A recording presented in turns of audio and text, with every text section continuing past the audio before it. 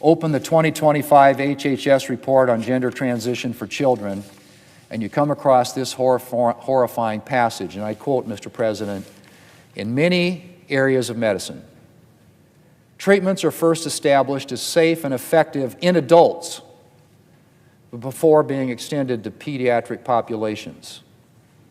In this case, however, the opposite occurred. Clinician researchers developed the pediatric medical transition protocol in response to disappointing psychosocial outcomes in adults who underwent medical transition," end quote. Let me just say that again, Mr. President. Clinician researchers developed the pediatric medical transition protocol in response to disappointing psychosocial outcomes in adults who underwent medical transition.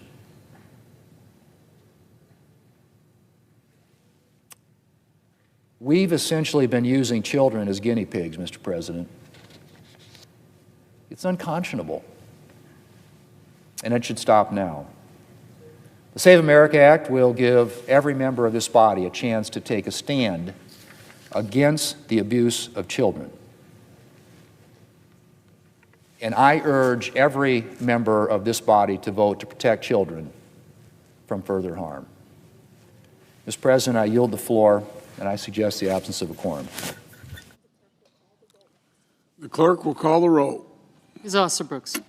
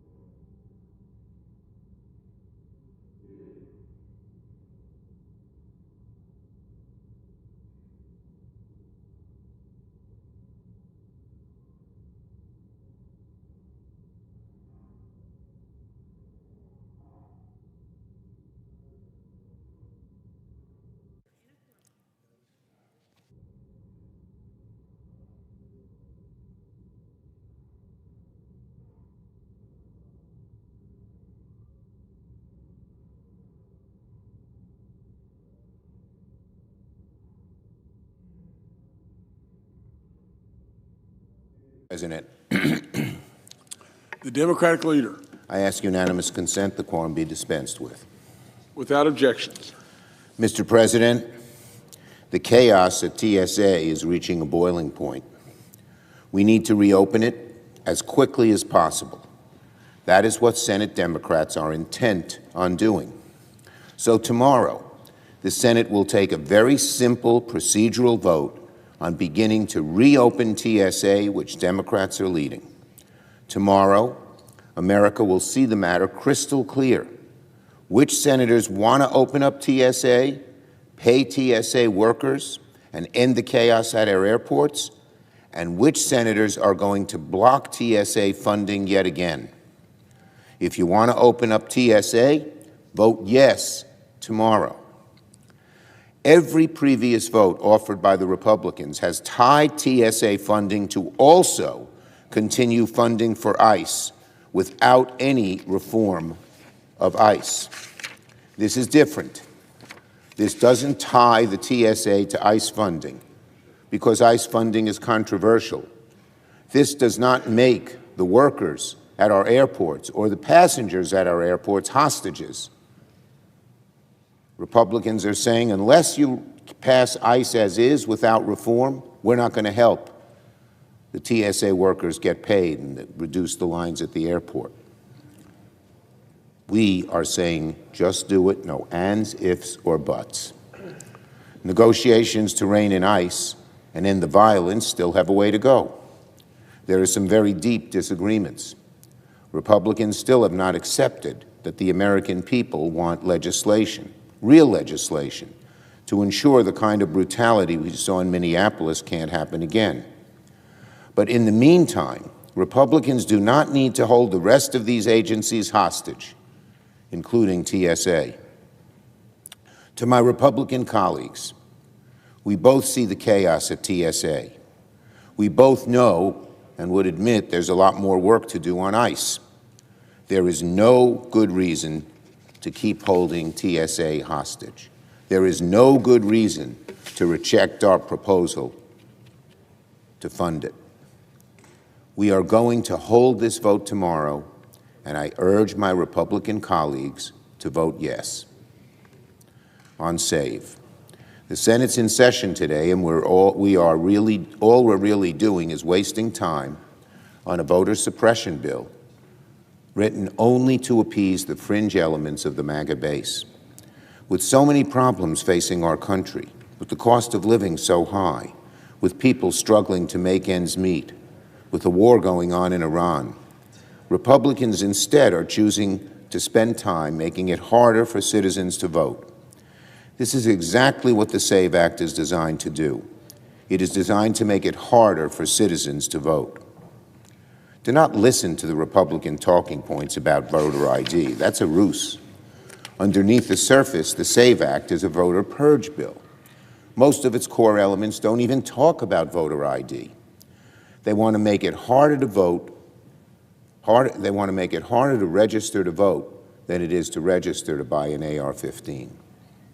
MAGA Republicans want to force every single state in America to submit their voter rolls to the Department of Homeland Security. They want Americans' information to be run through an algorithm that Elon Musk and Doge could use to kick eligible citizens, eligible American citizens, off the voter rolls without them even knowing they were kicked off.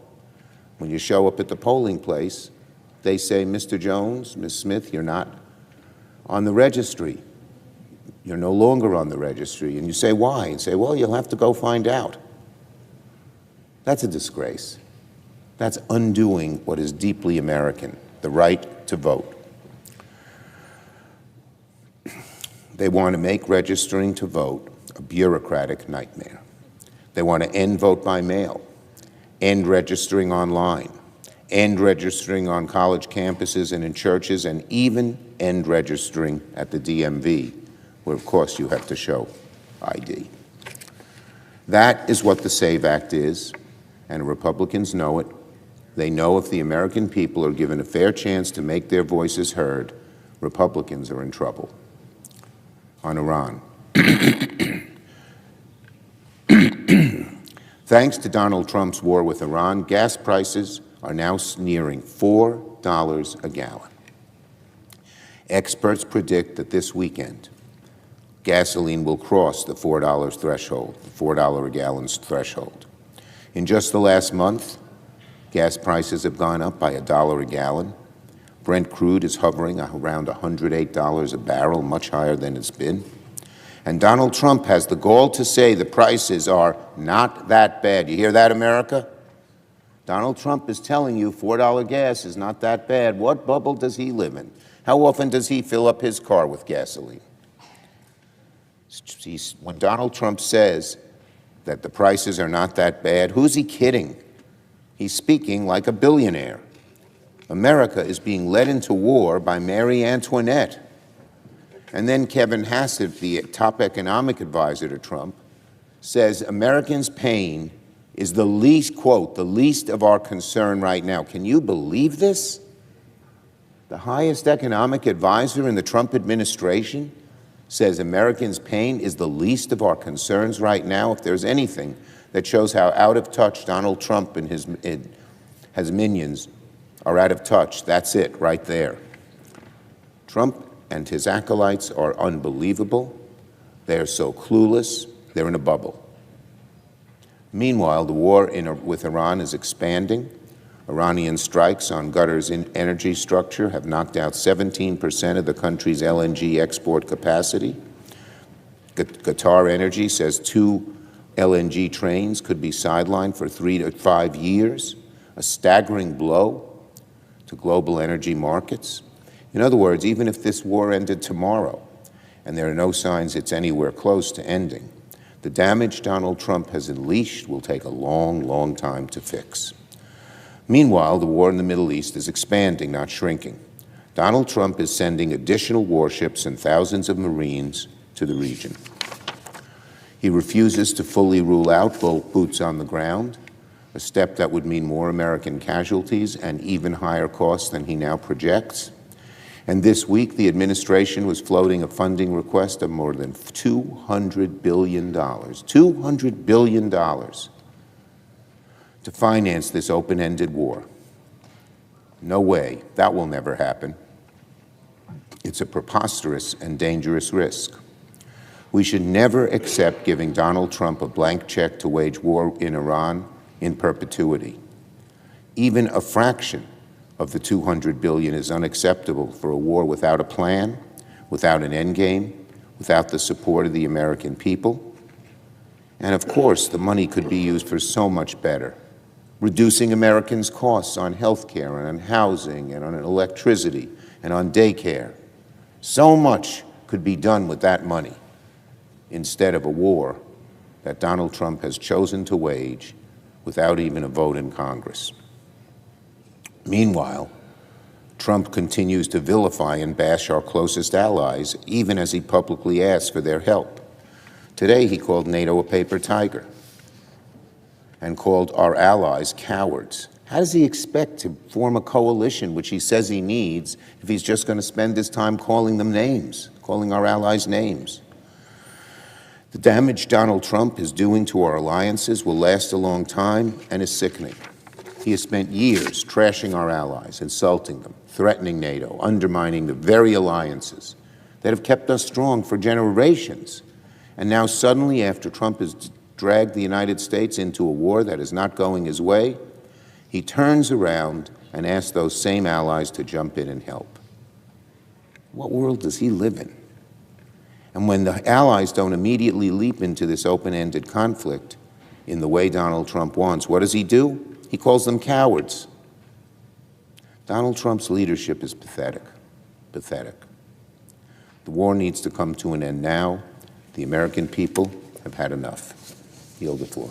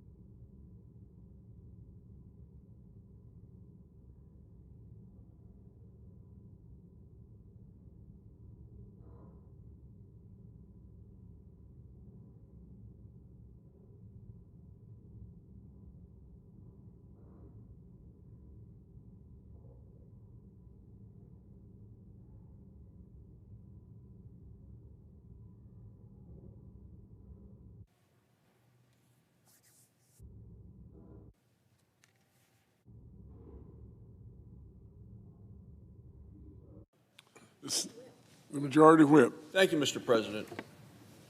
Mr. President, the Senate will soon confirm Mark Wayne Mullen to be the new Secretary of the Department of Homeland Security.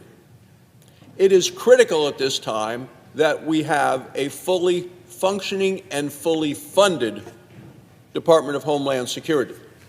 The American people need that to keep all of us safe. We are going to do very well having Senator Mullen's trustworthy leadership in place. Today, the department is not fully funded. It is not funded at all because of the Democrats. We just have the Democrat leader on the floor of the Senate saying he wants to vote against funding the Department of Homeland Security. And he says he plans to do it again today. Right now, the Department of Homeland Security is shut down. People are unpaid. And the Democrats are the ones that continue to proudly say that they're the ones defunding it. For 35 days, they have blocked every effort to reopen the Department of Homeland Security.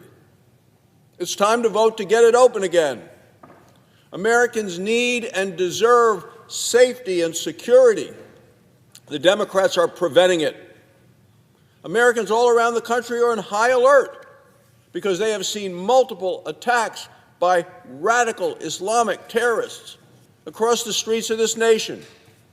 Americans have died and blood is on their hands. Mr. President, a terrorist forcefully rammed his truck loaded with explosives into a synagogue and a preschool in Michigan. There were staff there were teachers there were 100 children inside. Had it not been for the quick-acting security guards, many of those inside would have been killed. We later learned that that terrorist brother was a commander in the terrorist group Hezbollah. In their neighboring state here in Virginia, Old Dominion University, another terrorist shot and killed a decorated ROTC instructor. In New York City, 2 terrorists threw homemade bombs into a crowd. The terrorists admitted to authorities later that they had hoped to hurt and kill more people than were killed by the bomber in the Boston Marathon. Mr. President, in Texas, a terrorist shot into a crowded establishment. He was wearing a T-shirt that said, "Property of Allah." 3 people were killed. Dozens were wounded. And it's not just the kinetic attacks. It's also cyber attacks. Iran this week launched a major cyber attack on a major medical device company in Michigan. Because of that attack, hospitals around the nation had to temporarily pause transmitting vital sign data from patients under treatment. The attacks continue, and the Democrats continue to defund our Department of Homeland Security. Mr. President, the Wall Street Journal noted this week that the cyber attack that we've just witnessed against a medical device company shows the reach of Iran's cyber capabilities. The Department of Homeland Security was set up after the 9/11 attacks in 2001. And they were to prevent all of these kinds of attacks, and the Democrats have shut it all down. Yet because of the department's shutdown of the Department of Homeland Security by the Democrats, our nation is vulnerable to terrorist attacks on multiple levels: physical, cyber. And Republicans stand ready to end the shutdown today. We want to end it today. We're going to vote today. The minority leader was on the floor. He said, well, tomorrow we're going to have a vote about trying to change committee assignments and move something over there and move it around, and we'll just deal with one part of it. Mr. President, the country needs to be protected. The American people need to know that they are safe in their communities. The White House has outlined an entire list of bipartisan solutions to address the concerns that the Democrats have raised. They include expanding the use of body cameras for officers, making IDs for officers clearly visible. Democrats have rejected all of these good faith offers. They've rejected bipartisan solutions, and instead they once again are trying to peel apart the Department of Homeland Security. This is a comprehensive department put together after terrorists attacked us in our homeland and is to protect the people of this country. Piecemeal Democrat bills cannot hide the fact that Democrats caused this current shutdown.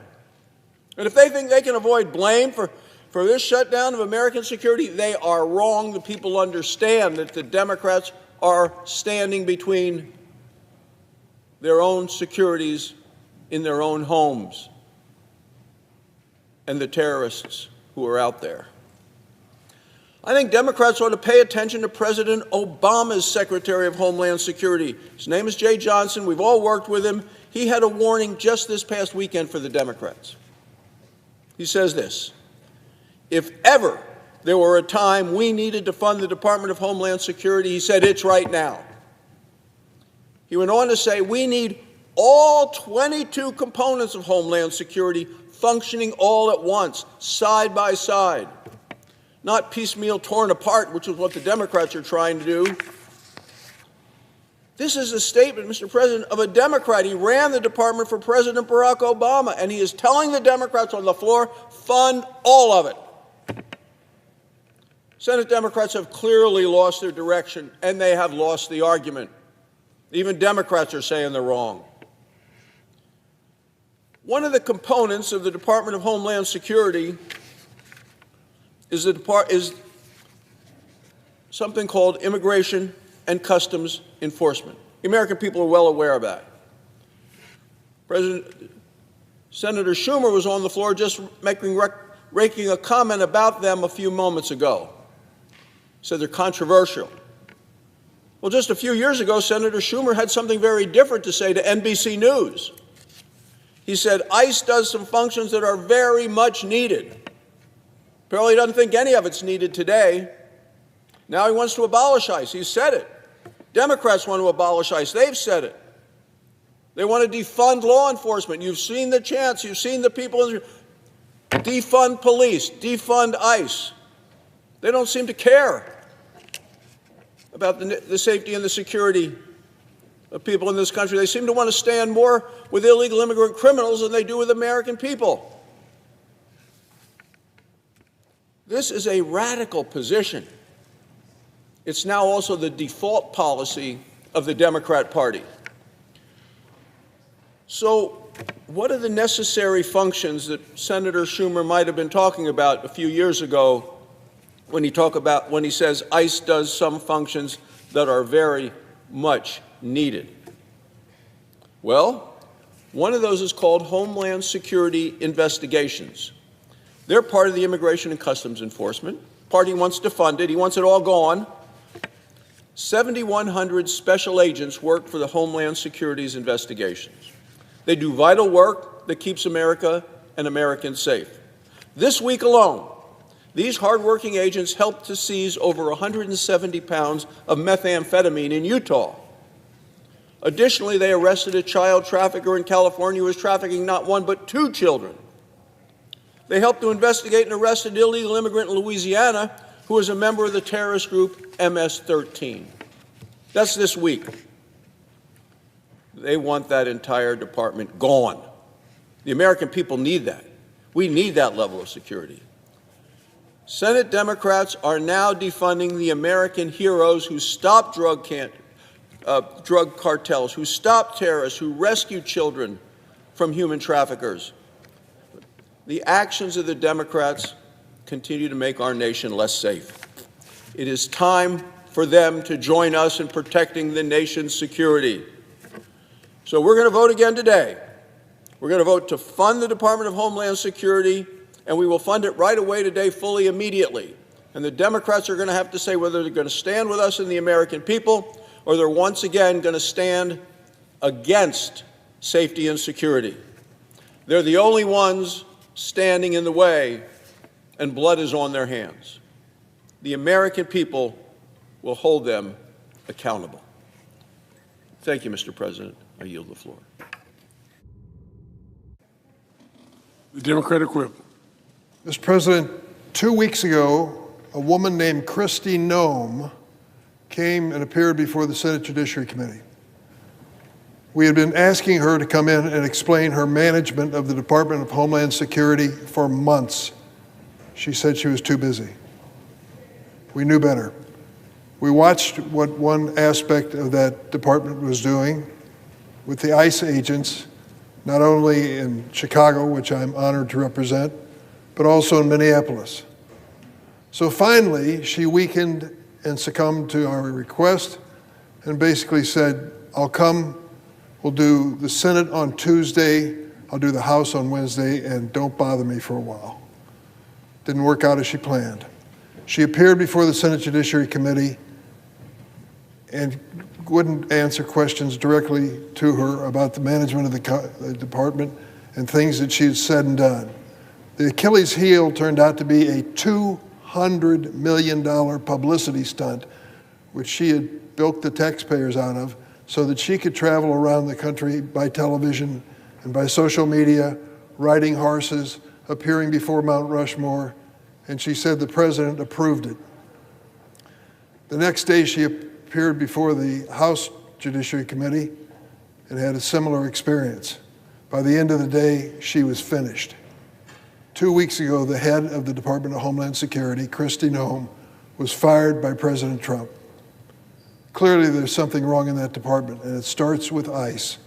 This paramilitary force that showed up in the city of Chicago and across the United States and has killed at least 2, maybe 3 innocent American citizens. Their charge was to go after criminals who managed to sneak across our border and live in the United States. You heard the president's speech over and over again. We're going to get the worst of the worst. Remember he said that? The terrorists, the murderers, the rapists, the criminally insane. That's what we're going after. But the record of the ICE agency is much different. When they take a look at all of those that they have deported and taken into some kind of a holding cell, it turns out that only 1 out of 7 have any kind of criminal record. 1 out of 7. So 6 of the people that they are arresting and detaining and moving off to different detention camps have no criminal record at all. They're not the worst of the worst. They are folks that overstayed a visa into the United States, period. So she came and appeared before us, and we have said repeatedly on our side, we want to work with the administration to change the standards for ICE so that they are basically the same standards that apply to your state troopers and your hometown police. Basic standards of law enforcement that professionals follow. ICE is a far cry from that today. But what we're looking for are changes that makes them comply with the law and the Constitution. So there's a question of funding the Department of Homeland Security. 2 weeks ago, the Democrats said, here's our position. We'll fund everything in the Department of Homeland Security, all of it, including TSA, except for ICE, and we're negotiating with the White House. Let's get it done. 9 times, come to the floor 9 times, Democrats have come to the floor and said we'll fund the entire department, including TSA, including FEMA, including the Coast Guard. ICE, let's resolve by negotiation. We're in the middle of that right now. 9 times the Republicans objected to that proposal from the Democrats. So to come to the floor now and blame the Democrats because people in TSA are not being paid doesn't reflect the reality of what happened on the floor. Now there's also a matter pending on the floor. Let's see if we still have a copy of it here. This is the matter that is before us on the floor of the United States Senate. It's entitled Save America Act. What this proposes to do is a dramatic change in registering to vote in America. Let me be specific. With this proposal, the proof that you have to present of your identity when you register to vote changes dramatically. When you look at the second page of this, they start listing what you have to bring in to prove that you are eligible to vote. The first suggestion is a passport. Well, half of the people in America, roughly half, own a passport and half do not. So if you decide that you want to get a passport to make sure that you or your son and daughter who's turned 18 get a chance to vote, how do you get a passport?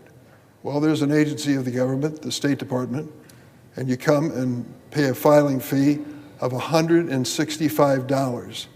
You can get an expedited approval, a matter of days and weeks, for an additional $60, but it's basically $165 for a passport. Let me remind you, half of the people in the United States do not have a passport. Creating this as a standard in the election in November, can you imagine what's going to happen at the passport office?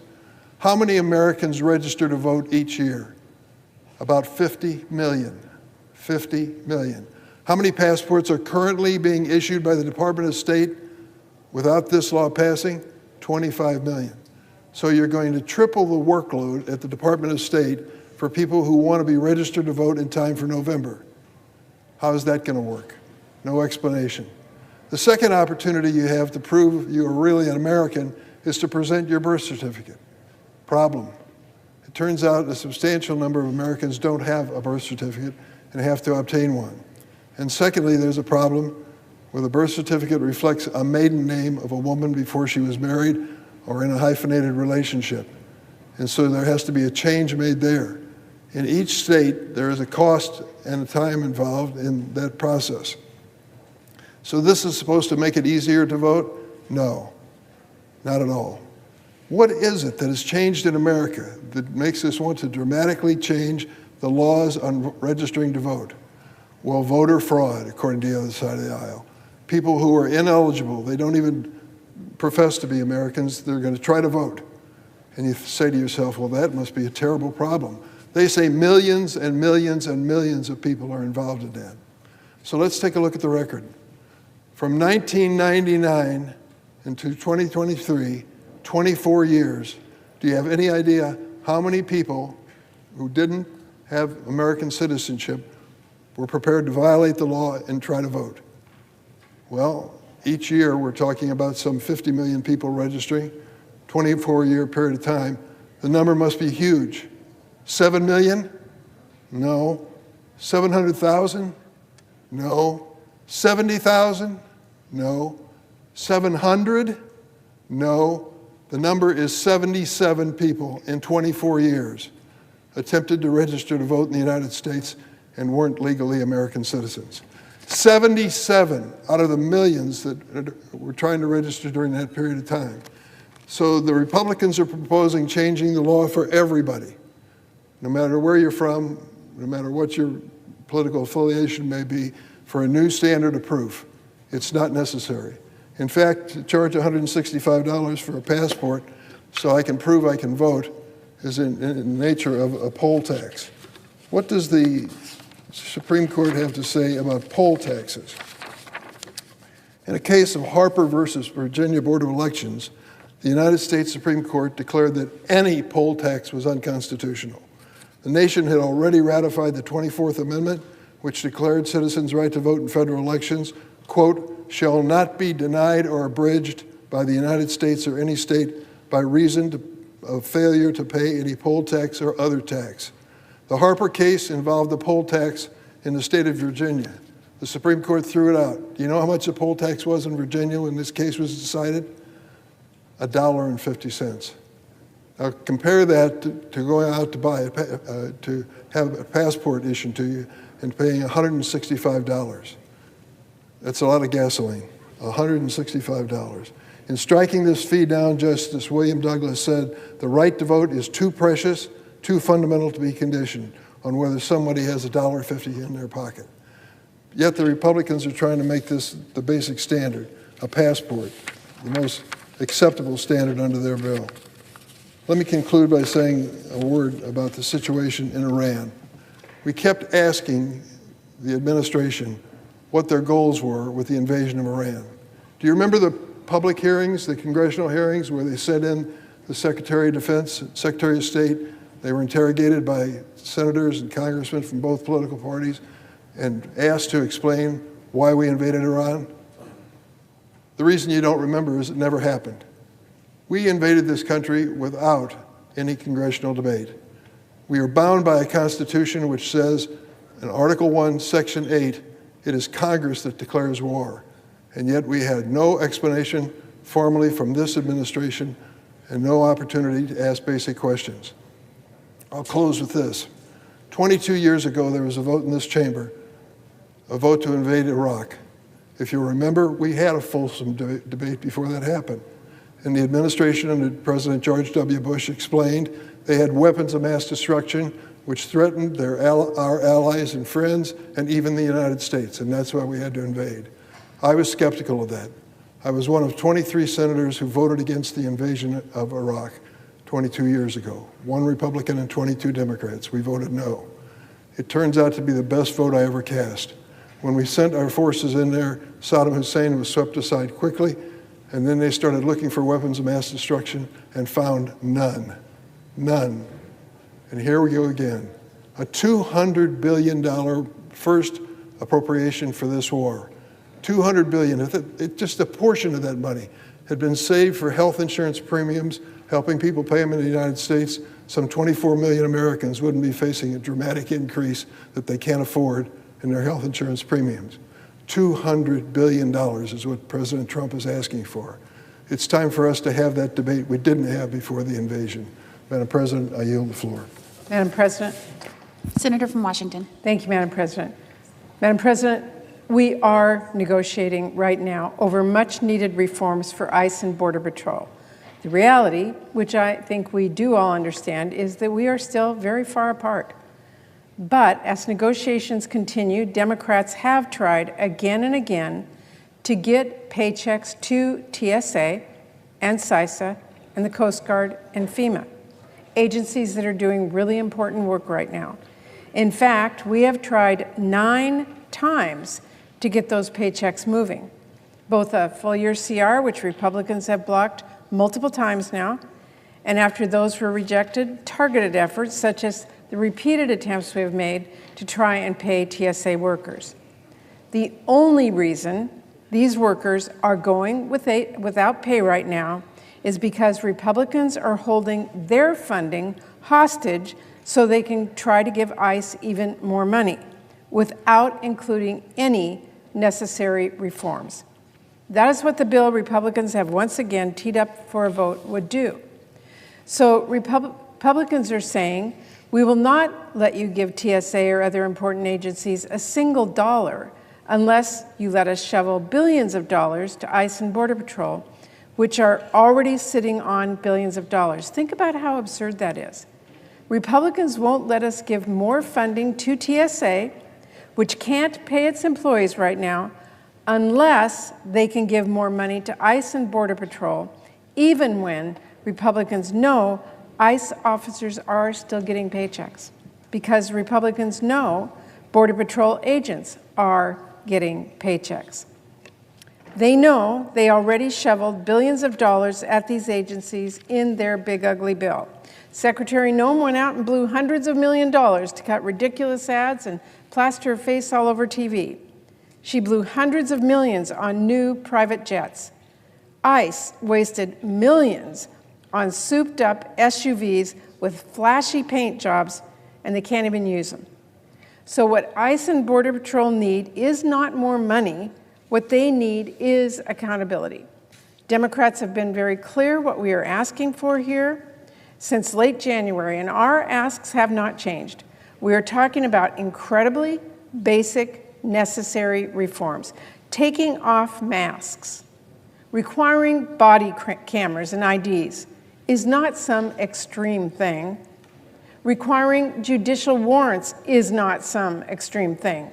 It actually is the same procedure local police use, and we need these reforms because they directly respond to the abuses that have been happening. You know, with warrants, you won't have a random American citizen getting dragged out of their car on their way to a doctor's appointment. With warrants, you don't have so much profiling, where ICE and Border Patrol haul the same American citizen away from his work site twice, not charged with a crime, not part of a targeted action, just hauled away by masked thugs.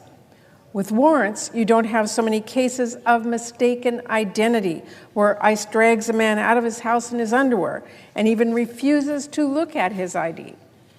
Now, the DHS Secretary nominee just this week said they would use them.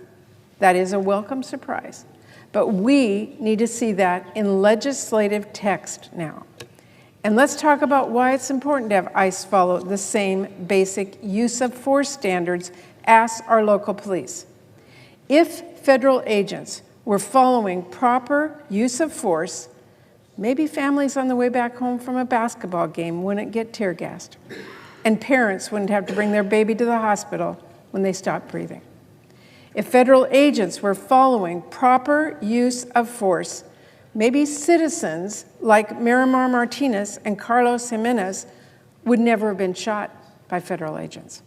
And maybe citizens like Ruben Ray Martinez, Renee Good, and Alex Preddy would still be alive. There is a reason we have been demanding Republicans work with us to rein in ICE and Border Patrol. Have Republicans looked around? They gave ICE and Border Patrol unprecedented sums of money, and then Donald Trump and Stephen Miller turned them into rogue agencies. Republicans don't want to talk about that. They don't want to even address that. But the American people have had enough of this rogue agency. We need to rein it in, and we are negotiating right now over how to do that. But it is clear it's going to take more time to get there. And we need the White House and we need Republicans to finally address these key reforms. But there's no reason to make TSA wait for their paychecks. Absolutely none. Democrats are eager to break the logjam and fund agencies like the TSA and Coast Guard and FEMA and CISA. The offer to fund these while we keep negotiating stands. I'm even ready to make it happen on a temporary basis while we continue working on reforming ICE and Border Patrol if that's what's needed. But so far, Republicans have responded to that offer with the same message they're going to send today. Republicans are saying, no, we will not give you any TSA funding, none, unless you shove billions of dollars at an agency that we already gave billions of dollars to. No, they're saying, we will not let you send out TSA paychecks unless we can give a blank check to ICE, which is already sending out paychecks. Well, Madam President, let me be clear. We are not going to give Stephen Miller a blank check as this bill would do. I'm not going to stand by and let Republicans shovel more money at a rogue agency without real change in legislative text. Americans are demanding serious reforms, and we are putting our foot down. So I will be voting no, and I urge my colleagues to join me as well. Now, I will say we've had a productive meeting this week with the White House and some of our Republican colleagues, but Madam President, the basic challenges remain. The White House and Republicans need to work with us to address these key reforms, and to that end, my colleagues and I remain focused on the White House coming forward with a proposal that really addresses the major concerns I've outlined here today. Thank you, Madam President. I suggest the absence of a quorum. Clerk will call the roll. Ms. Alsobrooks.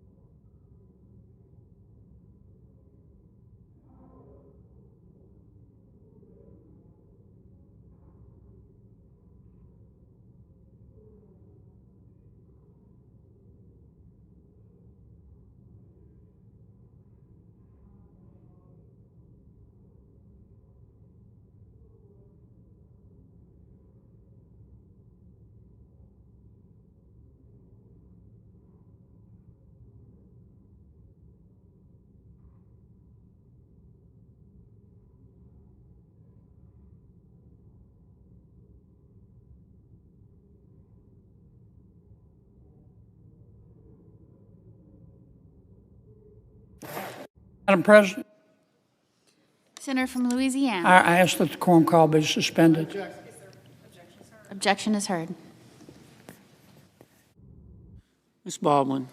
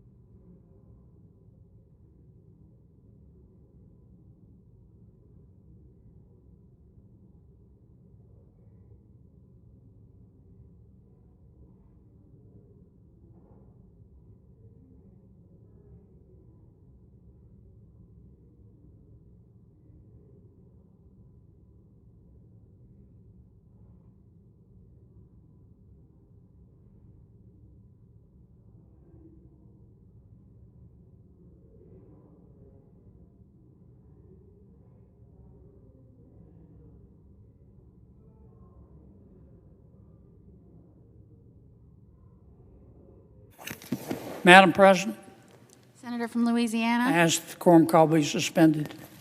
Is there objection? Objection. Is there an objection? Senator from Washington objected. Objection is heard. Mr. Banks. Madam President, Senator from Louisiana. I'll be back. I hear you.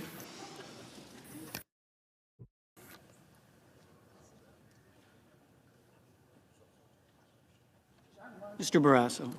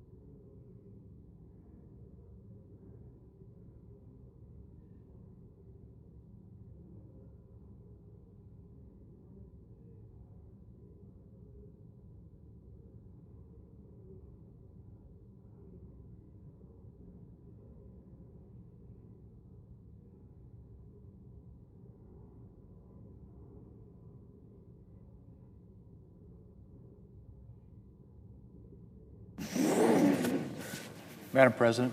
Majority Leader. Madam President, I ask unanimous consent the quorum call be suspended. Without objection. And I move to proceed to the motion to reconsider the cloture vote from February the 24th on the motion to proceed to calendar number 311, H.R. 7147. Question is on the motion. All in favor say aye. Aye. All opposed, no. The ayes appear to have it. The ayes do have it. The motion is agreed to. Madam President, I move to reconsider the cloture vote on the motion to proceed to calendar number 311, H.R. 7147. Question is on the motion. All in favor say aye. Aye. All opposed, no. The ayes appear to have it. The ayes do have it. The motion is agreed to. The clerk will report the motion to invoke cloture. Cloture motion. We, the undersigned senators, in accordance with the provisions of Rule 22 of the Standing Rules of the Senate, do hereby move to bring to a close debate on the motion to proceed to calendar number 311, H.R. 7147, making further consolidated appropriations, and so forth, and for other purposes, signed by 17 senators. Under the previous order, the mandatory quorum call under Rule 22 has been waived. The question is it the sense of the Senate that debate on the motion to proceed to H.R. 7147, an act making further consolidated appropriations for the fiscal year ending September 30th, 2026, and for other purposes, shall be brought to a close upon reconsideration? The yeas and nays are mandatory under the rule. The clerk will call the roll. Ms. Alsobrooks, Ms. Baldwin, Mr. Banks, Mr. Barrasso, Mr. Bennett, Mrs. Blackburn.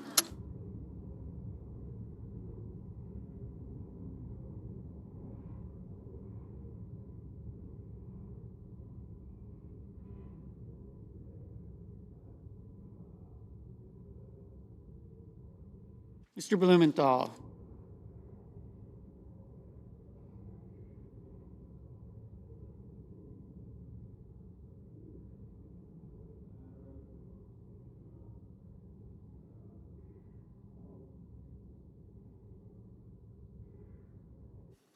Ms. Blunt Rochester.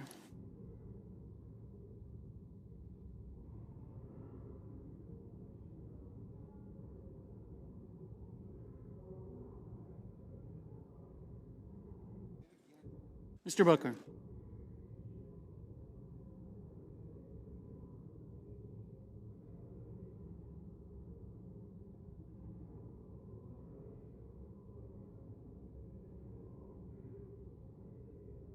Mr. Bozeman.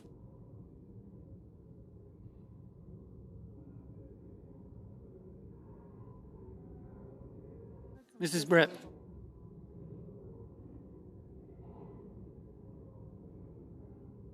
Mr. Budd.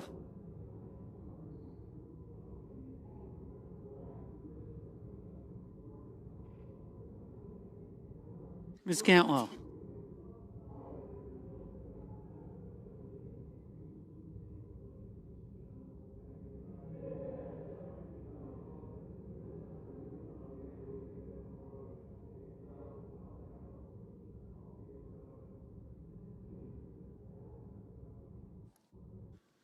Mrs. Capito.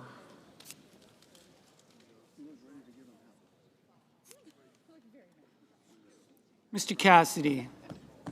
Ms. Collins. Mr. Coons.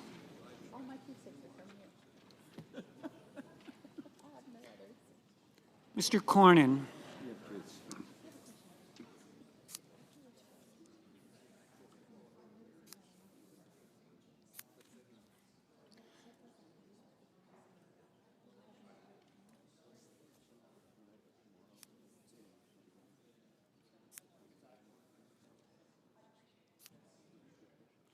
Ms. Cortez Masto, Mr. Cotton.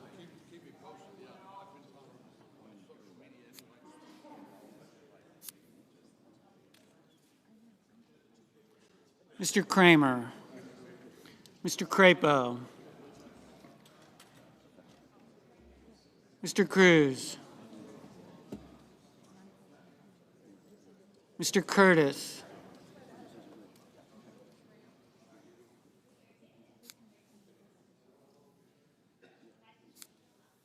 Mr. Daines, Ms. Duckworth, Mr. Durbin,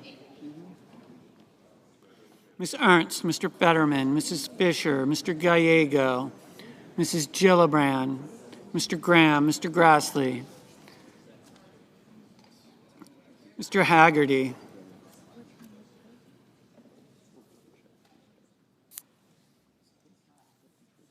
Ms. Hassan,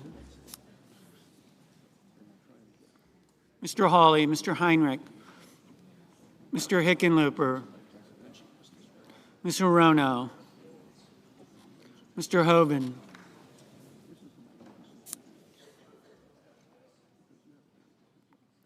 Mr. Husted, Mrs. Hyde-Smith,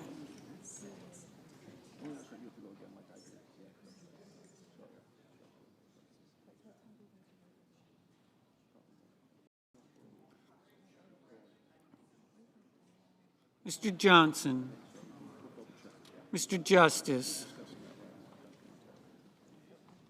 Mr. Kane, Mr. Kelly, Mr. Kennedy,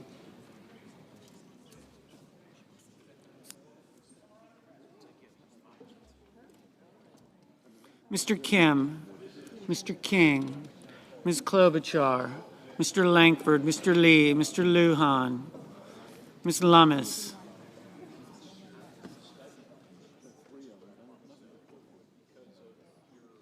Mr. Markey,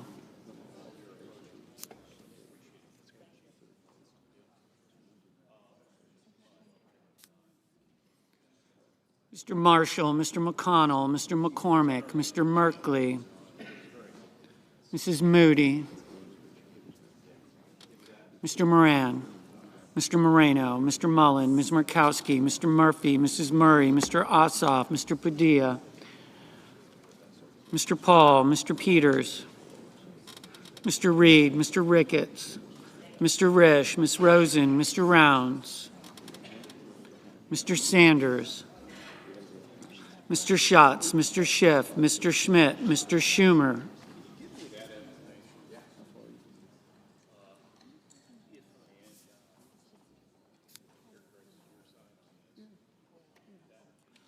Mr. Scott of Florida, Mr. Scott of South Carolina, Mrs. Shaheen, Mr. Sheehy, Ms. Slotkin, Ms. Smith,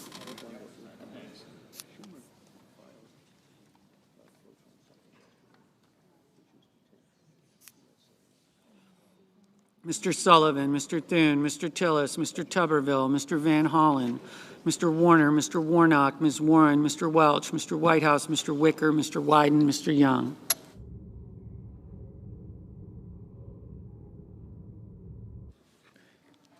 Senators voting in the affirmative: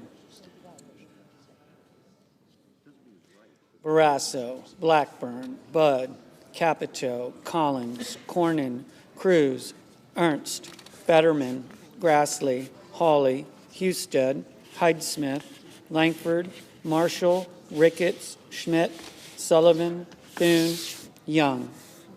Senators voting in the negative: Blunt-Rochester, Durbin, Gillibrand, Heinrich, Kim, Lujan, Murray, Ossoff, Padilla, Peters, Schatz, Slotkin, Wyden. Mrs. Moody, aye.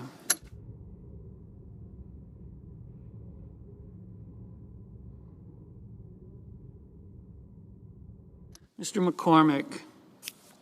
Mr. McCormick, aye. Ms. Warren. Ms. Warren, no.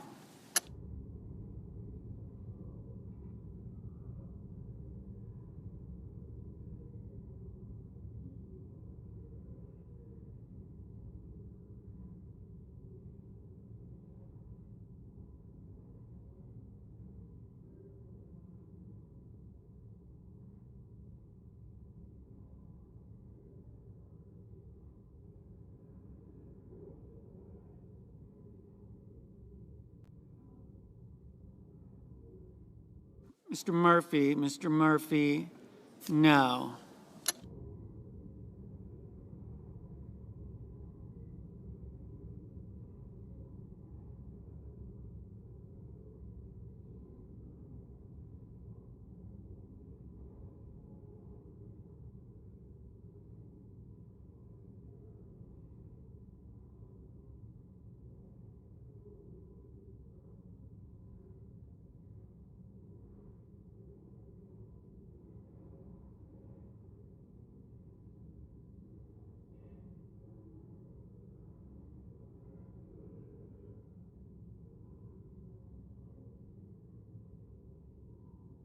Mr. Moreno, aye.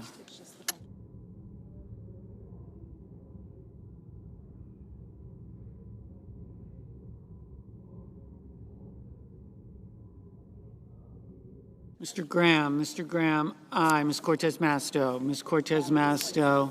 no.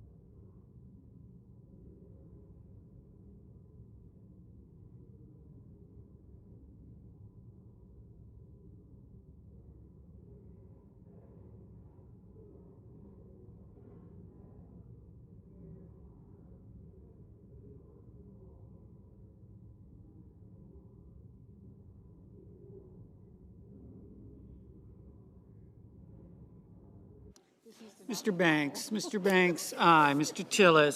Tillis, aye.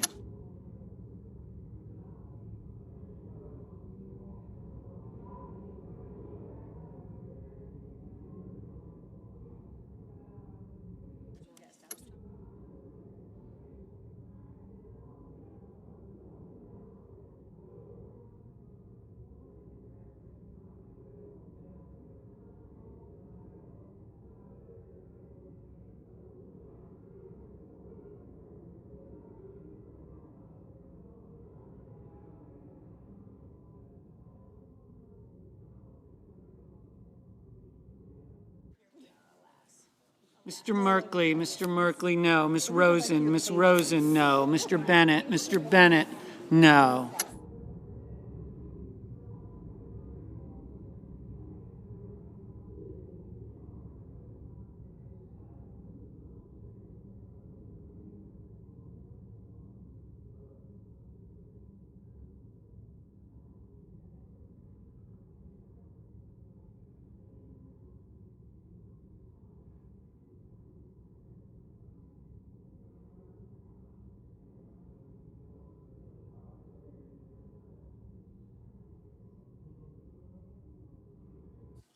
Mr. Sanders, no.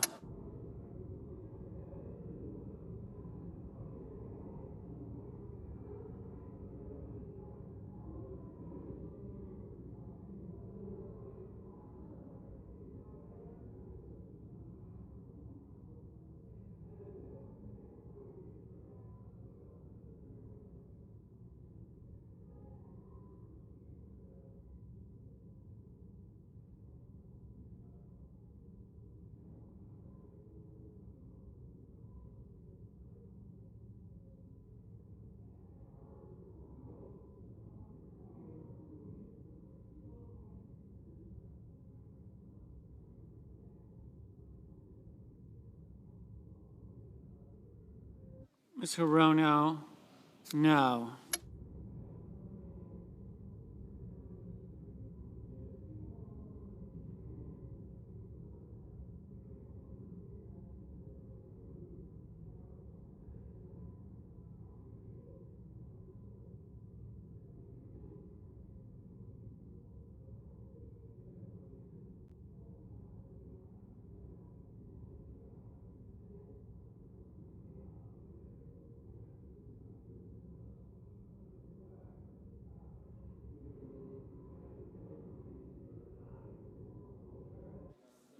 Mr. Markey, no. Mr. Cotton, aye. Mr. Risch, aye.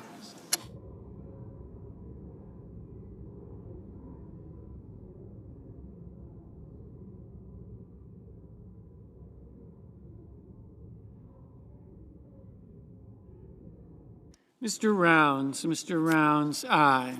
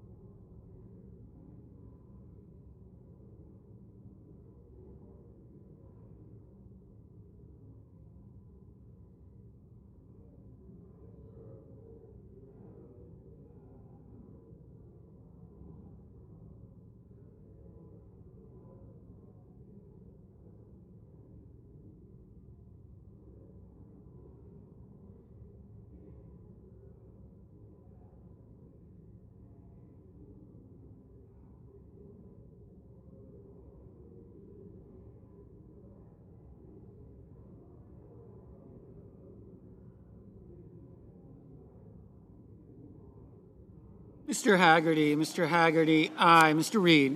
Reed, no. Ms. Hassan, no.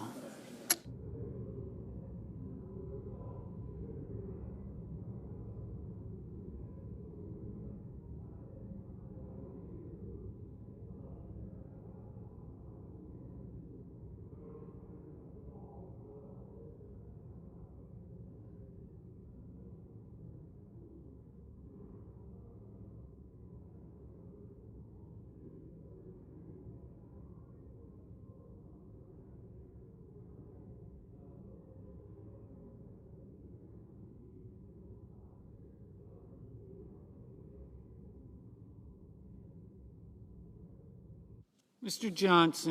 Johnson, aye.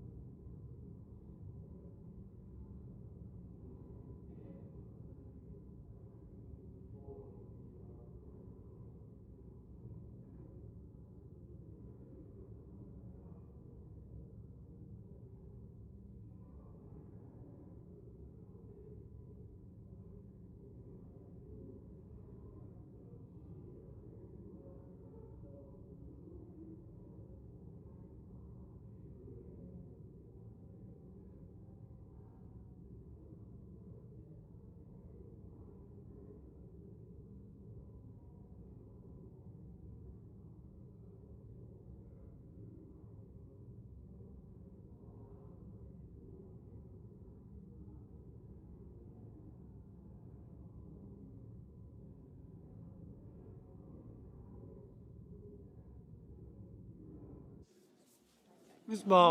Baldwin, no. Ms. Brooks, no.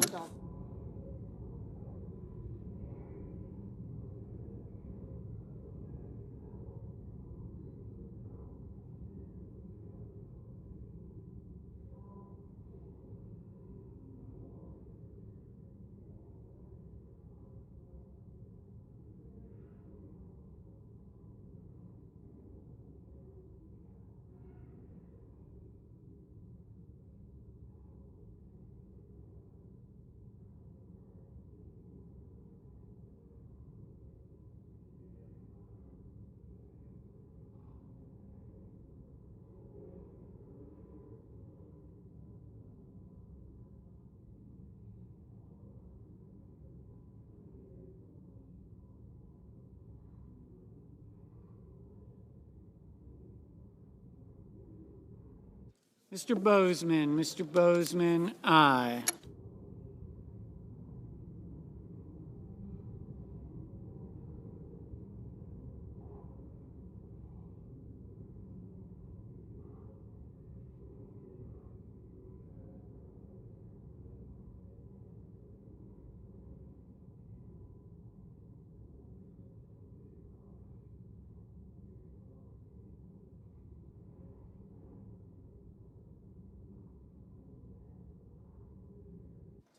Mr. Crapo, aye.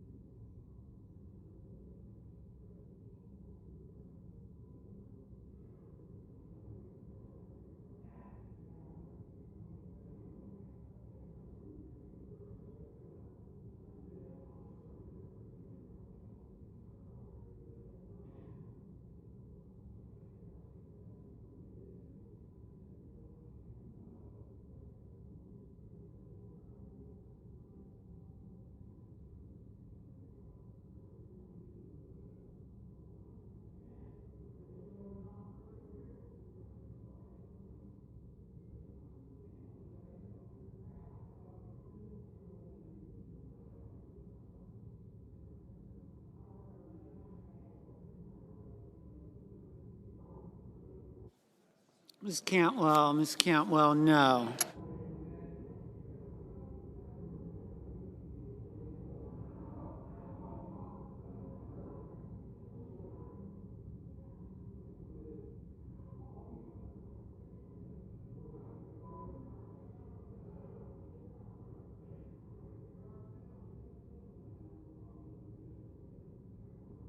Mr. Hoven, aye.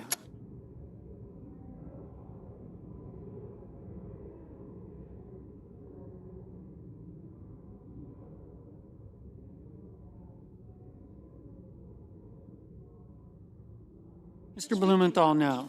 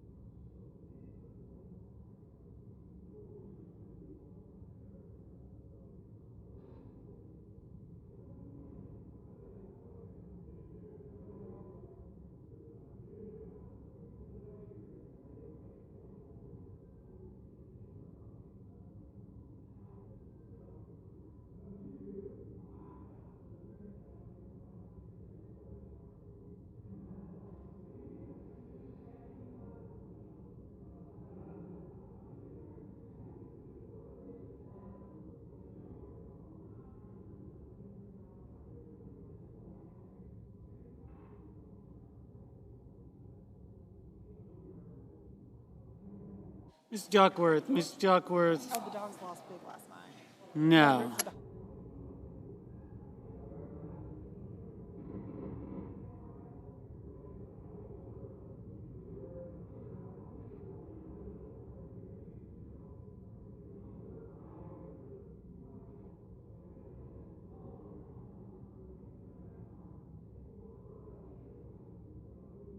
Mr. Welch, no.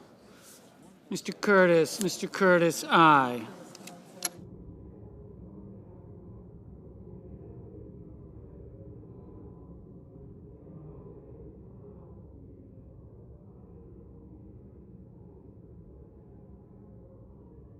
Mr. Cassidy, aye.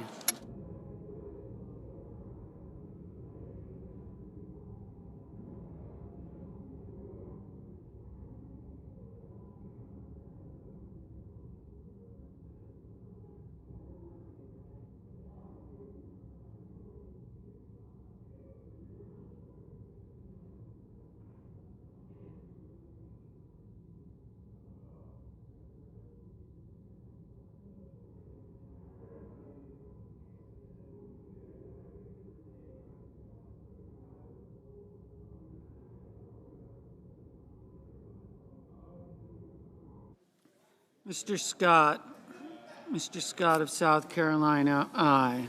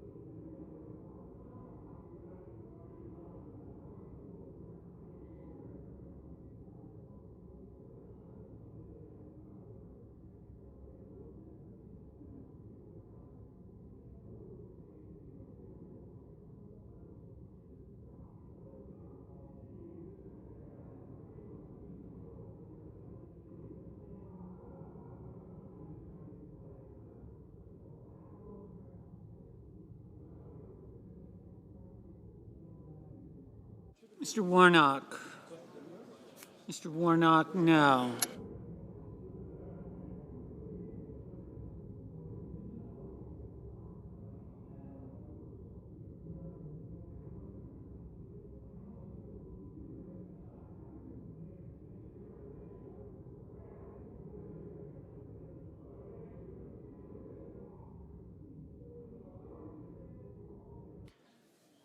Mr. Warner, no.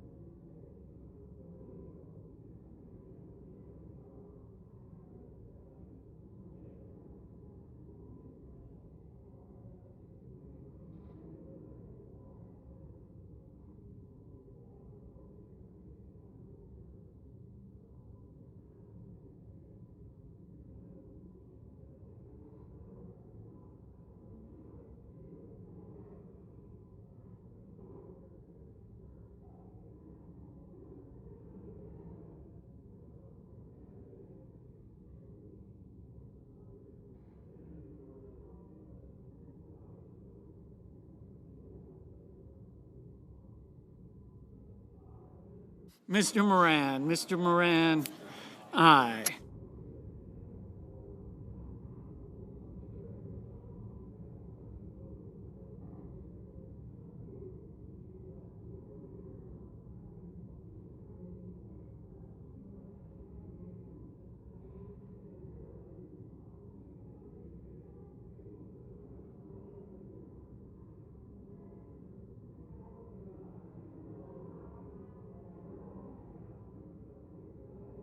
Mr. King, no. Mr. Mullen, aye.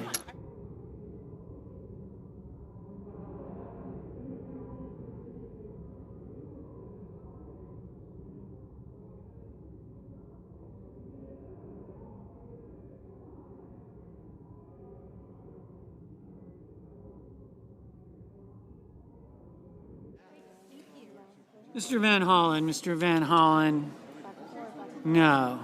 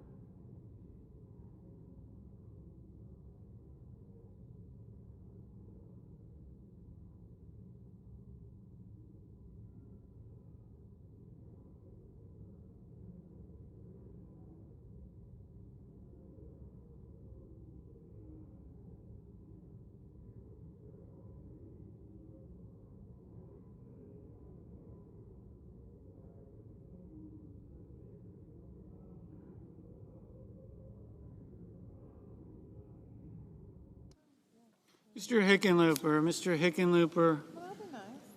No.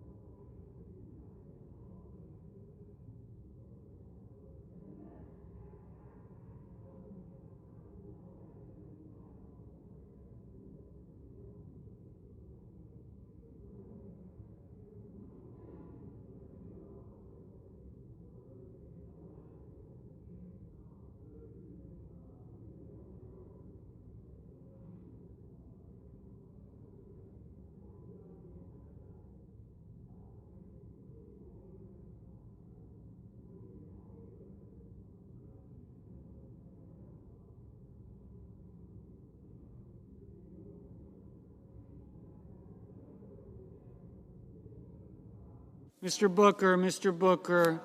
No. Mr. Scott of Florida, aye.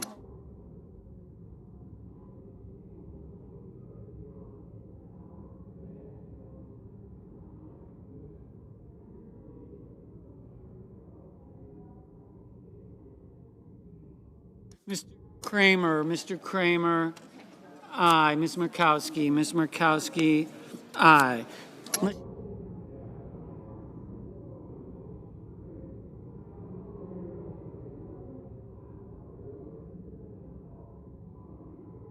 Mr. Lee. Mr. Lee, aye.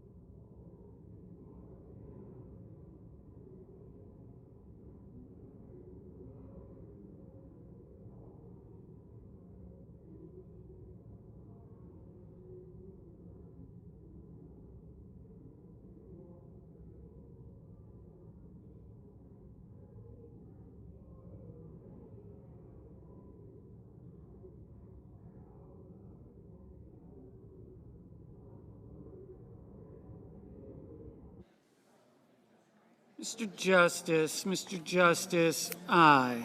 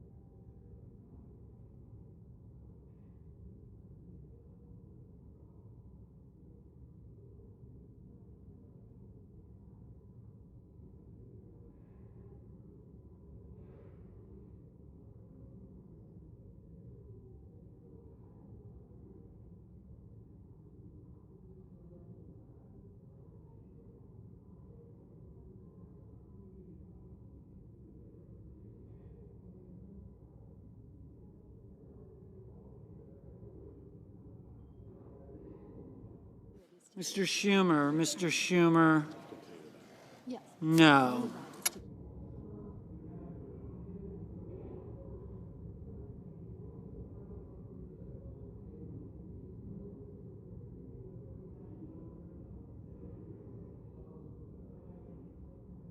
Mr. Kennedy, aye.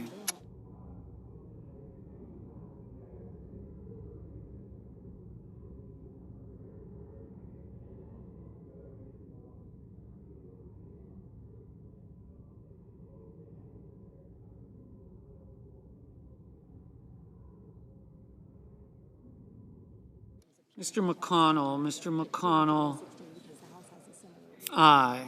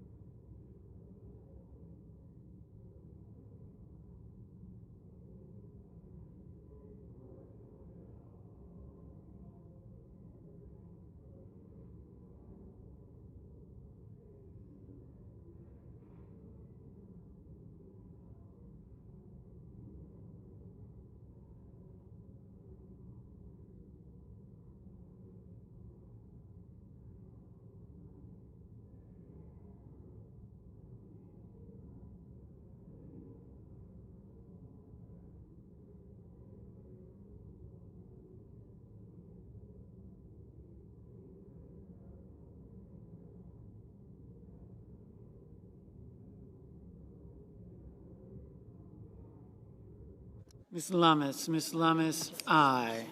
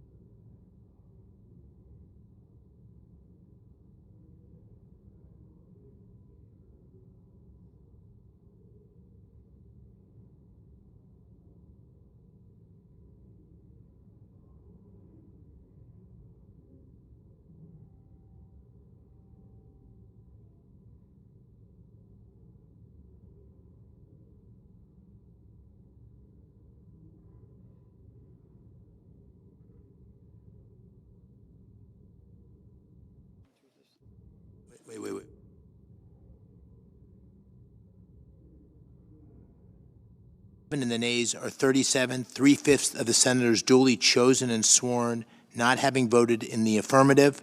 Upon reconsideration, the motion is not agreed to. Mr. President. Majority Leader. Thank you, Mr. President. Mr. President, I move to proceed to executive session and consider calendar number 696. The question is on the motion. All those in favor say aye. Aye. Opposed? The ayes appear to have it. The ayes do have it. The motion is agreed to. The clerk will report the nomination.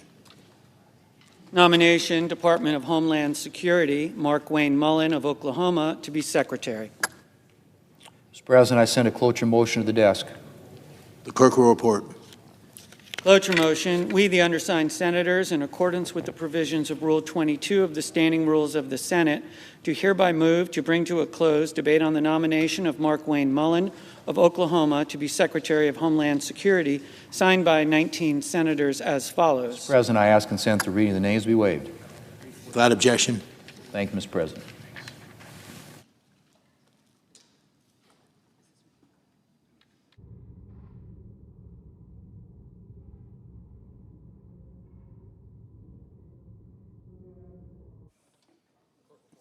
The clerk will call the roll. Ms. Alston-Brooks.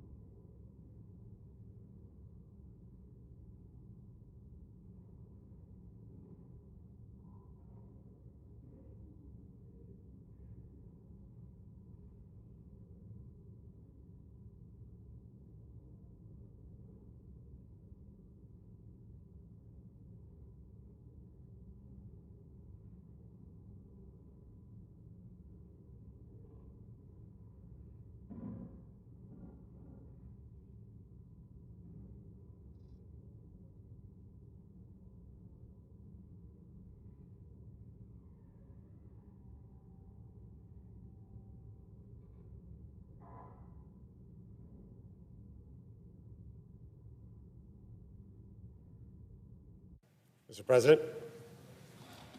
Senator from Ohio. So today I asked that the quorum call. Citizen, the quorum call. I asked that the quorum call be vitiated. Without objection. Today marks the fifth time that Republicans have asked to end debate and allow us to discuss funding the Department of Homeland Security.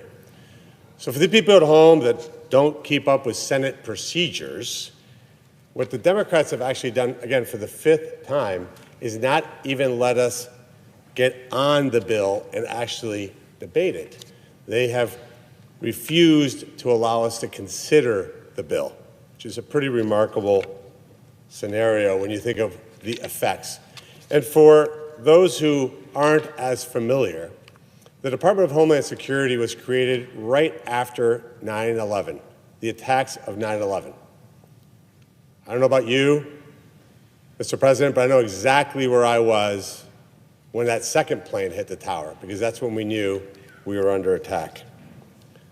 We took a bunch of the agencies that are charged with protecting this country and put them into this very, very large agency that today employs 260,000 Americans.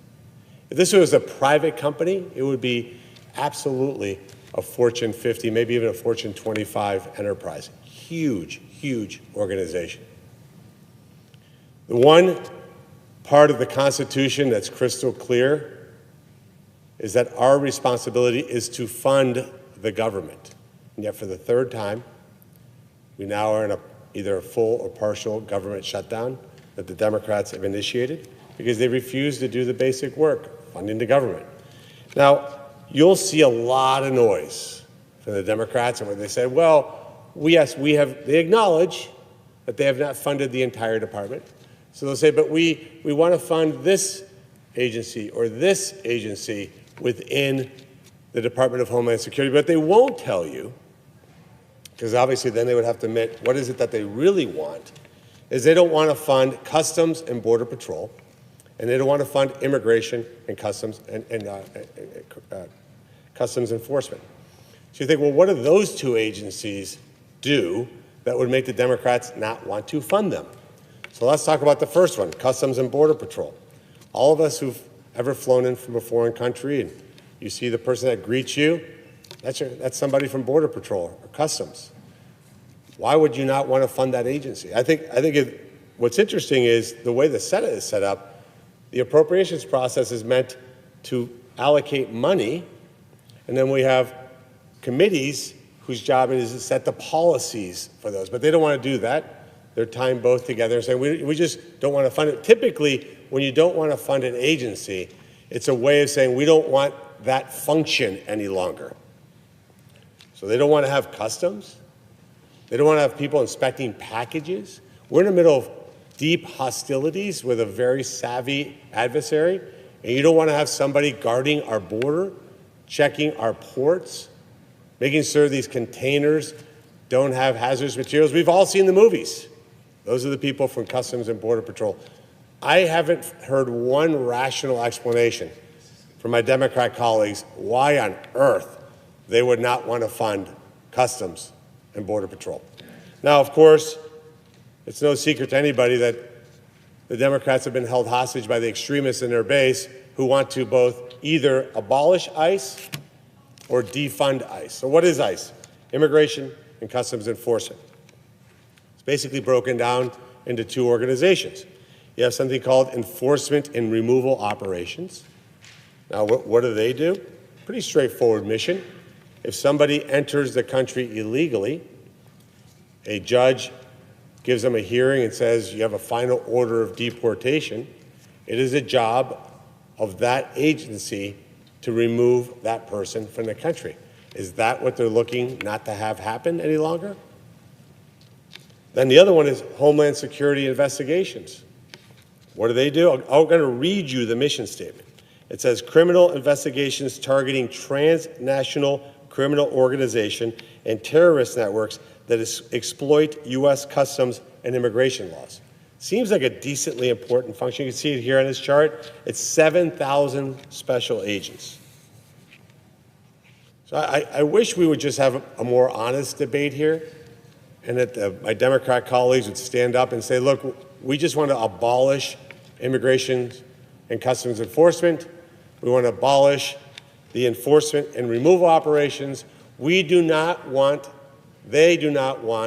to take people out of the country that are here illegally. It's that simple. Instead, what they're doing is they're keeping 260,000 people without a paycheck. I said, and I'll say it again today, I find it deeply ironic and, quite frankly, I'll use the word disgusting, that we here in the United States Senate are getting paid while 260,000 people aren't getting paid because of political shenanigans from the other side. It's just morally reprehensible. We need to do our job. We need to get the Department of Homeland Security funded. And I'm going to end with one difference between what we're seeing now and what we saw during the Biden era. I think by any metric, by any standard, during Mayorkas' term as the Secretary of Homeland Security, it was a total abject disaster.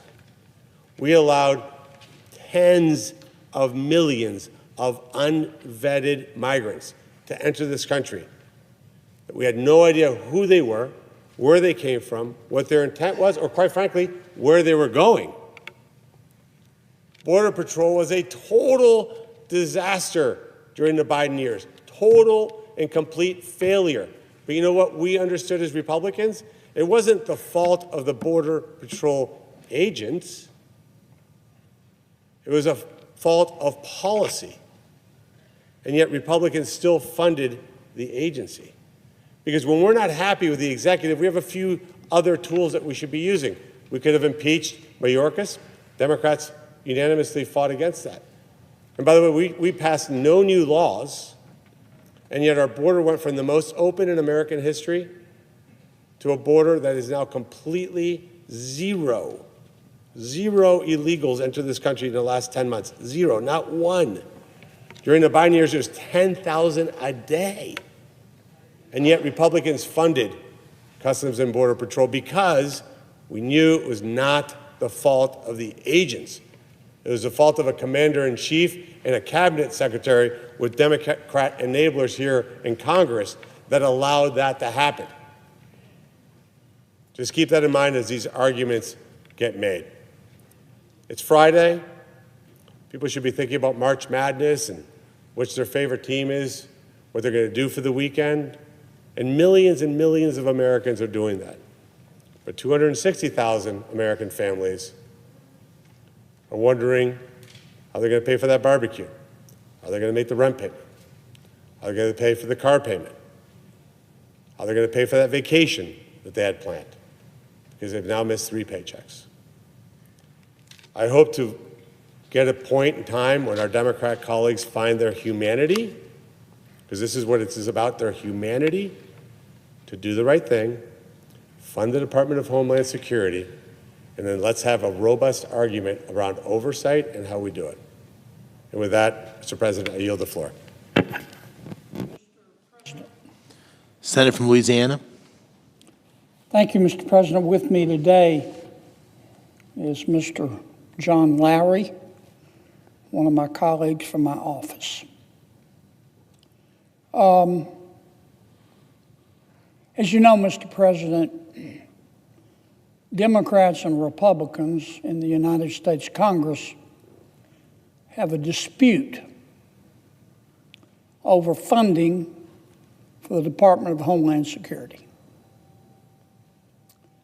And it's such a serious dispute that department is shut down.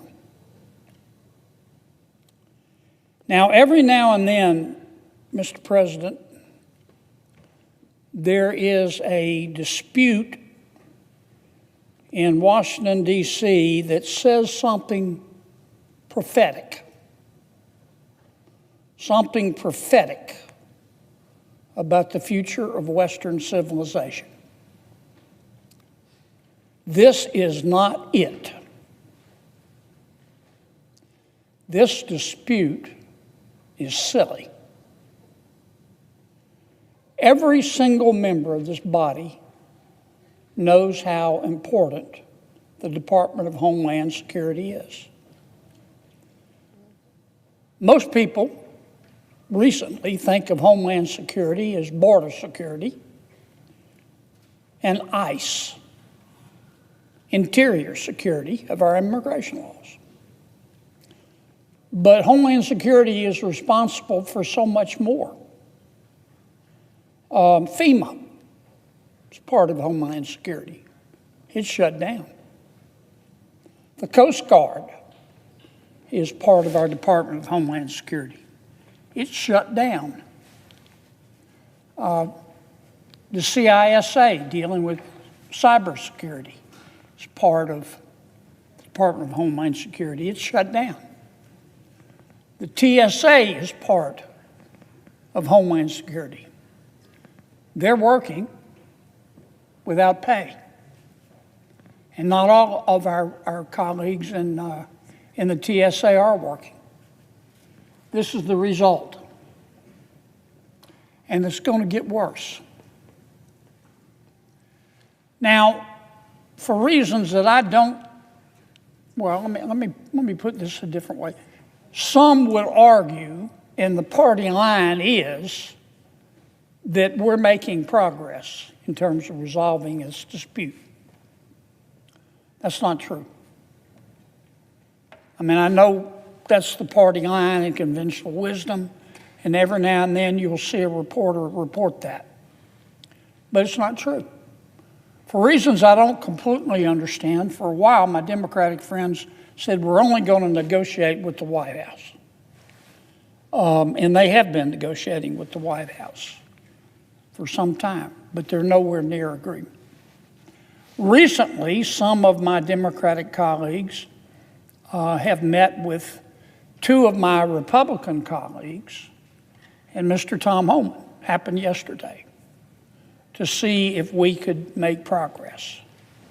Again, the conventional wisdom, the party line that we're supposed to tell everybody is that we're making progress. But I've spoken directly with the people who were at that meeting yesterday, here among just senators and Mr. Homan. On a scale of 1 to 10, I would describe it as they described it to me, about a -17. We made no progress.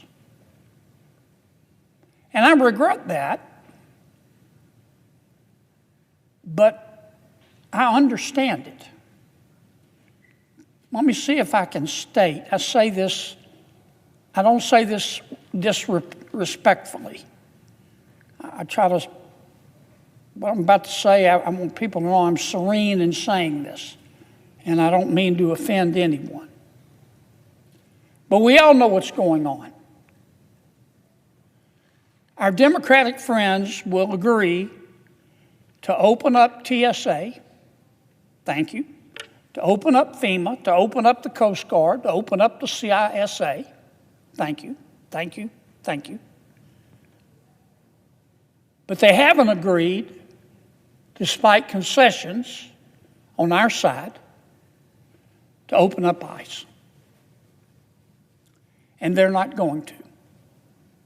It is not going to happen in your or my natural lifetime. And if you've been following this debate and you understand the politics, you don't need to be able to explain the theory of special relativity to know what's going on. It's not complicated. Parties have wings, factions within their party. I'm a Republican, we have factions. Democrats also have factions. And a specific faction of the Democratic Party right now is in control. That's just a fact. You could call it the progressive wing. Some call it that. The more cynical call it the loon wing. of the Democratic Party. I, on occasion, have referred to it as the Karen wing of the Democratic Party. The Karen wing wants to defund ICE, and they will accept nothing less. Now, this is the same wing of their party that also wanted to defund the police. How'd that work out for us? This is the same wing of their party that has a very novel way to reduce the crime rate in America. Just don't prosecute anyone. Then our crime rate goes to zero. Now, I don't mean to paint with too broad a brush, Mr. President. Not all of my Democratic friends agree with the Karen wing of their party. They don't. Just not all Republicans are part of the factions in my party. But it is a fact that the Karen wing of the Democratic Party is in ascendancy, and it is firmly in control. And any Democrat, we all know this, that agrees to any kind of compromise with respect to ICE is going to be punished to the rest of their natural lives. They can't do it, and they're not going to. Now, we can keep having meetings and discussing it. We've been doing it for weeks. Most of these meetings could easily be accomplished with an email. And I've been part of the discussions in our conference. I'm convinced that listening to the same thing over and over and over again is lowering my IQ. When we know that nothing is going to resolve this, because my Democratic friends politically can't agree to a compromise about ICE. So here's what I think we ought to do. I think that we should accept the Democrats' offer to open up TSA and to open up FEMA and to open up Coast Guard and to open up and fund CISA. And let's get that done. Let's shorten these lines. And then the day after we do that, Republicans need to file a reconciliation bill the same way we passed the One Big Beautiful bill. And on our own, we need to come up with a budget for ICE. It's the only way to solve this problem. Now, as you know this, Mr. President, under the Budget Control Act, we can pass legislation, there are parameters on us, that only requires 51 votes. That's how we passed the One Big Beautiful bill. Under the rules, we're allowed to do 2 more reconciliations. So we have 2 bullets left. For reasons that I don't completely understand, well, strike that. I think I do understand. I just don't agree with them. Some on my side are reluctant to do any more reconciliations. And they're hard. Okay, I know, they're hard. They're hard for my Democratic friends when they do it. They're hard for us when we do it. You know, that's what we were sent here for, is to do hard things. I mean, med school is hard, but we still have a lot of great doctors. We ought to do our job. That's the only way I can see that we're going to be able to break the stalemate. So let me say it again, what I would do if I were king for a day. I'm not, and I don't aspire to be. I would accept my Democratic friends' offer to immediately open up the TSA, FEMA, Coast Guard, CISA, every part of the Department of Homeland Security except ICE. I would stop looking reality in the eye and denying it and accept the fact that my Democratic colleagues, because of their internal politics, will never be able to reach an agreement with respect to ICE. It is not gonna happen. In the meantime, these lines get longer. So once we confect that agreement with our Democratic colleagues, the very next day, we start a resolution in the Budget Committee, and we do a second reconciliation bill, and we fund ICE and border security, what's still shut down in Homeland Security like we want to. I would welcome my Democrats to work with us on a bill, but they're not. We only need 51 votes to do it.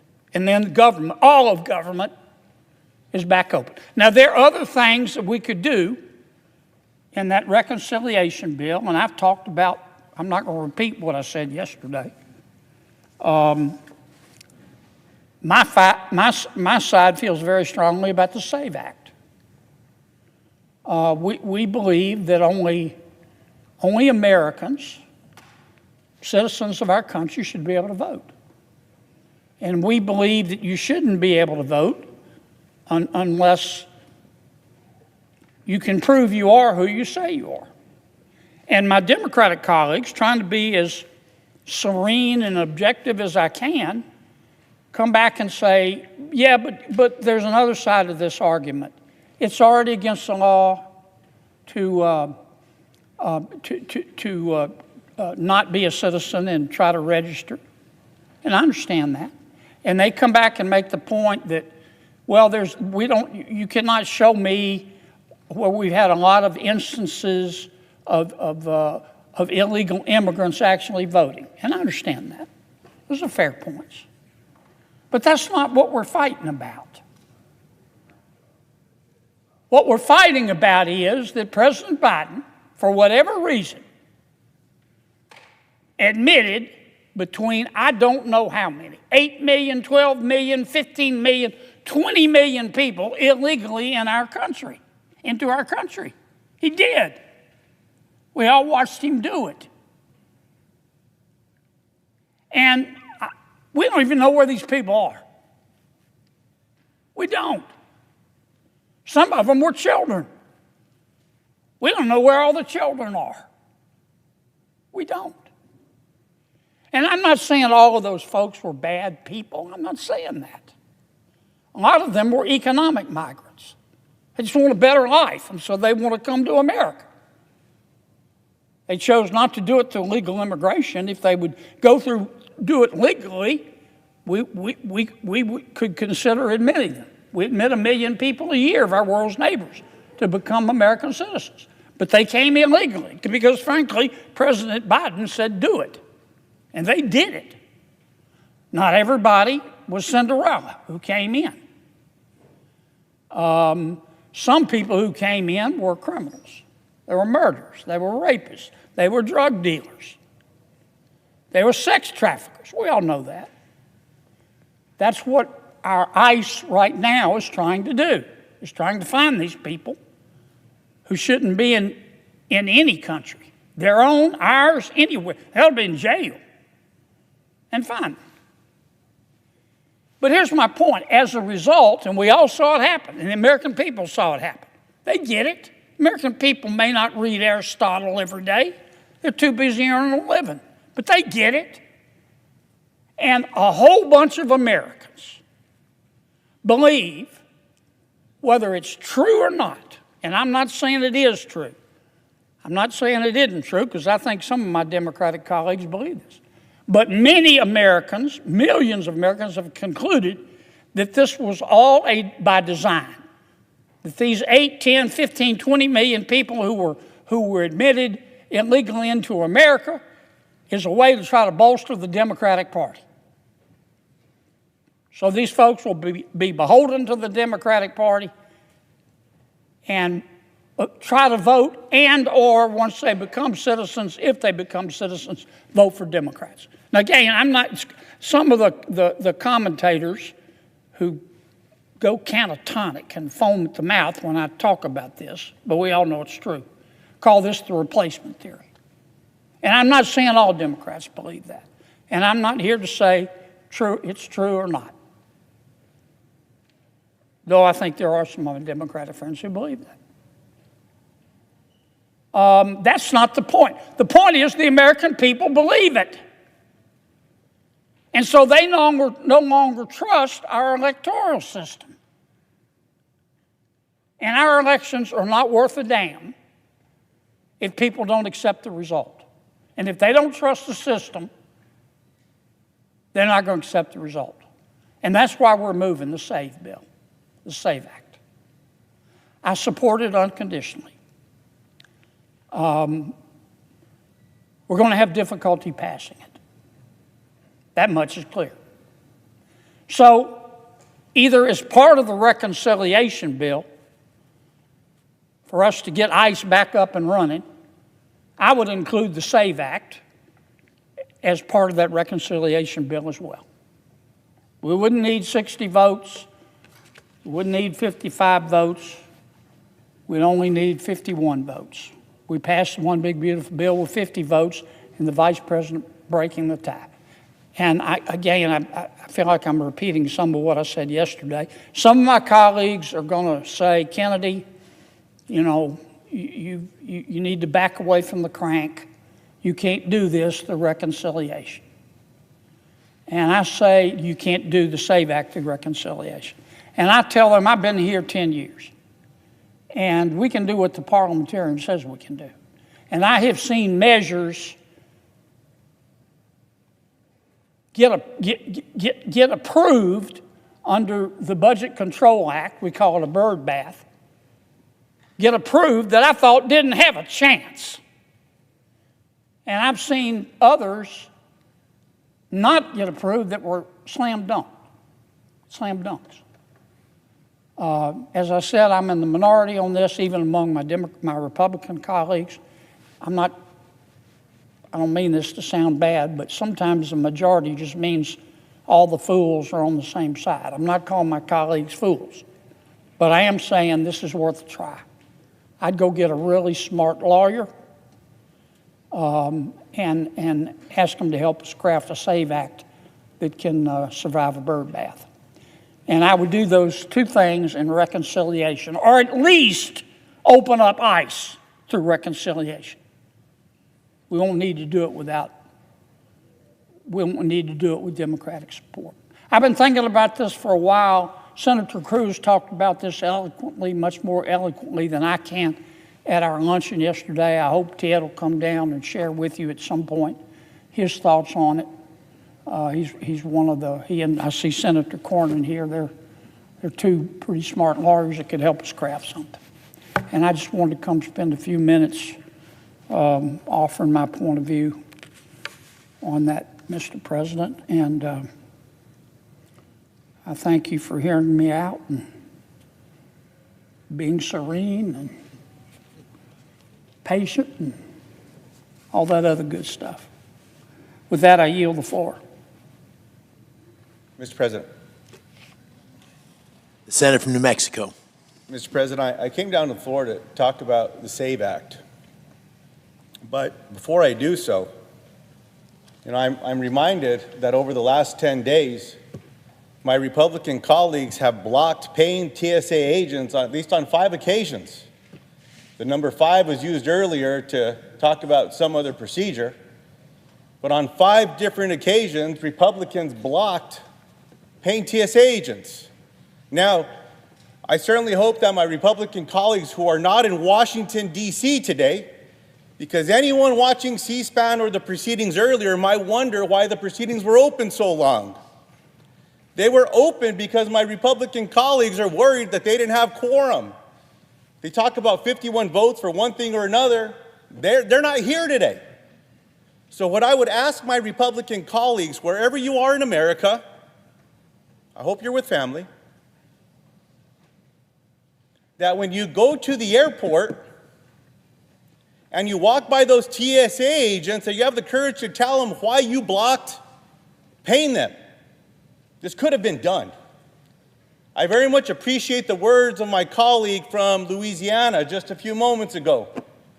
Any one of them could offer unanimous consent right now. I'd agree to it. And I'd bet my life that one of my Republican colleagues would object to paying the TSA agents if it was offered right now. That's the truth. One of my colleagues just talked about people that are not citizens voting. It's a crime. It's illegal. It's against the law. Enforce the law. If there's a concern about something that's happening, then stop it. I'm surprised one of them has not offered a piece of legislation that says that the American citizen should stop at a stop sign. Maybe that's not the law just yet. We should be clear about that if that's what we're trying to do here. But come on, man. If there's disagreement, stop holding these other folks hostage. Pay the TSA agents, get FEMA funded, get CISA funded, get the Coast Guard funded. My Republican colleagues were very happy when the president was doing whatever he was doing around Venezuela. I asked the Admiral of the Coast Guard if he'd been included by the Secretary of Defense in any of that work. His response was no. That's their job. If there's agreement, let's move forward and get that done. And I appreciated the debate yesterday with my colleague from Ohio and my colleague from Michigan. I thought there was some agreement to say, let's move forward, let's get this done. And I appreciate what my colleague from Michigan said, let's get locked in a room and not leave until we figure it out. That was an old adage from a former governor from New Mexico, Bruce King. Bruce, who was a cattle rancher, always said, lock them up in a barn and don't let them out until they can figure things out. Maybe we should do that. Well, I'm here on the floor today to talk about a piece of legislation that many of my colleagues have been talking about, and the reason that we're here today. We're supposed to be in Washington, D.C. today as United States senators having a debate about a piece of legislation. But again, I hope the journalists up there on the third floor or those that are in the room are writing about the number of Republicans who aren't here. If this is so important to Republicans, where the hell are they? Because they're not here. And someone needs to call this out. Now, I asked the parliamentarian if there were some words that I could use earlier because I've come to the practice of calling some things manure and fertilizer and things, but I found out today that I can say bullshit on the Senate floor. And maybe it's about time that some of us do this. Because, come on, y'all, if this is important enough to be here, then get your colleagues back to Washington, D.C., and let's get to work, because they're not here. I'll yield to you. Thank you. Thank you. Are all of your Democrat colleagues here? Because by our count, there's 9 missing. Senator Moreno, it takes 51 votes for you all to move in any of your procedures. The Republicans aren't even here for something that's important. So we're willing to call our members back. Are you willing to call your members back from the California fundraiser that they're doing this weekend? I think everyone should be back here. I'm here, sir. So I look forward to you having your 9 Democrat colleagues back from the posh California fundraiser. Mr. President. I'd ask all my Democratic colleagues and all my Republican colleagues and all the men, wherever they are, come back to Washington, D.C. Let's do the work. Will you yield for another question? I'll yield in a little bit, sir. I have a lot to say right now. I'll give you a few moments in a bit, Senator. Okay. Look, Mr. President. Senator from New Mexico has the floor. What time is President? I said the senator from New Mexico has the floor. I appreciate that, Mr. President. Thank you for that. Sometimes I forget the rules around this place. Now, getting back to the SAVE Act, you know, yesterday I was part of a press conference with some of my colleagues, and one of my constituents called me up and said, you know, the name of that piece of legislation should be called Saving Republican Behinds Act. And the reason I think that that holds true is the only thing this is good for is for Republicans to throw a bunch of people off the voter rolls, namely 67 million women across the country who may have changed their last name. Some of them may have gotten married. That's what happens in America. Sometimes we take our partner's name, our spouse's names as well. 67 million women would be thrown off the voter rolls. My Native American brothers and sisters' tribal IDs would not be respected. Many of my Native American constituents were born at home, didn't go to vital statistics, they were born in generational homes. Some of my colleagues in this room also represent First Nations, and they know the truth about this. So throw Native Americans off the rolls, throw women off the rolls. Let's do what President Trump said. President Trump said out loud to a bunch of my Republican colleagues that, I don't know if you were down at his resort, wherever they were, but he told them, if Republicans pass the SAVE Act, it will guarantee that Republicans win in November of 2026. And then he went further. He said, and for the next 50 years. Well, Mr. President, thank you for telling the truth. Thank you for telling the American people what this is all about. Because that's what this is. Now, Donald Trump, when he made those intentions clear, he also said that Republicans should just try to rewrite the rules. President Trump said that Republicans should just take over these elections. President Trump has already threatened insurrection rule here and there. President Trump has also said he's going to send ICE agents across the country to ballot places. There was a hearing this week where Tulsi Gabbard, who's supposed to be in charge of intelligence in America, it's kind of an oxymoron, she was sent down to look for ballots in Georgia. Something about a stolen election in 2020. Now, I look around the room, at least two of my colleagues that are in the chamber right now were here on January 6th. I was here as well. This notion of the president not buying the outcome of the election because he didn't win, bring it back to where we are today in the SAVE Act, another power grab. Take away the right to vote for American citizens. Now, Republicans know something today that I know to be true as well, that the Republican agenda isn't working and that it's bad for the American people. If you don't believe me, go to a grocery store with some of your constituents. Chat with them after church. Go to the ball game, but take a few extra bucks because that hot dog is not going to cost you $1.50 anymore. It's going to cost you $5, $6, $10. American people, when they're trying to get some groceries for their kids, they go to the checkout line and they realize that maybe they put too many things in the grocery cart because everything got more and more expensive. Trump tariffs, this and that. There's nothing happening to lower the cost for the American people. And what I hope my brothers and sisters across the country realize today is that if Republicans in the majority in the Senate want to do something and bring it to the floor, they do it. They're doing it right now. Even though a bunch of Republicans are not in Washington, D.C., we're on the floor talking about the SAVE Act. I wish they had the same gumption to lower prices for the American people, to hold this president accountable. Bring that legislation to the floor. And maybe one of my Republican colleagues will surprise me and offer a unanimous consent to pay the TSA agents. I'm going to stick around for that one because I look forward to hearing that we're going to do that one here as well. So just as a reminder, this legislation would also empower the Department of Homeland Security to get their hands not just on Social Security information, on IRS information, but now on voting information. What my Republican colleagues want to do is give these out-of-control ICE agents, the same ones that killed two of our American citizens, our brothers and sisters in Minnesota, the same out-of-control agents that are busting American people's car windows open, busting into people's houses without a judicial warrant, those same folks. That's what this legislation will do, is hand that nonsense over to them. But look, let's not forget that the Trump administration has shown that it's willing to lie and abuse its power. President Trump keeps joking over and over and over about a third term. And every time I bring it up, my Republican colleagues say, oh, he's just joking. He doesn't really mean it. Well, I wish that was true.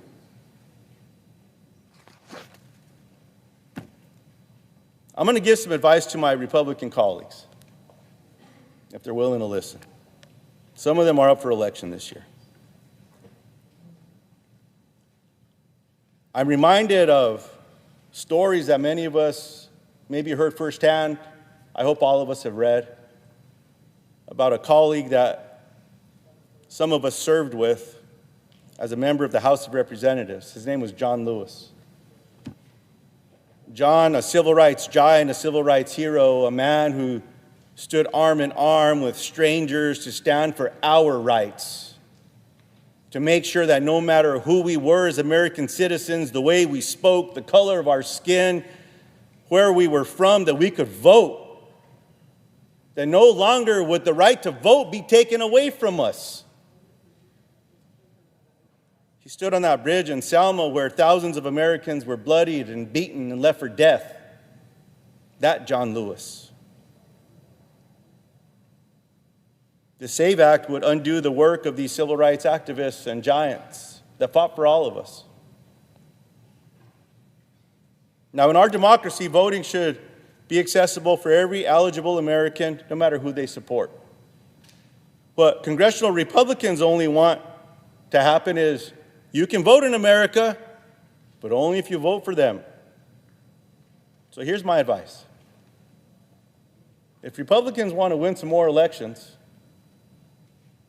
they should stop taking food away from seniors, children, and veterans. That's something we should agree on. They should stop taking away tax credits that make health care more affordable for millions of Americans. I'm not even going to remind you all of my fight 4 years ago when I survived a stroke, of how hard it is to get care and how expensive it is. Maybe stop emboldening untrained ICE agents from smashing in American car windows and illegally entering American citizens' homes to kidnap American citizens. That's probably good too. And stop leaving behind our farmers and ranchers. Get up with the Band-Aids. Let's work on some things together here. The farm bill is something that we could still do, and I hope we do it. Stop allowing this president to keep raising prices on families with tariffs and illegal wars. That's something that a lot of my colleagues agree on. Some of them have voted to stop this stuff. So, to my Republican colleagues, if any of you are still wondering how I'm going to vote on this bill, I'll be voting no.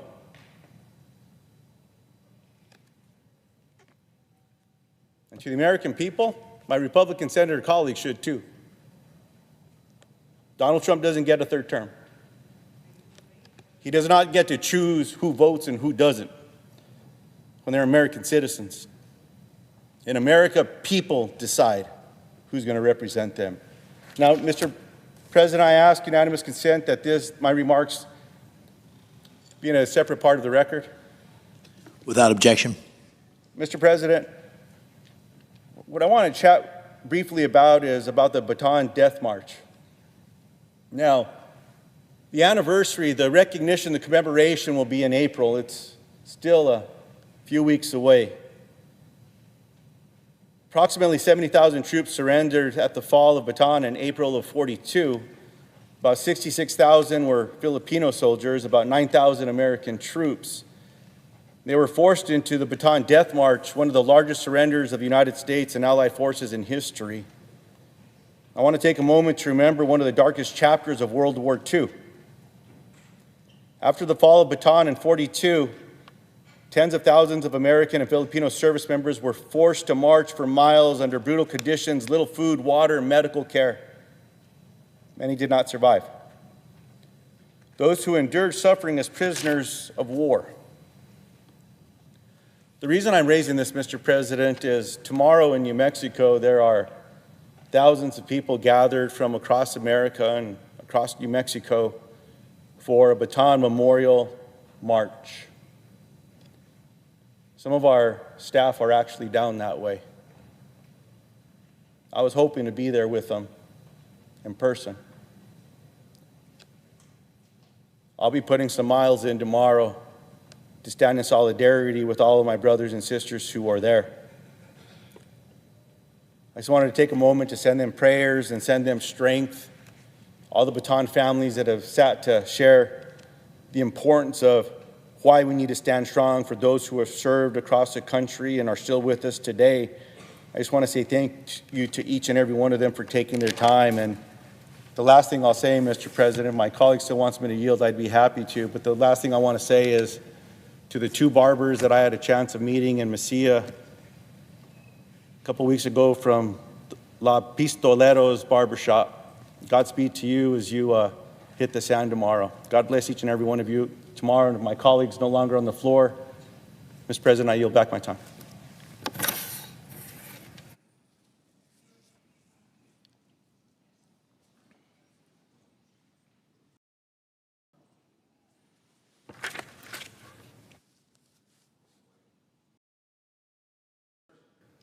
Senator from Texas. Mr. President, I don't think our friend from New Mexico will be shocked to hear me say that I'm not going to be taking his advice. I know he's very concerned about Republicans in the next elections and our ability to maintain our majority in both houses, so he'll have to forgive me for not taking his advice. What I have a hard time understanding in the argument that our colleague is making is that they're willing to fund everything at the Department of Homeland Security except the people who enforce our immigration laws. Would the gentleman yield? But this is very consistent with the policies of the Democrats, because they're the party of defund the police, they're the party of abolish ICE, they're the party of now don't pay ICE and don't enforce our immigration laws. So the reason why the TSA agents are not being paid is because we have voted multiple times to pay everybody who's working on behalf of the American people. All the patriots who are currently working, whether they're TSA agents, they work for the Homeland Security Investigations that does counterterrorism investigations. You know, these are very dangerous times. We've had multiple terrorist attacks in places like Austin, where I live, New York, Michigan, Virginia. And we heard from the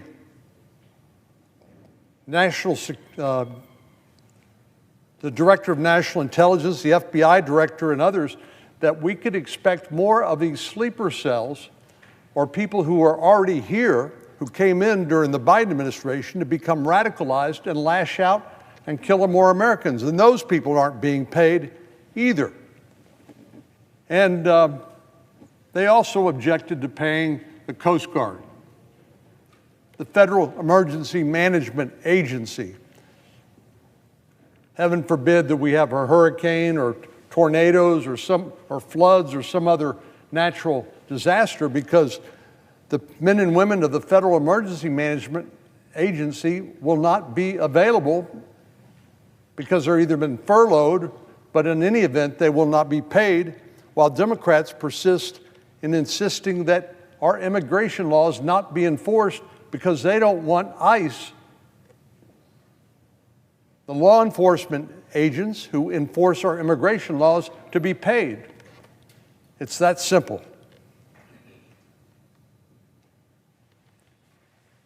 Here's another thing I don't really understand. I've seen a number of polls ranging from 70 to 80% of Americans who support the Save America Act. I'm surprised it's that low. When you think about what it is, it says you got to be an American citizen to vote. And when you show up at the polls, you got to produce a photo ID. We've given many speeches talking about how common sense that is. But if you're opposed to those requirements, it makes me wonder, do you think non-citizens should be able to vote? Do you think fraudsters who claim to be someone they're not ought to be able to cast your ballot? I don't know what the rationale is. They say we're disenfranchising American citizens. Is that why 70 to 80% of Americans support it? They support being disenfranchised? It makes no sense whatsoever. Yet Democrats persist in their folly. And I think really what this boils down to, as I've said before, is anything that President Trump is for, they're against. You remember the State of the Union, the president asked people in the audience to stand up if they supported our law enforcement officers. The people put their lives on the line to enforce our laws and maintain public safety. Every single Democrat sat on their hands. I mean, isn't there anything that comes out of President Trump's mouth they can find their way to agree with, no matter how self-evidently true? You know, when President Trump took the courageous move to take out Iran's nuclear program. The Commander-in-Chief ordered our incredible military to fly 30 hours from Missouri and drop a bunker buster bomb down a ventilation shaft in a nuclear power facility, nuclear program facility in Iran. Makes me proud of our men and women in uniform. And then when Nicolas Maduro in Caracas, a fugitive from justice, somebody who was indicted in federal court in New York, when law enforcement needed to arrest him, they were supported by our men and women in uniform again, who almost miraculously, to my mind, gave cover to the law enforcement officers who went in and extracted him to bring him to justice in New York. So on almost every occasion, no matter how common sense, no matter how proud it makes me of our president and our military to keep the nation free of the #1 state sponsor of terror who's seeking to acquire a nuclear weapon, they take the other side. It's really amazing. President Trump has this amazing power to force normally reasonable, rational individuals to take crazy positions for no other reason than they oppose President Trump. And that includes common sense provisions like only American citizens can vote. So I thought our colleague from Louisiana did a nice job sort of laying the predicate. I think the senator from Ohio did the same and pointed out the millions of people who came into the country during the pendency of the Biden administration, during his open border policies. Unvetted, many good people who want nothing but a better life, but we don't know who came in for sure, but we do know that it wasn't all good people who wanted to work and seek a better life here. It included criminals, sex offenders, drug traffickers, murderers, terrorists. And now we are paying the price for that. And when we say we want to be doubly sure that only American citizens can vote, they say, no, that's disenfranchising people from voting. I even heard our colleagues across the aisle say, well, it's already illegal.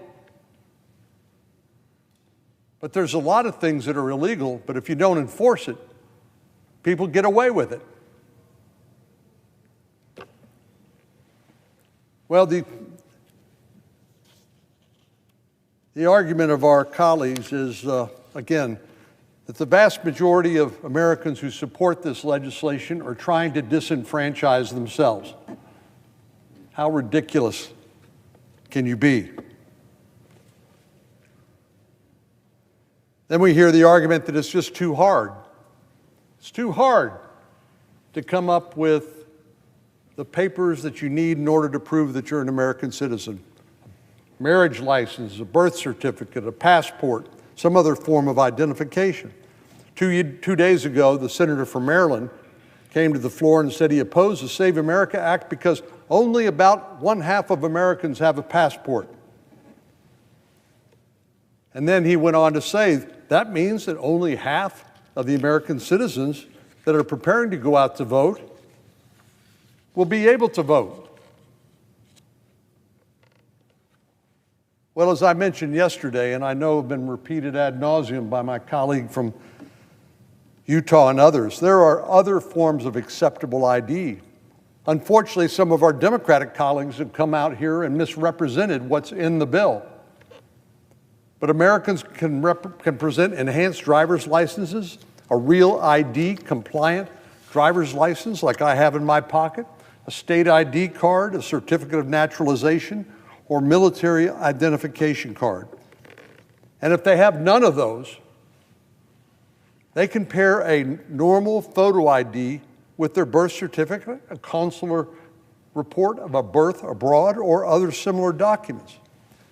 And in fact, if they still have concerns, legitimate concerns, rather than excuses for this common sense law. They could work with us, and we could tighten it in such a way that nobody would be disenfranchised. But they refuse to do that. Everybody knows voter ID is common sense. Everybody knows you need a voter ID to get into a you need a photo ID to get into a federal building. You even need to get one to go into the Democratic Convention, to buy a six-pack of beer, to buy cigarettes, to get on a plane. The list goes on and on and on and on. So the excuses that our colleagues are throwing up, saying, oh, it's just too hard for us to produce a voter photo ID, it's going to prevent people from being able to vote. No. What it's going to mean is when somebody votes by mail, because some states send ballots to individuals without those individuals requesting them, and then they claim to be someone they're not and cast a ballot, what it will mean is we will be able to identify those people who should not be voting and prevent them from doing so. And it's not just about preventing people who shouldn't be able to vote from voting. It's about them diluting your vote. Because for every illegitimate ballot that's cast, that means it undermines and dilutes or offsets a legitimate vote and ballot. Our Democratic colleagues act like this is some sort of fanciful innovation nobody had ever heard of before. A crazy idea. But you look around the world, and other democracies have similar requirements. Norway, for example, requires voters to present a photo ID, such as a passport, a driver's license, or a bank card with a photo in order to cast a ballot. Northern Ireland requires voters to present a valid ID. France, Israel, Iceland all have voter IDs. Even Mexico, our neighbor to the south, with more than a third of its population living in poverty that suffers from high levels of organized crime, a voter ID is required.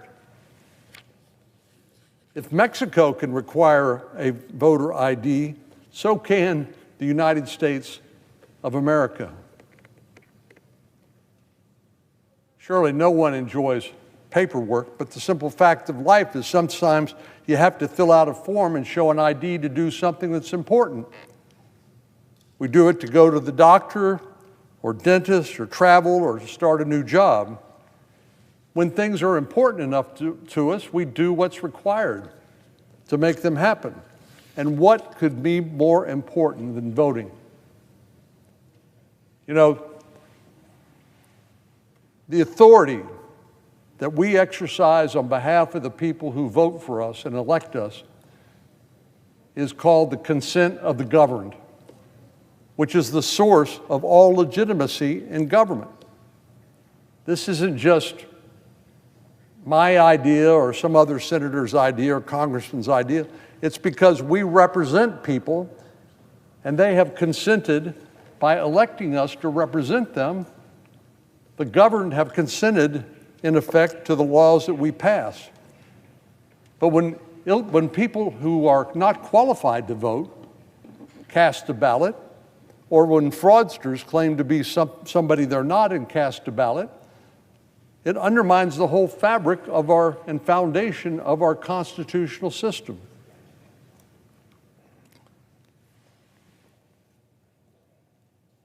And I'll make a deal with anybody in Texas, and I'm sure the great senator from Pennsylvania or Ohio or Utah or any others, members of the Senate. I have a great constituent service office in Dallas, Texas. They do magnificent work. They've won awards. So if you have a problem with your passport, with your VA benefits, with immigration, whatever, we have people available with a phone call or a stroke of a keyboard who will help you. And if you are somehow unsure about how to get the paperwork that you need in order to demonstrate that you're an American citizen and qualified to vote, we'll help you. We'll make sure you have that documentation. We'll make sure you're able to demonstrate that you are an American citizen. And if you have a problem getting a photo ID in Texas, admittedly a red state, so we do have voter integrity measures in place, like photo ID. You don't have a driver's license? You can get a free photo ID just for the asking. Doesn't cost you anything.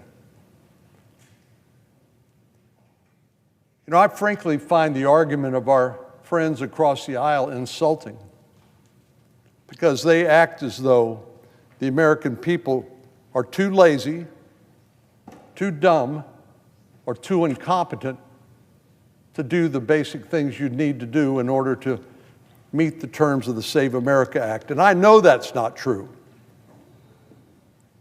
but that's how they act, or at least that's what they claim.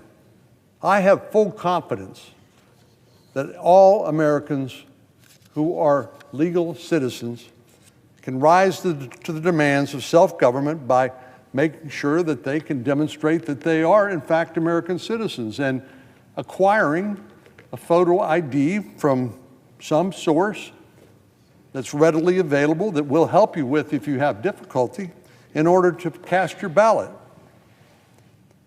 The truth is, the Save America Act is common sense. That's why you see broad polling support among Democrats, independents, and Republicans. It is supported by more than 70% of the American public. So if it was true that this bill would disenfranchise voters, you're in effect saying 70% of Americans want to disenfranchise themselves. What a ludicrous argument that is. What's more, passing this bill would strengthen and honor our 250-year tradition of self-government. By opposing this bill, not only are Senate Democrats placing themselves on the wrong side of public opinion, but on the wrong side of history. And I hope, maybe this is too much to hope for, but I hope they will reconsider and join us in passing this common sense bill that so many of the people they represent, not just who I represent, but they represent, want to become law. Mr. President, I yield the floor.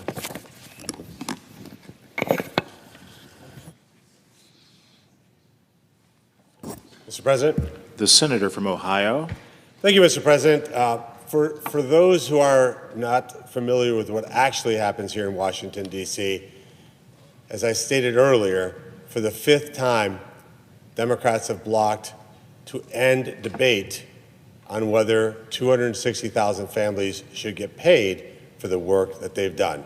It's almost ludicrous to even make that statement, because the idea that we would withhold the pay of 260,000 hardworking DHS employees is insane. But we actually haven't even had debate.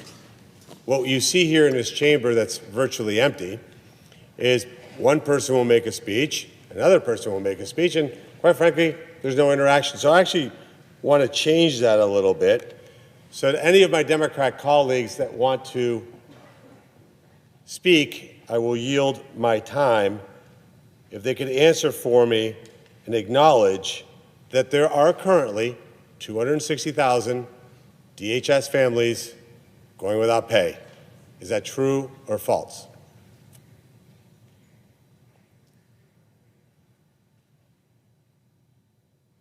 Okay, no answer on that one. I will break the suspense. That's true. The second thing I'll yield for a comment on is, will any of my Democrat colleagues that are present in this chamber acknowledge that the Democrats have not agreed to individually fund Customs and Border Patrol, Immigration and Customs Enforcement, federal law enforcement training centers, and the Nuclear Threat Agency within the Department of Homeland Security have absolutely not presented any resolutions or votes to fund those agencies. Is that true or false? Seeing no response, I will break the silence and say that is true.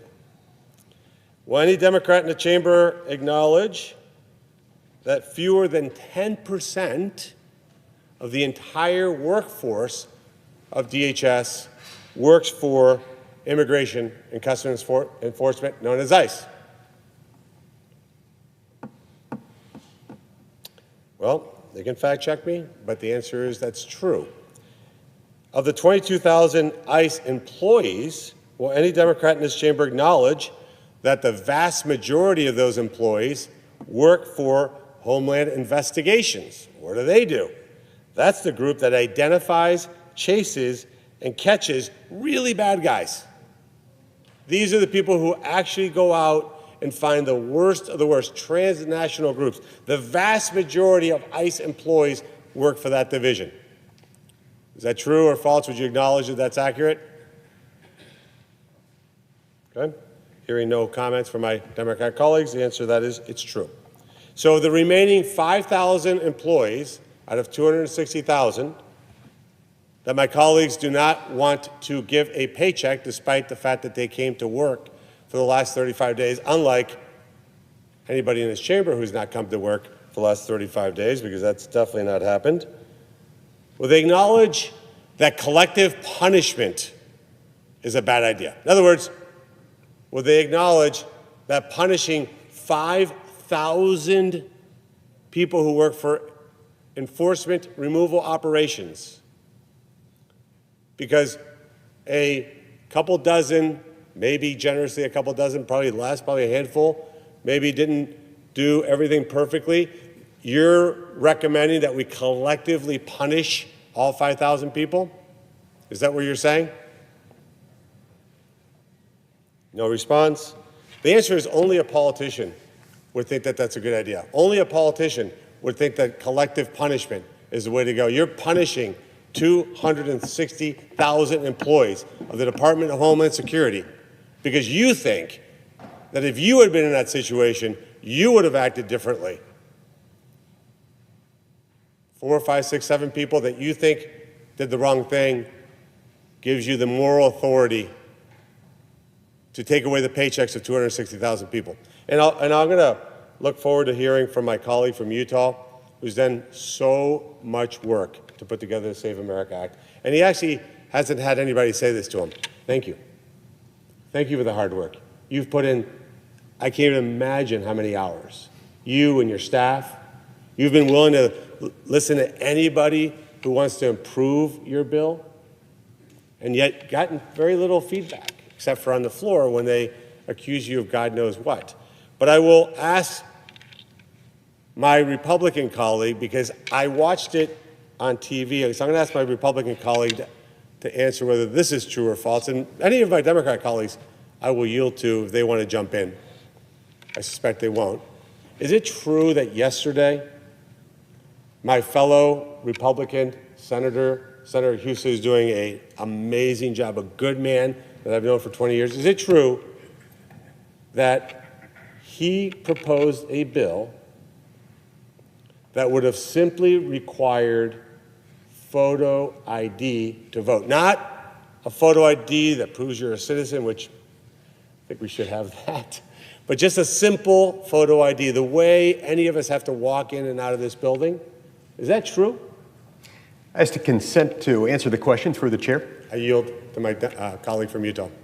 Senator from Utah. Yes. In response to the question from the Senator of Ohio, the junior senator from Ohio, not to be confused with the very handsome senior senator from Ohio, came to the floor yesterday. Now, the junior senator from Ohio comes to this job with a unique background, a unique set of knowledge born of experience as the longtime chief elections officer of the state of Ohio. And as he looks at the Save America Act, he sees that there are two main components.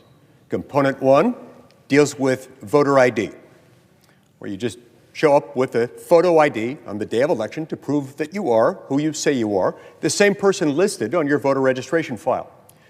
Component 2 deals with establishing citizenship at the time of voter registration. About 48 hours ago, a lot of our Democratic colleagues started stating publicly and privately here on the Senate floor and outside of this chamber that they would be just fine if this were just a voter ID bill. And so the junior senator from Ohio had this great idea. He said, look, why don't we create a separate bill file? We'll take the exact same text from component 1. That's the part that deals just with photo ID. Photo ID to be shown by the voter on the day of voting at the voting place to show that the voter is, in fact, the same person listed on the voter registration file. After all, the Democrats have said they're just fine with the voter ID component. So he gave a speech in support of it. I backed him up in a parallel speech. And then he offered to pass it by what we call a live UC, which is a mechanism by which you ask unanimous consent of all senators to pass something. It seemed like a very good idea, given the amount of consensus, bipartisan consensus, surrounding the voter ID provision. We were watching and with bated breath, very much anticipating the answer.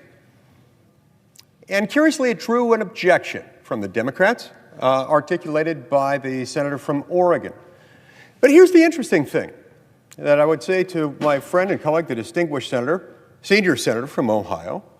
At the time the Democrat objection was raised, the basis of the objection, as I heard it, was related entirely to component 2, that has only to do with proof of citizenship at the time of voter registration. So I don't know. Maybe this was a mistake. Maybe this was an accident. Maybe he didn't mean to object. Come, we'll try that again.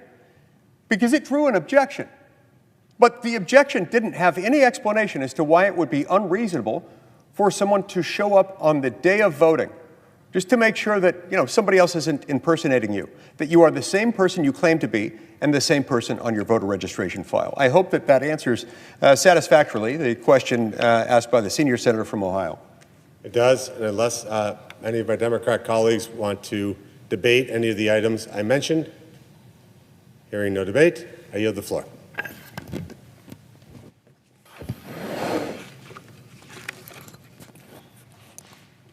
Mr. President. The senator from Maryland. Thank you. It is unfortunate that we're here today to debate the merits of this so-called Save America Act. Right now, Americans are struggling with the rising cost of housing, health care, gas, groceries, and more. Earlier this week in Maryland, the average price of gas shot up 14 cents overnight. The American people are suffering from the effects of a trade war started by this administration and now watching as we're stuck in an illegal and poorly planned military war in Iran. This increasing unaffordability is an urgent crisis that actually demands a resolution. But unfortunately, we have an administration that is completely out of touch. There are so many real issues that we could be working on that would actually benefit the lives of working families across our country. But we're here, ignoring their wishes and debating this legislation because this president isn't living in reality. He has created a fantasy crisis and is committed to finding a solution to a problem that does not exist. So my colleagues are here making arguments that don't hold up under any real scrutiny, claiming that this bill is necessary to ensure that only U.S. citizens vote in American elections. But reality says that non-citizen voting in federal elections is already against the law. And there are enforcement mechanisms in place. This is the law, and it should be followed.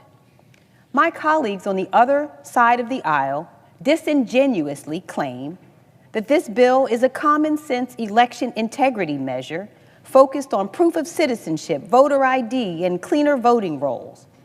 Reality says that on top of everything else that people are dealing with right now, requiring even more paperwork would create real problems for so many people, like married women whose documents don't match because they changed their names to match their husbands, or members of our military who move locations often in service of our country.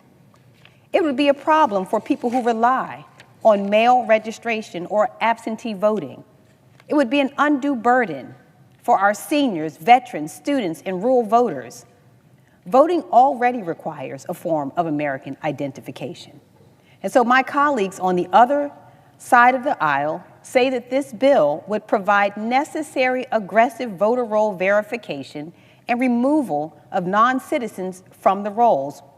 Reality says that this aggressive federal overreach would include requiring states to submit voter data to DHS, the same organization that is currently sending ICE goon squads of men with masks on to kill Americans in our streets. States would be required to submit their complete statewide voter registration list to DHS for comparison through the, quote, SAVE program on an ongoing basis. That is completely impractical. The SAVE program was not designed to be a voter registration system, and it predictably has resulted in false matches and false ineligibility flags. What's more, it gives DHS a continuing role in federal elections that it's not equipped or designed to handle. It hands over critical information to an administration that I would dare say has already proven that it is not trustworthy and that it cannot or will not keep the sensitive data of the American people protected. It hands over information to an administration that has already failed this very basic test of using its power for retribution. Reality says this is being treated as an emergency right now, and we understand why, because it's a part of a broader electoral strategy that this administration needs to be in place ahead of the upcoming midterm elections. People are unhappy with the direction that our country is going in right now. They're upset that their government isn't working on the real issues that they're facing. And instead of addressing the affordability crisis that is staring us in the face, the affordability crisis that was caused by this president, this administration wants to guarantee a successful midterm election by, quote, fixing an electoral system that is not broken. The president already issued an executive order directing federal agencies to be more involved in an election-related enforcement and citizen verification. And since then, the DOJ has sought extensive voter data from nearly every state. At least 48 states and D.C. have received requests for their complete voter registration lists, and the DOJ has sued D.C. and 29 states, including Maryland, for refusing to provide statewide voter lists with driver's license and Social Security information. And this administration is counting on Republicans in Congress to sell their sick fantasy. And that's why we're here now, wasting precious time trying to fix a problem that is not real. But reality has refuted every single fantasy claim made in support of this bill. So what are the architects of this bill actually seeking? Well, simply put, they're seeking to suppress the vote. This is not a standard voter ID bill. This bill is not about protecting democracy. Protecting democracy would eliminate barriers that keep more Americans from voting. This bill does not do that. It does the opposite. This bill is a blatant attempt to kick eligible American voters off the rolls and make it more complicated for Americans to register and vote. States have already done an excellent job fashioning a system that works. And the fantasy world that this bill envisions would disrupt the way voter registration and voting actually work in practice. It would undermine or severely limit online registration, registration by mail, motor voter systems, same-day registration, and voter registration drives by requiring in-person presentation of documentary proof. It would alter registration, list maintenance, and ballot casting all at once, forcing states and election officials to rework systems that voters already rely on. My home state of Maryland has worked hard to build a system that is both secure and accessible. And this bill would undermine the progress that we and so many other states have made by replacing those successful, efficient this undermine the progress that we and so many other states have made by replacing those successful, efficient state systems with new federal mandates and new legal risks for elections officials. It would result in wrongful removals from voter rolls and more undue burdens, putting new barriers between eligible voters and the ballot box. Now, if the president and my colleagues on the other side of the aisle want to ignore the urgent crisis facing the nation in order to fix issues with voting that actually do exist, they would endorse the bill that I have introduced, the Deceptive Practices and Voter Intimidation Prevention Act, that would criminalize knowingly spreading false information about the time, place, or manner of voting, or about voter qualifications, and would prohibit threatening or coercing individuals not to vote or to vote in a certain way. But that would require my colleagues to actually care about our democracy. They would sign on to the numerous bills by my colleagues that I have co-sponsored, like Senator Klobuchar's Register America to Vote Act, that would automatically register all eligible citizens to vote when they turn 18. But this, too, would require my colleagues to actually care about our democracy. They would sign on to Senator Wyden's Vote at Home Act that would expand vote by mail, a method that has proven to increase voter participation, yet that would require my colleagues to care about our democracy. They would sign on to Senator Padilla's Voter Purge Protection Act that would prohibit states from using questionable voter purge tactics to take tens of thousands of eligible voters off the voting rolls. But that, too, would require my colleagues to care about democracy. If they truly cared about democracy, they would have already signed on to the John R. Lewis Voting Rights Advancement Act that would restore the safeguards of the Voting Rights Act that was so short-sightedly gutted by the Supreme Court. John Lewis lived through some of this nation's most challenging times. His reality was seeing poll taxes and literacy tests disenfranchise thousands, harassment and death threats for trying to register voters, violent attacks for peacefully protesting. His reality was bravely standing up to hate, knowing that fighting for the right to vote was worth the blood he shed on the Edmund Pettus Bridge. That very real crisis was met by the passing of the landmark Voting Rights Act, so instrumental to this nation's progress that through everything he faced in his life, John Lewis said that his greatest fear is that one day we may wake up and our democracy is gone. You know, I walked across the Edmund Pettus Bridge last summer. It's something that I recommend that all who have the ability to do will do, so that especially the young people of our country will understand truly what has been put on the line in order for us to have the right to vote. It wasn't lost on me as I walked across that bridge and recognized that, to be honest with you, very similar to these goons running across our country, these ICE agents in masks.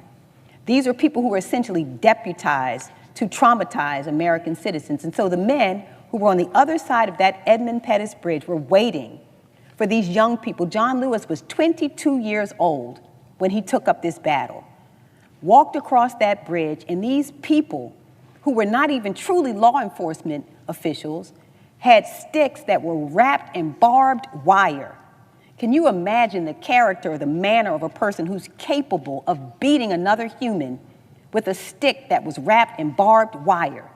But that's how strongly these people felt about depriving people of the right to vote. They beat him within an inch of his life because they did not want to give African Americans the right to vote.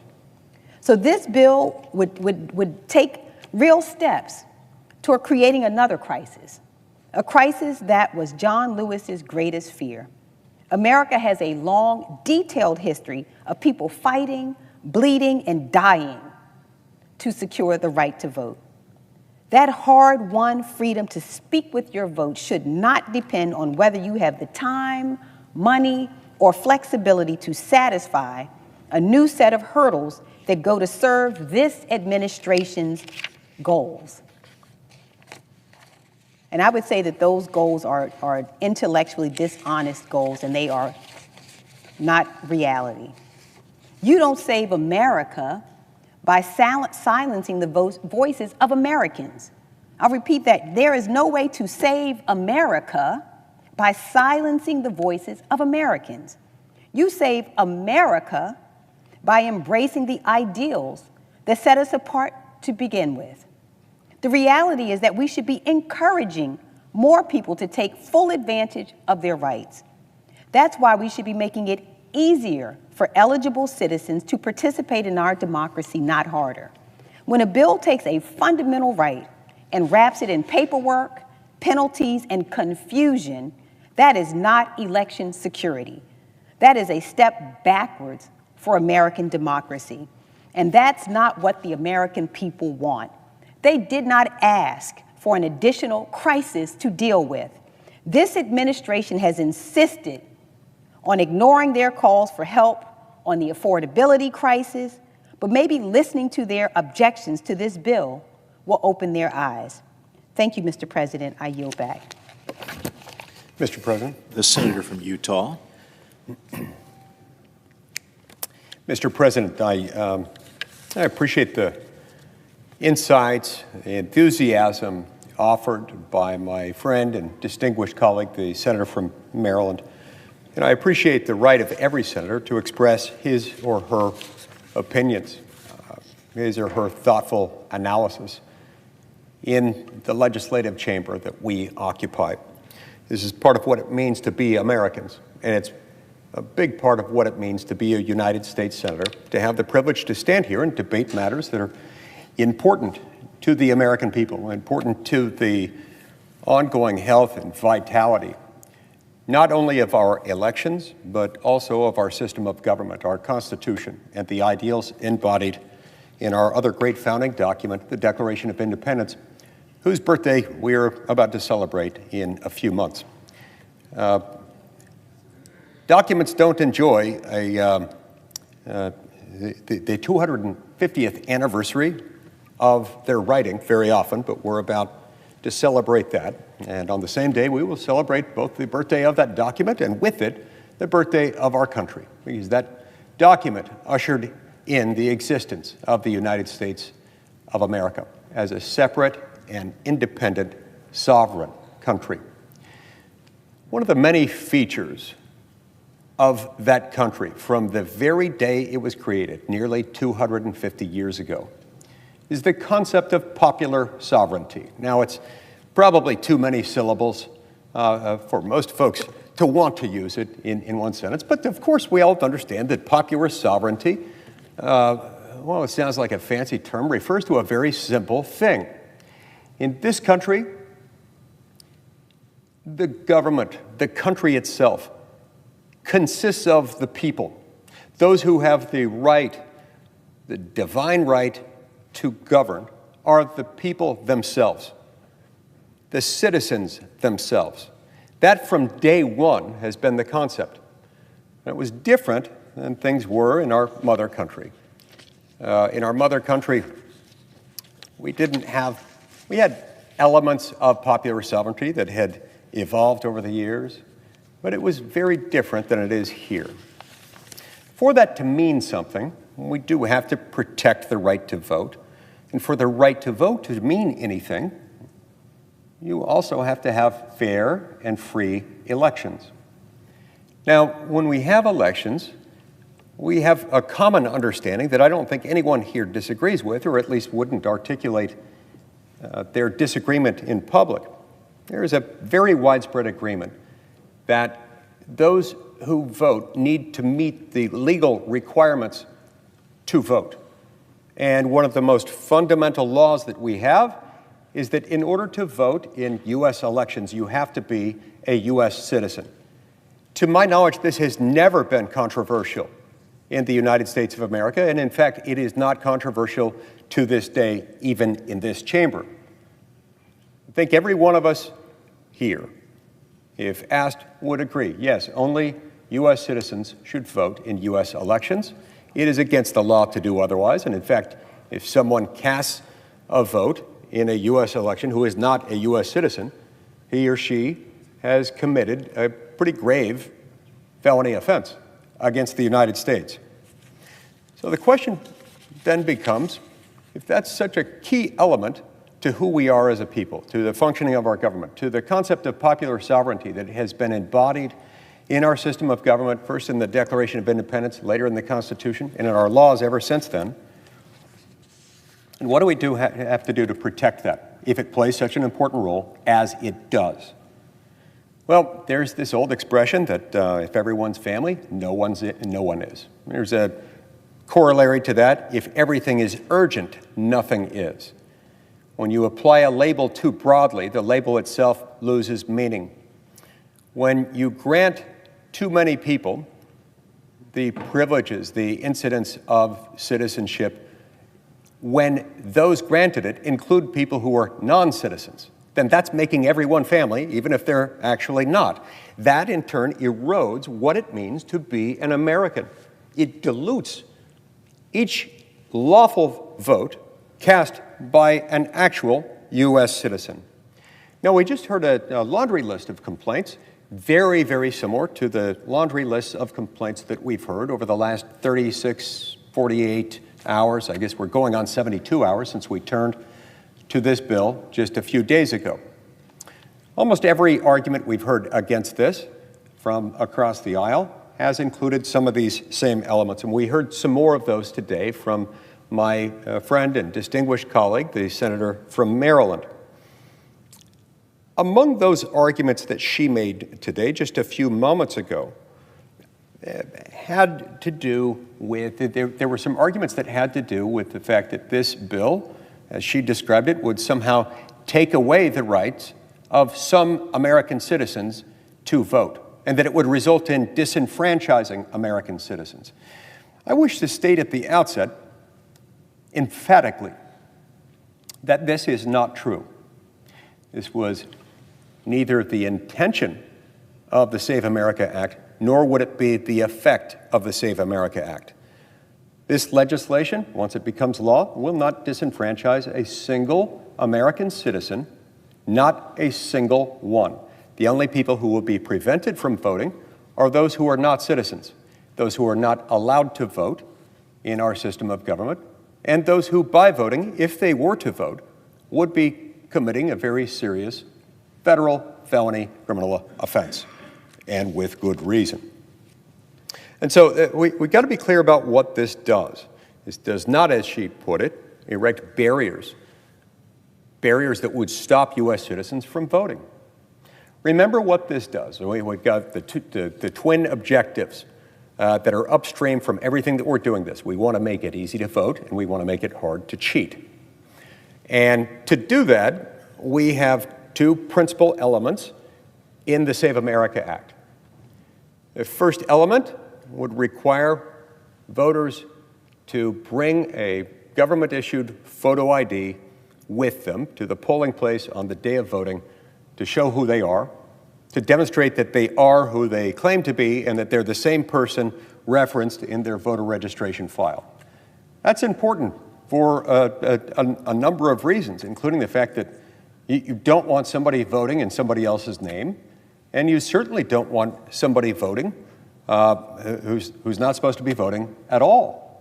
There are some people in the United States who might be citizens who are prohibited from voting for reasons having to do with criminal convictions, for example, or those who may have renounced their U.S. citizenship. You wouldn't want that to happen. You wouldn't want a non-citizen voting, and you wouldn't want one person who might be a citizen with voting rights voting in somebody else's name, perhaps in an effort to cast multiple votes in the same election by impersonating another or otherwise.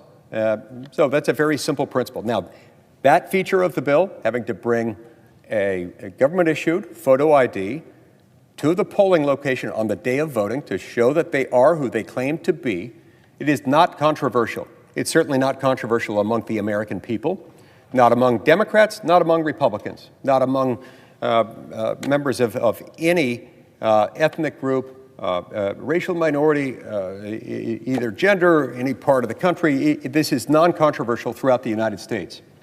It is apparently even non-controversial in this chamber, whether you're a Democrat or a Republican. Over the last few days, we've heard Democrat after Democrat, perhaps not all of them, but many of them, including the minority leader himself, indicate that they're just fine with voter ID requirements.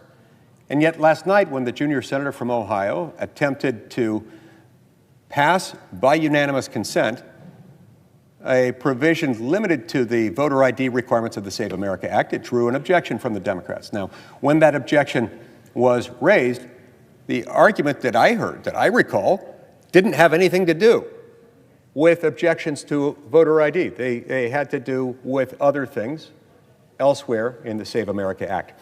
The second component of the Save America Act, of course, is a requirement that at the time a voter newly registers to vote, he or she must establish that he or she is a citizen of the United States. An important point to remember here is that no one will be required to re-register. If you're already registered to vote in the United States, you don't have to go back and do it again. Unless or until you have some event that requires you to register again. Let's suppose, for example, that you move from California to Utah. Well, then, yeah, you would need to re-register in your new place of residence. But nobody who is currently registered to vote would have to re-register unless or until they move or something else might require a registration. And nothing in this bill would require that. So let's keep that in mind. There are a number of arguments that keep being raised, primarily about the proof of citizenship requirements within the Save America Act. I would note here that in the citizenship component of the Save America Act, there are two basic components within that. One component deals with the obligation of the registering voter at the time of voter registration. And the other imposes obligations on state governments to coordinate and share information and data with the federal government as they undertake regular reviews of state voter registration files, just to make sure that people who are registered to vote are in fact United States citizens. Why is that necessary? Well, currently there are a whole lot of states, and they tend to be states that might colloquially be described as blue, meaning that they're run by Democratic governors and or have Democratic dominated state legislatures that are refusing to cooperate, to coordinate, to share data with the Department of Homeland Security and the entities within the Department of Homeland Security responsible for maintaining the SAVE database, an already existing database designed to help identify issues like this, like non-citizens who may have crept into voter registration files and get rid of them. But with all those blue states refusing to cooperate, to coordinate, to enter into memoranda of understanding pertaining to the sharing of information and data, it's a really vexing problem because it raises all kinds of concerns. How are we supposed to know when the law is violated, when a non-citizen has registered to vote, if the federal government, which is ultimately the piece within our government system that has the records and the ability to ascertain citizenship? How are you ever going to expect that we can ensure that our laws prohibiting non-citizen voting in U.S. elections, are being complied with? Now, a few minutes ago, my friend and colleague, the distinguished senator from New Mexico, made an argument on this point. He made a parallel reference by analogy to what might happen if somebody were saying, we don't need additional laws confirming that it's against the law to run a stop sign if it's already against the law, and saying that this is akin to passing another law making doubly sure that people don't run stop signs. Hey, I understand the point, but it would be a fair argument, or at least a fairer argument, if the argument went something like this. If, in his hypothetical, there were a system in place that legally and practically prevented police from monitoring traffic activity at intersections guarded by a stop sign, then yeah, that might be a fair parallel reference. Because that's exactly what we're dealing with the status quo under a 1993 law called the NVRA, a law that 20 years after its enactment was interpreted by the Supreme Court, wrongly but conclusively, and that ruling remains in effect to this very day, concluding that the state governments are prohibited, even where they suspect a registering voter is a non-citizen. They may not do anything to follow up on that person's citizenship. They may not request any proof of that person's citizenship, even if they believe that it is suspect or lacking.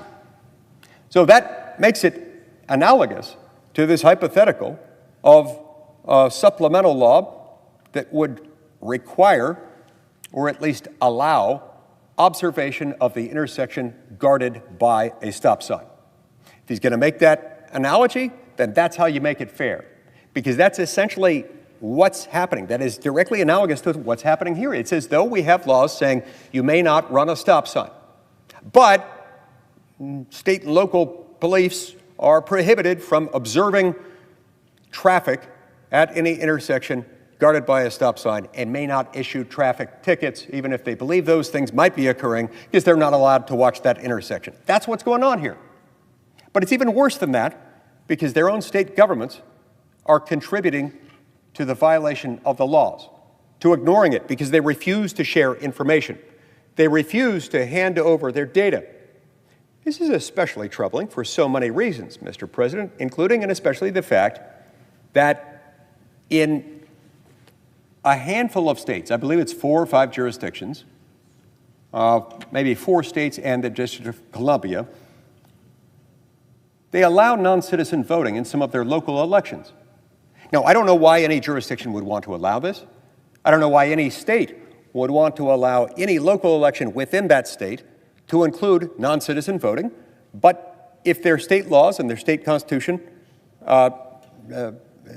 contain nothing to prohibit that, then that is their choice, because there's nothing in the U.S. Constitution or in federal law that would prohibit them from doing that. Nonetheless, once they do that, it raises all kinds of questions that really do need to be addressed. For example, if they're voting, if you've got non-citizens legally voting in some local elections in 4 or 5 states and the District of Columbia, then that means they are registering to vote. They have voter registration files. When those states are asked, what are you doing with those voter registration files to make sure that they're not cross-pollinating, that the same registered voters who are non-citizens are not also participating in federal elections? And they're not sharing their information. They're not answering that question, which is a really, really important question. And their refusal to answer that question or to share data makes the need for this even more pressing. Now, when we look at all of this, one of the many arguments that the Democrats appear to be raising over and over again, there are 2 of them that are especially common that I think need to be addressed head-on here. One of the arguments raised over and over again is that if we require registering voters to provide at the time of voter registration proof of citizenship, then that is necessarily going to disenfranchise a lot of people. Now, one number they throw around is something like 21 million Americans will be disenfranchised, will be unable to vote.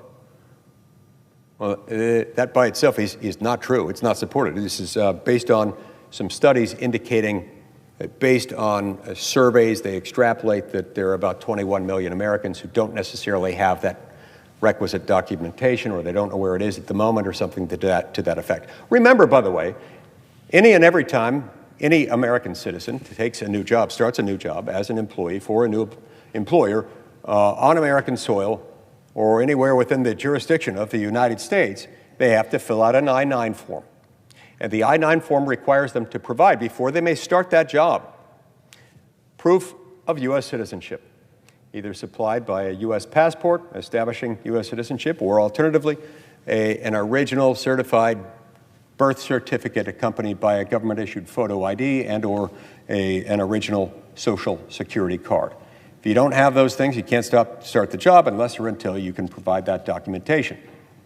Now, those things would suffice under the Save America Act, voter registration provisions requiring proof of citizenship. But that's not all that would suffice. We wanted to make it as flexible as it could possibly be, lest there be any credible argument that this would impose an undue hardship, an undue burden. One could argue, of course, that even just requiring the same documentation that every American has to provide whenever they start a new job would be fair, and maybe it would be. But we wanted to make it even easier to comply with that. We want to encourage those who are U.S. citizens to be able to vote. If you can legally vote, you should, and you shouldn't have these impediments. So we added a list of other documents that you could use.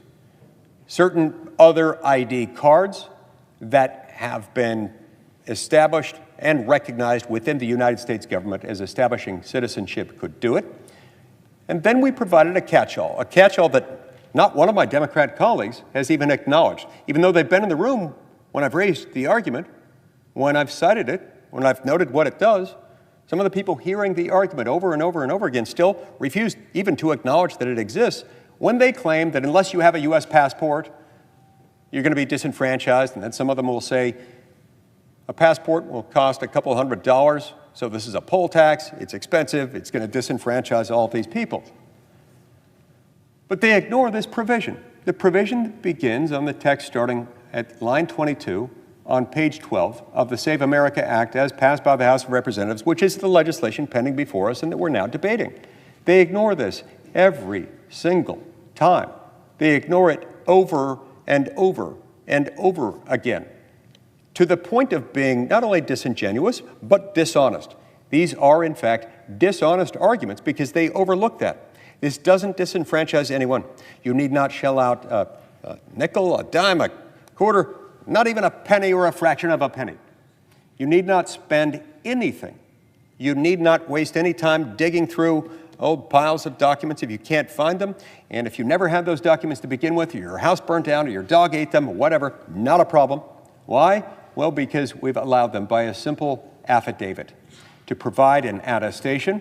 There's a personal narrative of here is why I'm a citizen, either based on the fact that I was born in such and such a city in the United States on such and such a date, or I was not born a U.S. citizen, but I was later naturalized. Here's where I was born. Here's when I was naturalized. Here's the path I took to naturalization. Either way, once you submit that, and that could be in the brief paragraph, maybe a few sentences describing those critical facts, you hand it over to the state election official, and the burden then shifts to the state to confirm or refute. And unless they can refute the facts that you allege, you are a registered voter, and there's no need for you to worry about it. So this is absolute nonsense to say that you'll be disenfranchised if you don't have your documents or you can't afford a passport or whatever it is. This is just an absolute, total lie. And so, look, in these more serene moments within the United States Senate, when things seem calm, and they are in some respects calm, it's not a time for us to assume that the arguments aren't real, that they aren't being made aggressively. This is not a time for drinking a pina colada. This is not a time for ignoring the endogenous and exogenous pressures that we face from every direction. Speaking of endogenous pressures, I see the presence of my friend and distinguished colleague, the great senator from the state of Kansas, and he's got a message for us, and I'm going to interrupt my remarks and yield, with the permission of the chair, to Senator Marshall until the conclusion of his remarks, when I will continue mine. Without objection. Mr. President, thank you. Thank you to my colleague from Utah as well and his great leadership on this. Mr. President, last night we had a moment of clarity in this chamber. Senate Democrats were given the simplest possible test, a clean, standalone vote on voter ID. Nothing attached, nothing complicated, just one question. Do you believe only American citizens with a valid ID should decide American elections? With nowhere to hide, they voted it down. And in doing so, they told every American exactly where they stand. Now, I understand their concerns about the provisions in the SAVE Act, the proof of citizenship, and stronger guardrails around absentee ballots, and those deserve honest debate. But there's simply no excuse for rejecting basic voter identification when 70% of Democrats, their own voters, the people who sent them here, support it. 70% of Democrats support voter ID. Now, this vote was very clarifying. It was unmasking. I want everyone at home tonight enjoying March Madness to think about your situation personally for a moment. You know what it's like to vote. You leave work, you go and vote, you stand in line, you fill out your ballot, you drive home, you're late for dinner. You did everything right, but on that way home you think to yourself, oh my gosh, somewhere out there, someone with no legal right to vote canceled my vote. My vote's gone, neutralized, like it never happened. Now that should make every American angry, regardless of your party.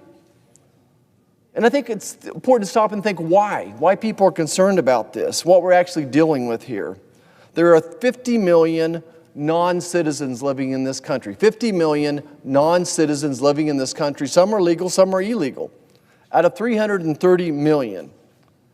And we have 4 states that are automatically registering people to vote when they interact with government services. Let me say it again. 4 states are automatically registering people to vote regardless of their citizenship or not when they interact with government services. And we have no reliable national system to verify citizenship at the ballot box. And that's not fear-mongering. That's just the truth. And maybe that's why 80% of Americans support voter ID. We can't get 80% of Americans to agree on whether hamburger is better than chicken, is peanut butter better than jelly. But 80% of Americans support voter ID. It just makes common sense. And like I said earlier, 70% of Democrats agree with them as well. Now, as I sat and listened to the arguments on the floor last night, we saw Democrats dodging and weaving like Muhammad Ali at the Thrilla in Manila, never once addressing voter ID itself. It was amazing to sit here and watch them squirm and refusing to answer the question at hand. Do they support voter ID or not? So I had to pause. And we had plenty of time to think this weekend and ask a fundamental question. One of those questions we didn't get to talk about much in med school. But the question I asked myself, what actually sustains a republic? What are we really fighting for? Well, I think number one at the top of this is safe and secure elections. And these aren't a Republican issue. They're not a conservative talking point. They're the beating heart of democracy itself. So last night, I sat down and penciled out what I believe are at least 7 of the sacred pillars that uphold our entire system of self-government. And if I could, I'd like to walk through them. Because when any one of these pillars is weakened, the whole temple of liberty trembles. First and foremost, free and fair elections. The sacred cornerstone of our republic, safe, secure, honest elections defended by integrity, universal suffrage, the secret ballot, and the peaceful transfer of power. This is the voice of the people itself. Without it, democracy does not stumble, it dies. Next, the rule of law, the unyielding bedrock of equality under justice. No person, no party, no elite stands above the law. Lose the single pillar and every other freedom collapses. Next, separation of powers with checks and balances, and we see that every day up here. The masterful architecture of liberty itself, forged by genius to chain ambition and prevent any single branch from devouring our freedoms. Next, an independent and impartial judiciary, the fearless bulwark of due process and constitutional fidelity, the final guardian of justice, protecting the weak, the innocent, and the Constitution against the storms of fleeting majorities. Next, the protection of fundamental rights and civil liberties, including free speech, free press, assembly, association, religion. These are sacred, God-given, and must burn undimmed forever. Next, the sanctity of private property, the moral and economic foundation of human dignity. And finally, a political pluralism, transparency, accountability, and active citizenship participation. Mr. President, election integrity is not just one of these pillars. It's the foundation beneath all of them. Every debate in this chamber, every vote, every piece of legislation, all of it rests on the assumption that the people in these seats were put here legitimately by the voters of their states. And I cannot get past the simple fact in this country. We have collectively decided you need a photo ID to board a plane. Remember, trust but verify. I walk up to the plane, they all know I'm Senator Roger Marshall, but they make me verify who I am. When you check into a hotel, you buy certain medications, you open a bank account, you pick up a prescription, you apply for government benefits. You have to show an ID. But your vote, the single most important thing you do as a citizen, we're told that asking for an ID is somehow voter oppression, which certainly has not been proven to be true in the multiple states that already have voter ID. Again, it doesn't make sense. The American people don't know it doesn't make sense, and that's why 80% of them support voter ID.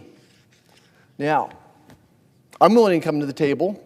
There are parts of this bill that we can work out. I'm not asking anyone to take it or leave it, but first answer the premise of this entire debate. We don't get anywhere if you won't recognize the importance of voter ID. So here's the question. Do you believe only American citizens should decide American elections? I'm going to say it again. Do you believe only American citizens should decide American elections? Because until we get a straight answer to that, nothing else matters. What gives us the best chance right now is getting 10 Democrats to come across the aisle and do the right thing. And again, if 70% of their own voters support voter ID, you would think 10 Senate Democrats would do the same thing. That somewhere in that caucus are 10 senators willing to listen to the people who sent them here. If we can get just 10 of them to stand with us, to stand with their own constituents on this one thing, then let's keep talking. Let's work out the rest together. So I'm going to say it a third time, a fourth time. I have no regrets in saying it again. Last night, Senate Democrats voted against voter ID. Now, I've only heard 2 Democrats ever publicly on this floor anywhere say they support voter ID. Only 2 of the 47 Senate Democrats. The national media needs to ask the rest of them directly on camera, why don't you support voter ID? And when they dodge and deflect, that answer should be put out for the rest of America to see. The American people deserve to know their vote counts. They deserve to know that the person casting a ballot next to them has every right to be there. They deserve a system they can trust. Mr. President, we're going to keep fighting because the American people deserve better than the answer we got last night. Thank you, Mr. President, and I yield back to the senator from Utah. Thank you. Thank you, Mr. President, and thank you to my friend and colleague, the senator from Kansas, for his observations. It's often helpful to have a diagnosis of an actual medical doctor when prescribing a problem. We have an illness within our election system. Our elections have been rendered infirm, or at least very insecure, by some of these features that I've noted just a few minutes ago, including the fact that the 1993 NVRA, as passed by Congress, has been interpreted wrongly but conclusively by the Supreme Court as prohibiting the states from taking any voter registration file that comes through the NVRA, meaning an application for a driver's license made at a DMV, in which the applicant checks a box and signs their name saying, yes, I would like to also register to vote with my driver's license application. And I certify with my signature that I am, in fact, a U.S. citizen. Once that's done, there can be no further inquiry, according to the Supreme Court's incorrect but conclusive ruling in this 2013 case called Arizona versus Intertribal Council of Arizona. And that, in short, is why we are where we are today. It's most of the reason why we need the Save America Act. It's because they said that the state cannot require, even where citizenship is believed to be lacking on the part of one or more applicants, as long as they have used the NVRA form at a DMV, the state can't do anything to follow up on it. And as I was noting a minute ago, some of these states do nothing themselves to follow up on the question of citizenship. And many of them, most of the blue states, are refusing to share data with the folks at the Department of Homeland Security who run the SAVE database, which is designed to help weed out those who have been incorrectly, fraudulently, mistakenly, or otherwise placed in a voter registration file.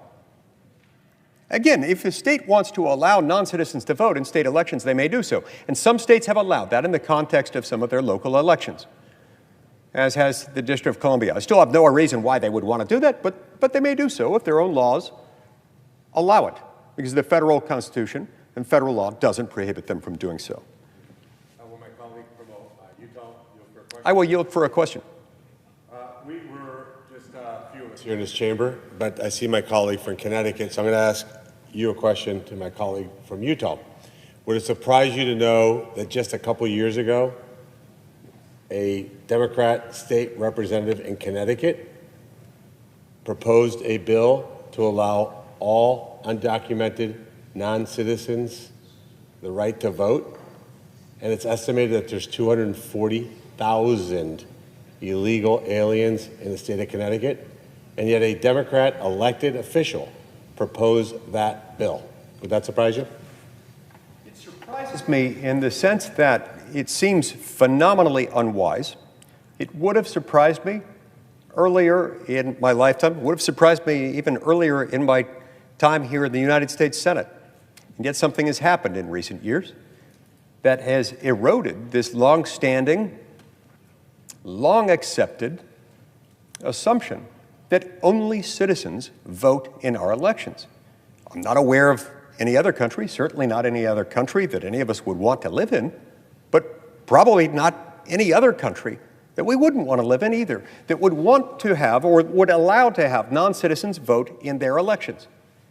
Because an election isn't much of an election if anyone can vote and you don't keep track of who's voting, and you don't keep track of whether there are duplicative votes or, especially, as we're focused on here, persons voting who have no right to vote, who by voting would not only be committing a serious felony offense, but by voting would also be diluting the votes cast by lawful voters, by actual citizens of that country. There has been a trend, more in one party than the other, and you can guess which one.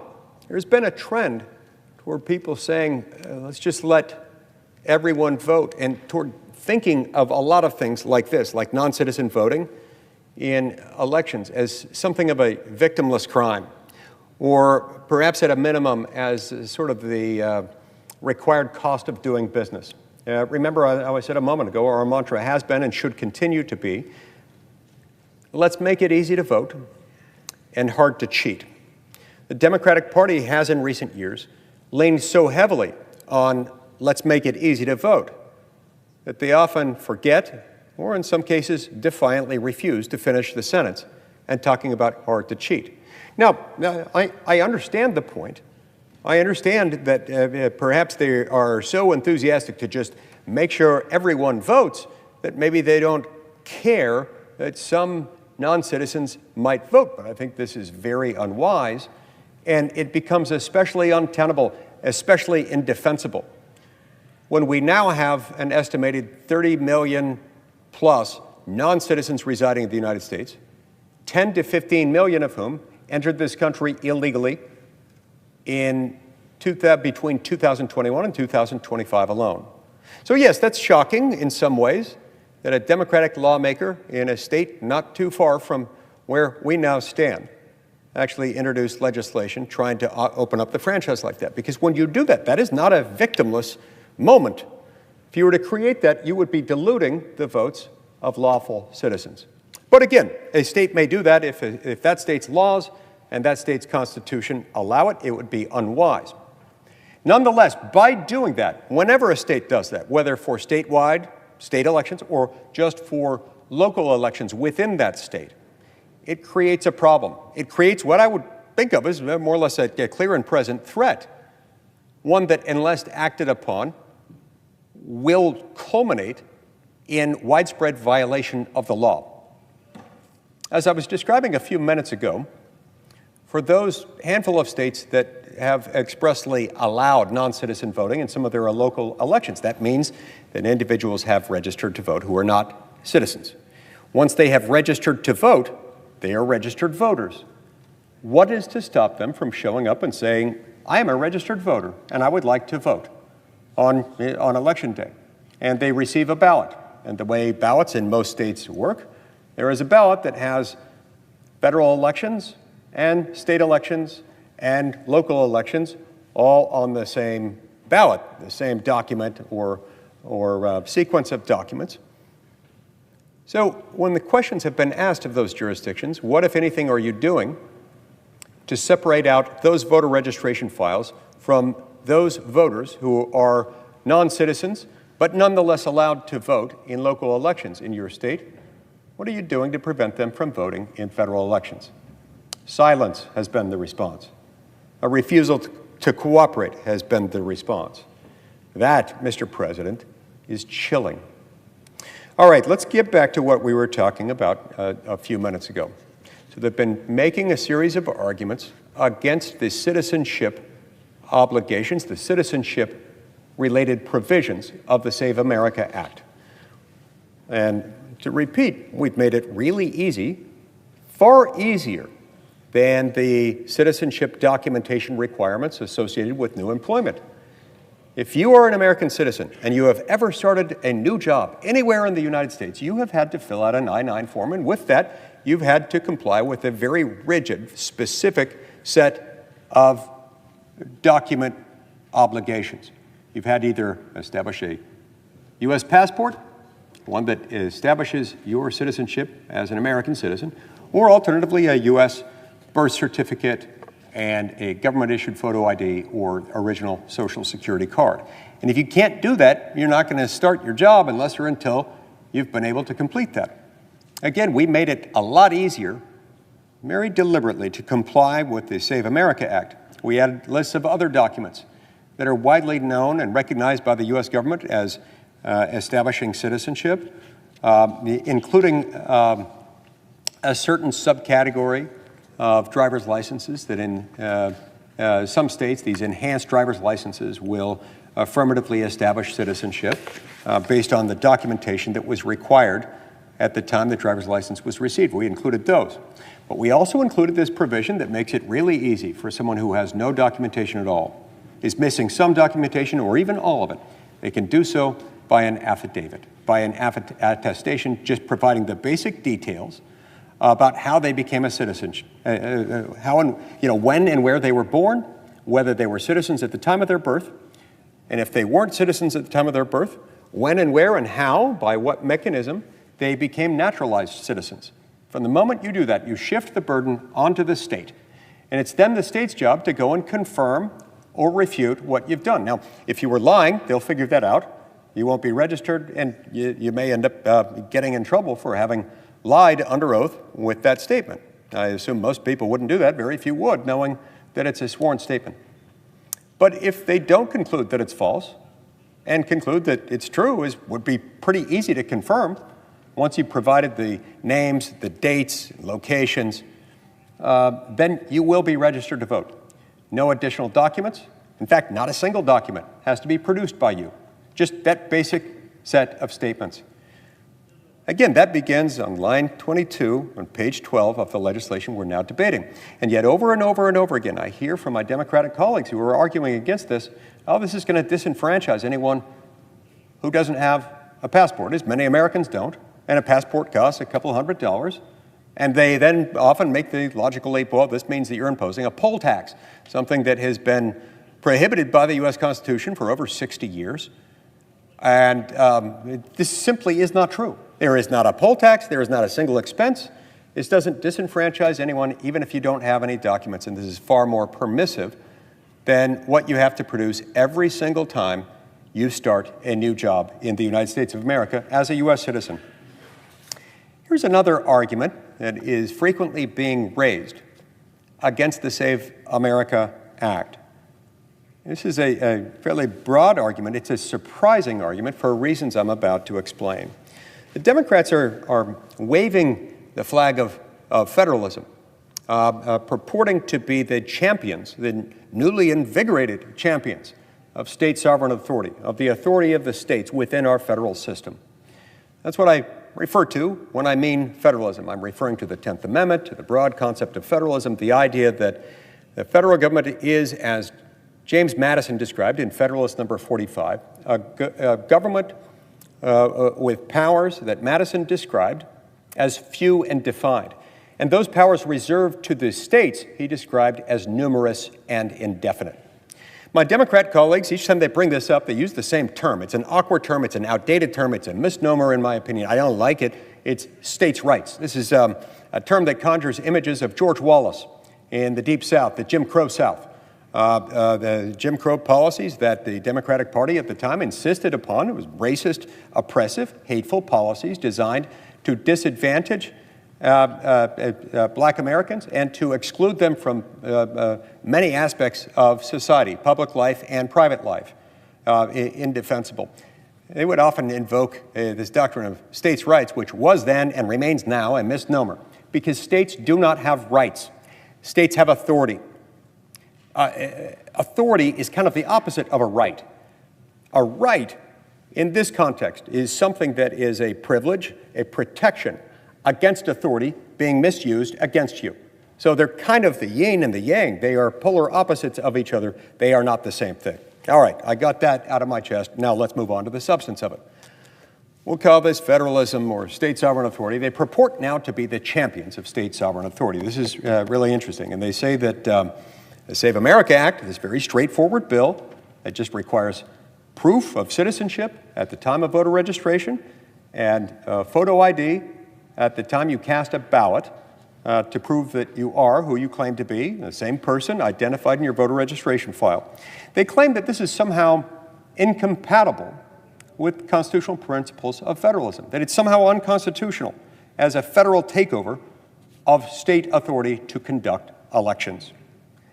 Now, this argument would be laughable if it weren't so frightening and, frankly, hypocritical. Remember that in the first place, Article 1, Section 4, Clause 1 of the Constitution couldn't be clearer on this point. I don't know how any of these people could even make this argument with a straight face for this reason alone, let alone for the other reasons I'm about to identify. But Article 1, Section 4, Clause 1 of the Constitution makes a couple things clear. First, they acknowledged wisely, I believe, that elections would be conducted by states. They didn't want to set up a federal election authority. That would be cumbersome. It'd be unnecessary. It'd be unwise. Too much consolidation of power, especially because this was always supposed to be a government of limited and enumerated powers. So they said that not only for state elections, which obviously state authorities would manage, but also for the election of federal officials, specifically election of U.S. senators and U.S. representatives, members of Congress, that their elections would also be run by state officials. They said that the legislatures of the respective states would have authority to establish the rules and regulations governing those elections, which they themselves would conduct. But my Democrat colleagues conveniently leave out the following phrase in the same provision, in Article 1, Section 4, Clause 1 of the Constitution. That phrase being, but the Congress may at any time make or alter such regulations. Meaning those regulations, those rules and regulations governing specifically the state-run elections to choose U.S. representatives and U.S. senators. It could not be clearer. So that's all this is. We are using our authority, our very specific, very clear authority to prescribe those rules and regulations. It's not just in the abstract that this makes sense, not just in that technical, grammatical sense that we have that authority and that's what we're exercising here. This is exactly the kind of thing that should be, and I believe must be, perhaps can only be, wielded by the federal sovereign, not by state governments. Because what we're doing here is to establish citizenship. Remember, we do have the power to say this, and we have in fact enacted laws saying that only U.S. citizens may vote. To give meaning to that, to render it enforceable, we have the power to ensure that that law is being complied with. And the U.S. government is also uniquely in a position to be able to ascertain who may be a citizen and who is not a citizen. No single state is going to be able to ascertain that question, nor is U.S. citizenship itself a creature of state law as it is of federal law. It's exactly the reason why we have various government agencies that are involved in this, and that they're managed more or less through the U.S. Department of Homeland Security, which, among other things, runs this database that already exists called the SAVE database. That's created for, in addition to whatever else it may cover, for this very sort of thing, so that states sharing information with the U.S. government may cross-tabulate, cross-check their voter registration files against U.S. citizenship data uniquely in the hands of the U.S. government and easily ascertain who is a citizen and who is not.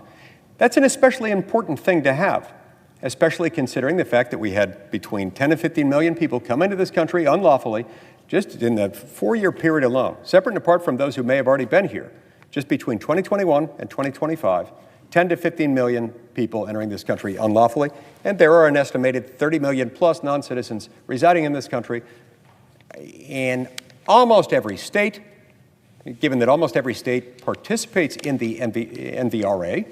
In almost every state, any of those non-citizens, whether they're here legally or illegally, in light of the Supreme Court's ruling in 2013 in Arizona versus Intertribal Council of Arizona, any one of those people in any NVR state, which is almost every state in the union, can go into a DMV, apply for a driver's license, and by checking one box and then signing their name, they may register to vote. So it's really important that we have that ability to do that. This information is uniquely in the hands of the U.S. government, which is uniquely in a position to define and manage what it means to be a citizen and keep track of who is a citizen and who is not. And yet, these blue states continue defiantly to refuse to share information. They're actively subverting our ability not only to enforce federal law, but to even know when a violation has taken place or is taking place. And so that's stunning. That's what makes it all the more indefensible for them to oppose this, and all the more laughable that they purport to be invoking the doctrine of federalism. They purport to be invoking the 10th Amendment, to be wrapping themselves in the Constitution by saying, this is an outrage. This is a federal takeover of a state function. No, it's not. It's doubly and triply not a state function. It is a distinctively, decidedly, by designation of the U.S. Constitution, a federal function. Now, for the reasons why this is not just a laughable argument, but it's also hypocritical. Just a few years ago,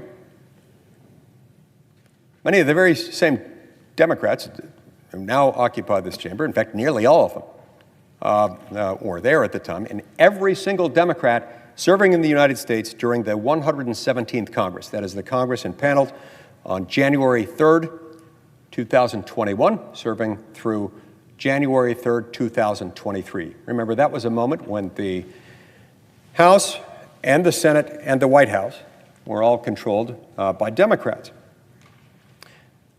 Every single Democrat in the United States Senate at the time, which are most of the Democrats who are still here, but every one of them who were here then, tried to pass and supported a bill designated in the 117th Congress as H.R. 1, the so-called For the People Act. Perhaps the most aggressive, intrusive, and independently, aggressively overreaching federal power grab over elections in American history. Now, that bill was not a modest reform. Unlike the Save America Act, it was not there as an exercise of our very clear and very narrow power under Article 1, Section 4, Clause 1, nor was it, as the Save America Act is, a natural outgrowth of an existing federal law, the NVRA, nor was it necessitated by a quirk in the judicial interpretation of an existing federal law, the NVRA, as this is. Remember, that's the only reason we're even here. That's the only reason the Save America Act even became necessary, is because of the NVRA, an existing federal law, that itself imposes obligations on states based on the way it was later interpreted after its enactment. So, in other words, I say to my Democratic colleagues, if you are offended by the Save America Act as a supposed federal overreach, not only is that indefensible as a matter of federal constitutional law, either the plain text of the Constitution or any Supreme Court interpretation thereof, but it also presupposes that if you are opposed to this, that you also think the NVRA is itself an unconstitutional federal takeover of state election authority. Now, if you think that, then we're going to have a very different discussion. But to my knowledge, not one of them has suggested or argued that the NVRA is unconstitutional. And if it is not, there is not a chance in hell that you can make the argument that the Save America Act is unconstitutional. Not a chance. Back to the For the People Act, H.R. 1 in the 117th Congress. It was an 800-page monstrosity, a blueprint for nationalizing every meaningful aspect of how states run federal elections, that is, elections for federal office. Most importantly, elections for the U.S. Senate and the U.S. House. And Democrats defended it by citing the exact same constitutional authority that they now pretend doesn't exist. That is Congress's power under the Elections Clause to set uniform rules for federal contests. Now, let's recall a little bit about what H.R. 1 actually did. I should say what it would have done had it been enacted. Mercifully for all of us, it wasn't. Let's talk about what it did. It didn't just suggest a few changes. It didn't just suggest some curative protections to existing federal legislation. Now, this is an entirely different beast, and beastly it was. It imposed binding nationwide mandates with federal court enforcement on matters of sweepingly, stunningly broad application. Among other things, it forced automatic voter registration at every government interaction, overriding state processes, overriding state law. It mandated same-day voter registration everywhere. This is a big issue because states have a broad range of when they deem it appropriate to begin or end, especially end voter registration prior to any election. Many states consider it reckless and an invitation, a recipe for voter fraud, if they allow same-day voter registration. Other states don't. That's long been considered their prerogative to decide, but this would have just decided it for the entire country. It would have required no excuse absentee voting and minimum periods of early voting, no matter what state law said. If some states wanted, and previously had always had much more limited pre-election day voting periods, or none at all, it wouldn't matter.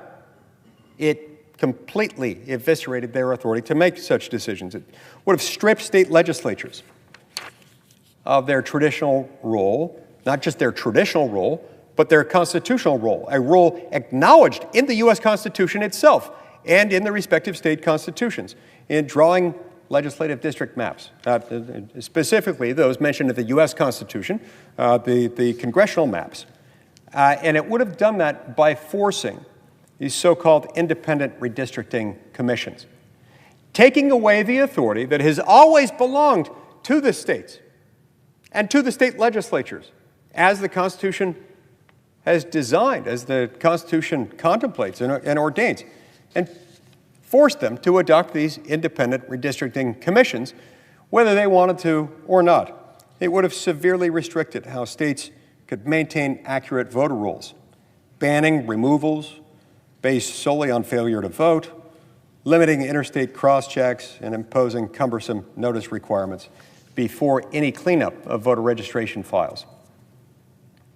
As if that weren't enough of an insult to federalism, to state sovereign authority, to good government, local self-rule, or any of the other things that we hold dear in our constitutional system, H.R. 1 went even further than that. It would have legalized unlimited ballot harvesting by third parties, would have barred states from requiring witness signatures or notarization on mail-in ballots, and forced them to count ballots received up to 10 days after Election Day. Now, any one of those things in isolation is a powder keg, is a huge, huge policy decision.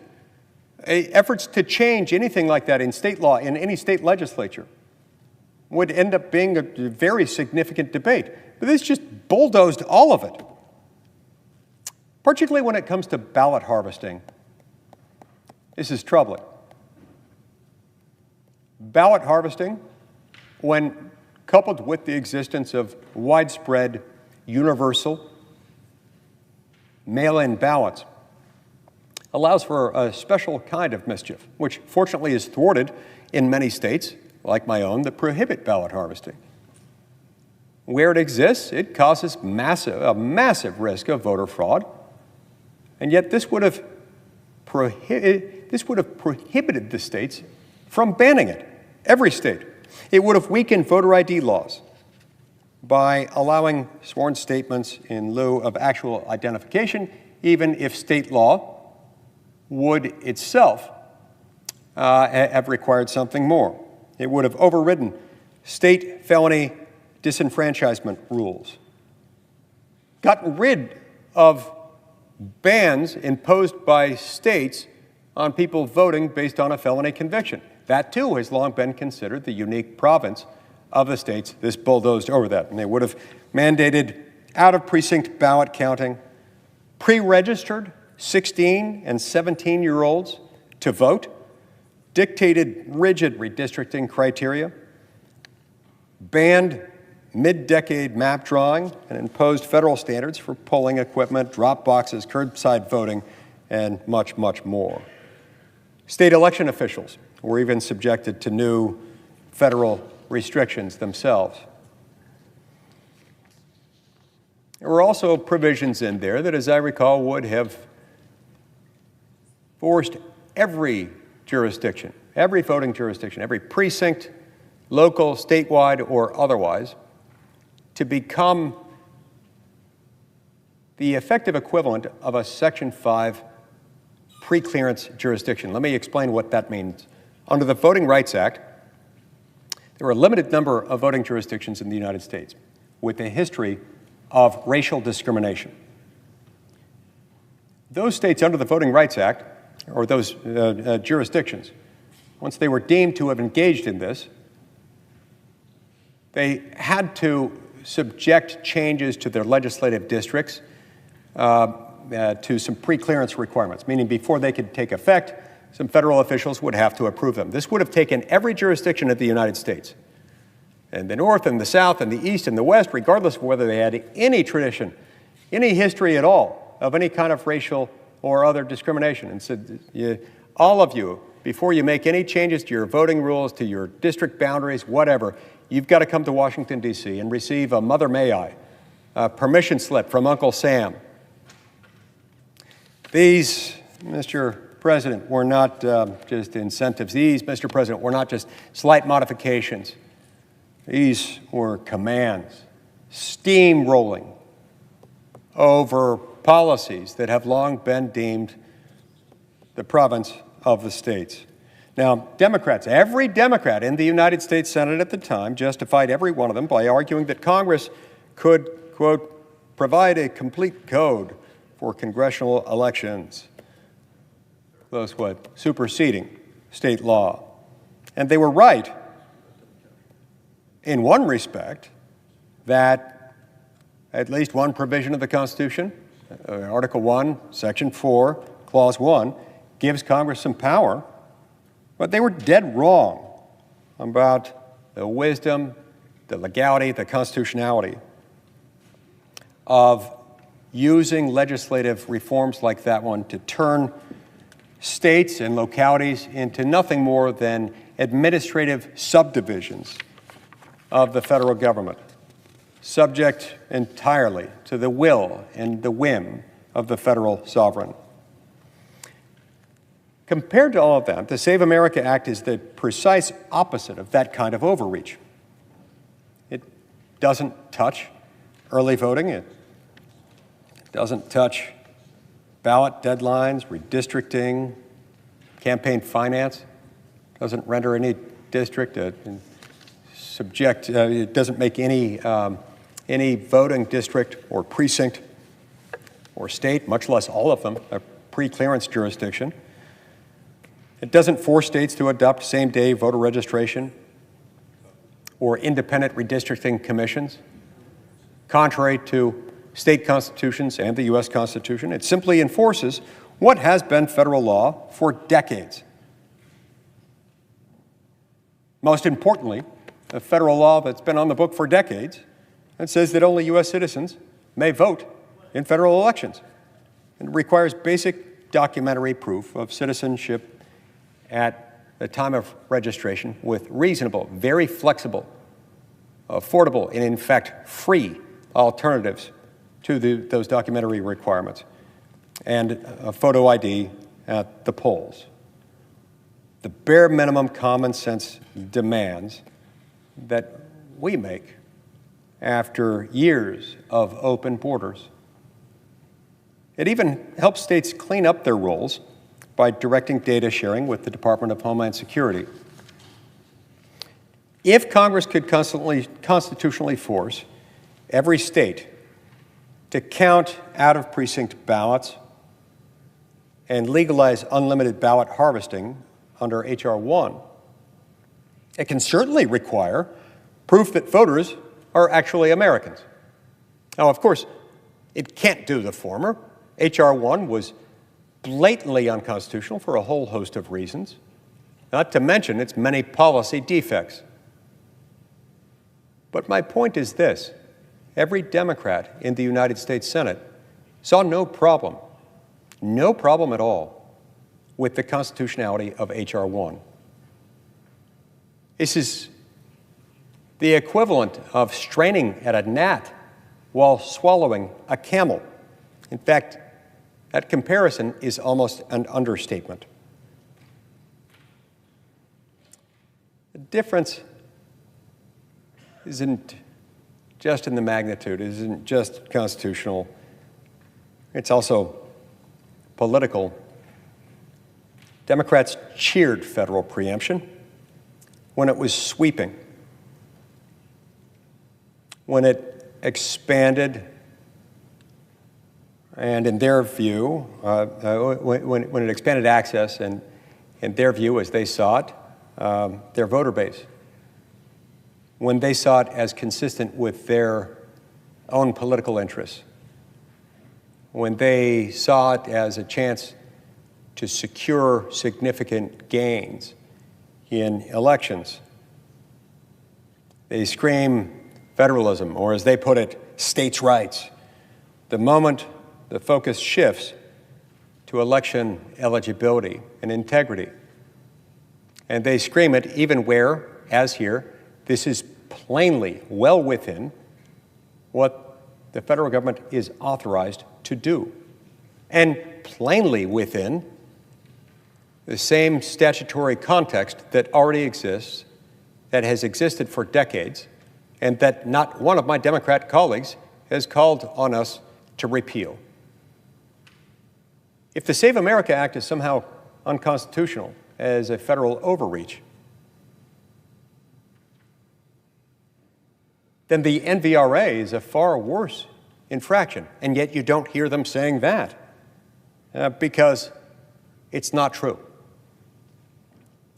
This is selective federalism of the very worst kind. The same crowd that tried to nationalize American elections, truly nationalize them, is now engaging in this aggressive pearl-clutching exercise about state authority the instant we try to stop non-citizens from diluting the votes of actual citizens. And make no mistake, Mr. President, that is what's happening. That is what happens every time a non-citizen casts a vote. This is not a victimless crime.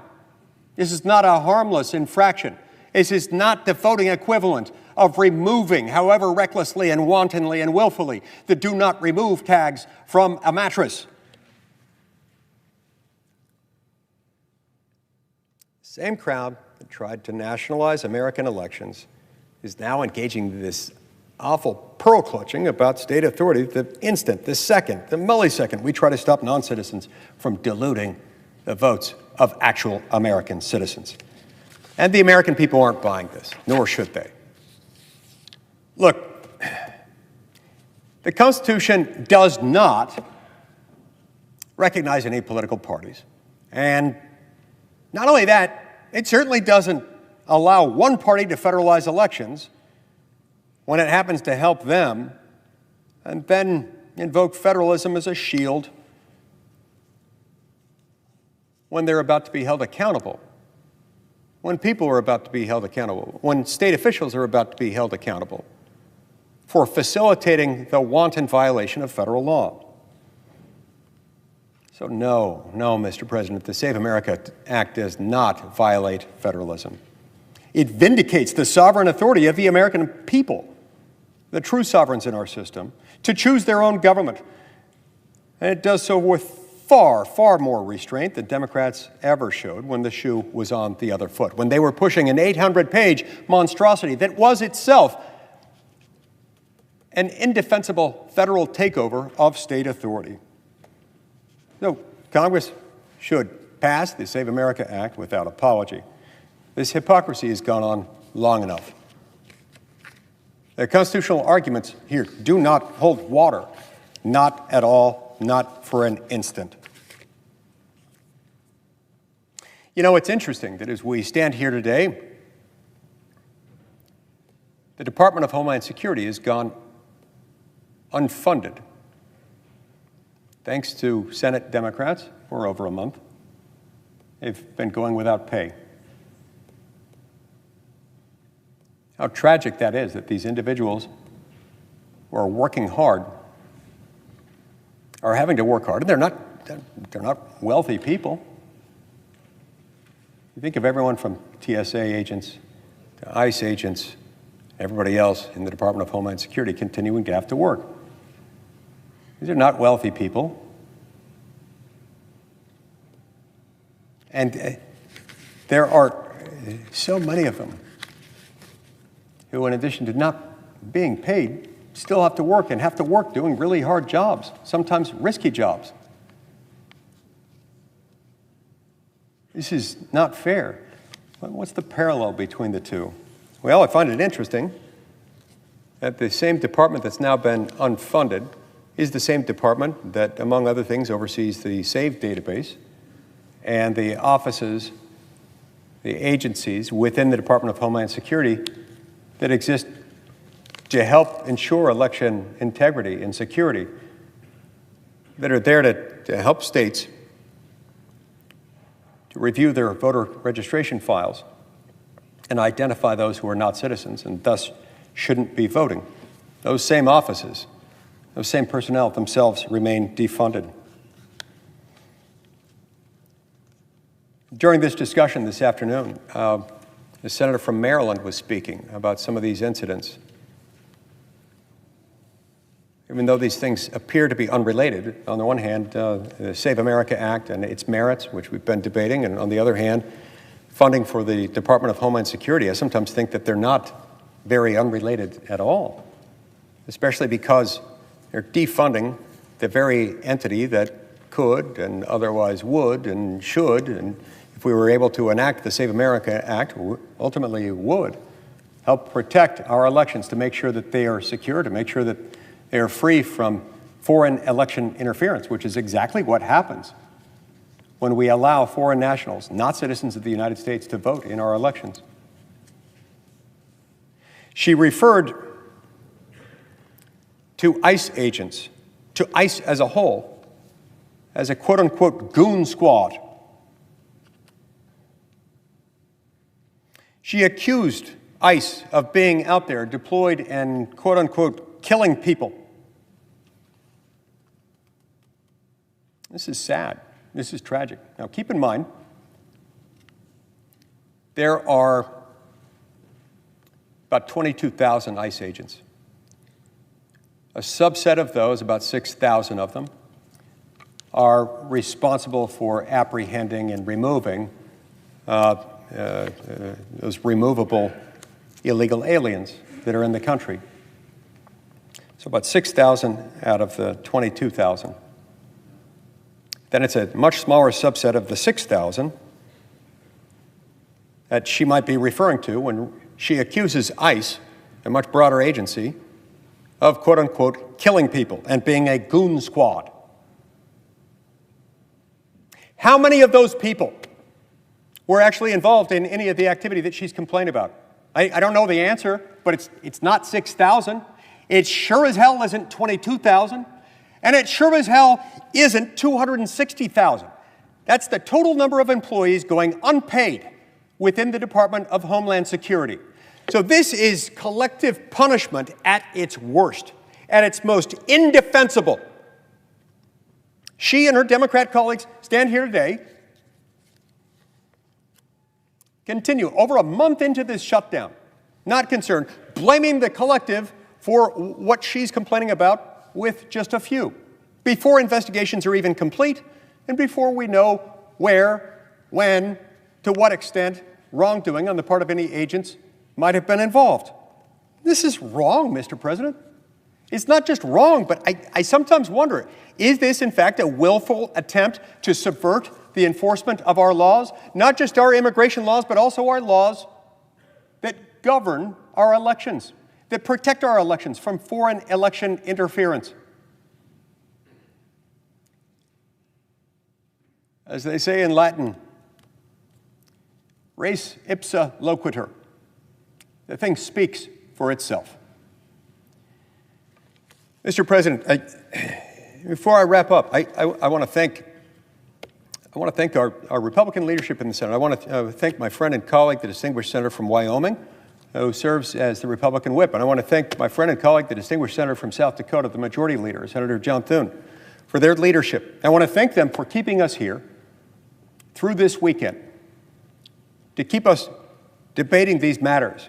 We have no business going home, not for a weekend, not for a recess. We have no business going home until this is done. We've got to get DHS funded. We've got to get the Save America Act passed. And yes, they are related. For the very same reason we need one, we also need the other. And for this very same reason that they oppose one, they oppose the other. But the fact is, Mr. President, the American people are not with them, they are with us. The American people understand that it's not fair to punish the collective for what may or may not be the wrongdoing of just a few. The American people understand that it is not an act of aggression, certainly not an unconstitutional overreach, certainly not an egregious abuse of power, or anything other than common sense to require people who vote in U.S. elections to be American citizens. And to end this barbaric practice to which we've been subjected for far too long, and which we're told, yeah, it's illegal for non-citizens to vote, but you can't do anything about it. They've rendered it unenforceable.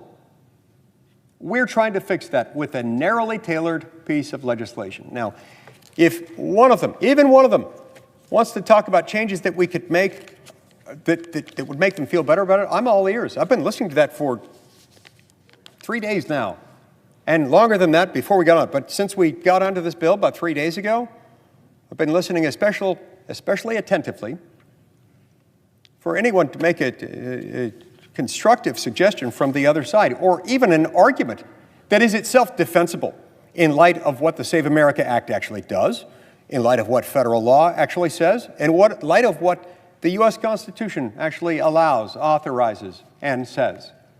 And I have yet to hear it. Sometimes I wonder, Mr. President, what it is that they actually want. Do they actually want our borders to remain open as they were between 2021 and 2025?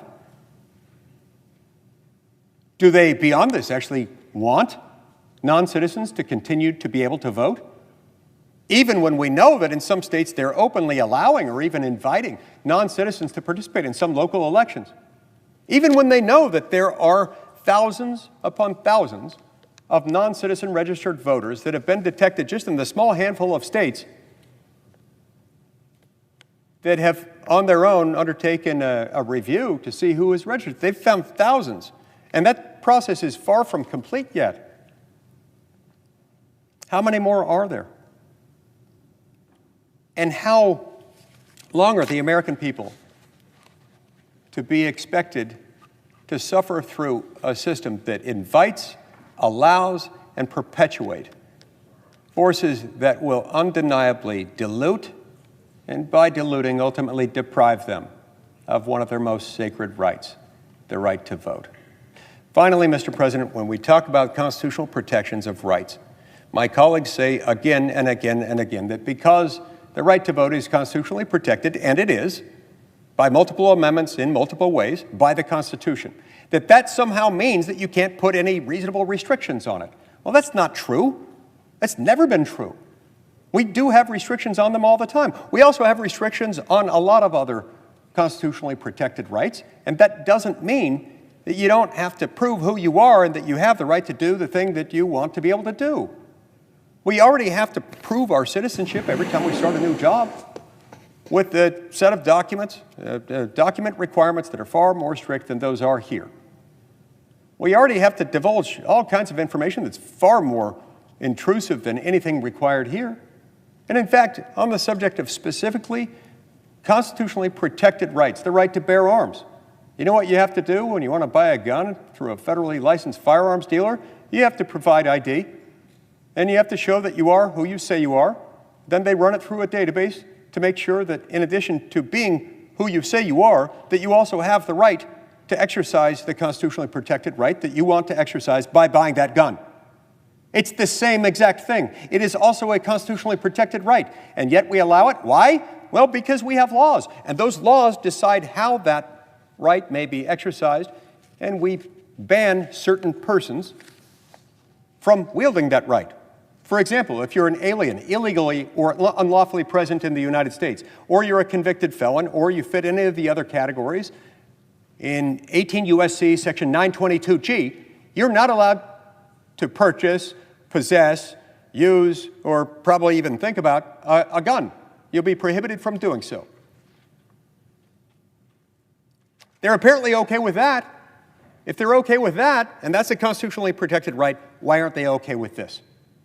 When somebody else exercises that right, they're undermining your vote, my vote, the vote of every American citizen. We cannot allow that to happen. I will continue to come back to the Senate chamber every day, day after day, week after week, month after month, if that's what it takes to get this thing passed. But it will pass. We will not stop until it does. Thank you, Mr. President.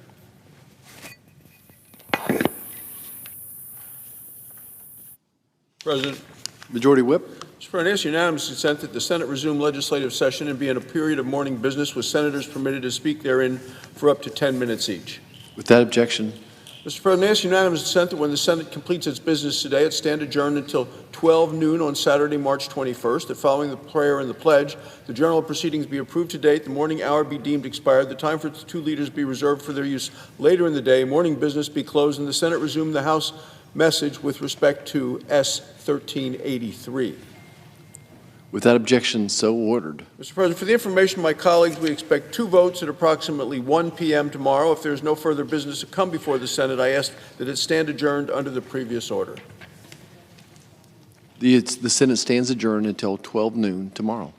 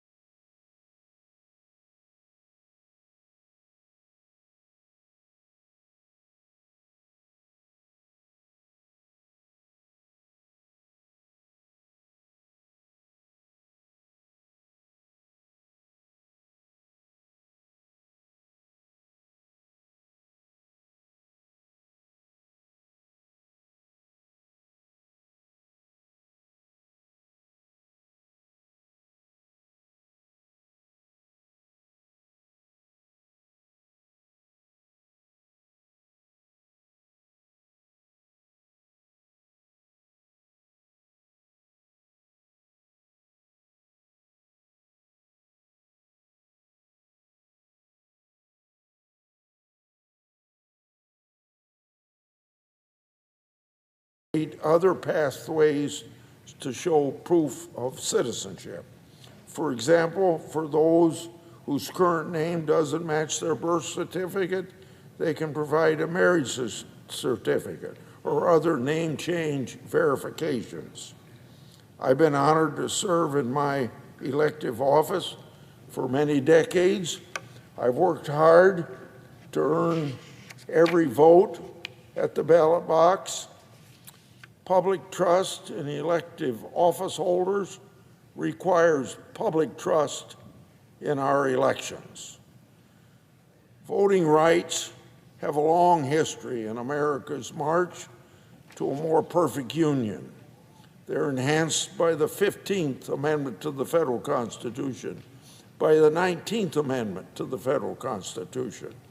My mother was one of the very first women to cast a ballot after ratification of the 19th Amendment, and I've shown proof of that with placards here on the floor of the United States Senate in a speech that shows her picture in the Des Moines Register newspaper and the Waterloo Courier newspapers.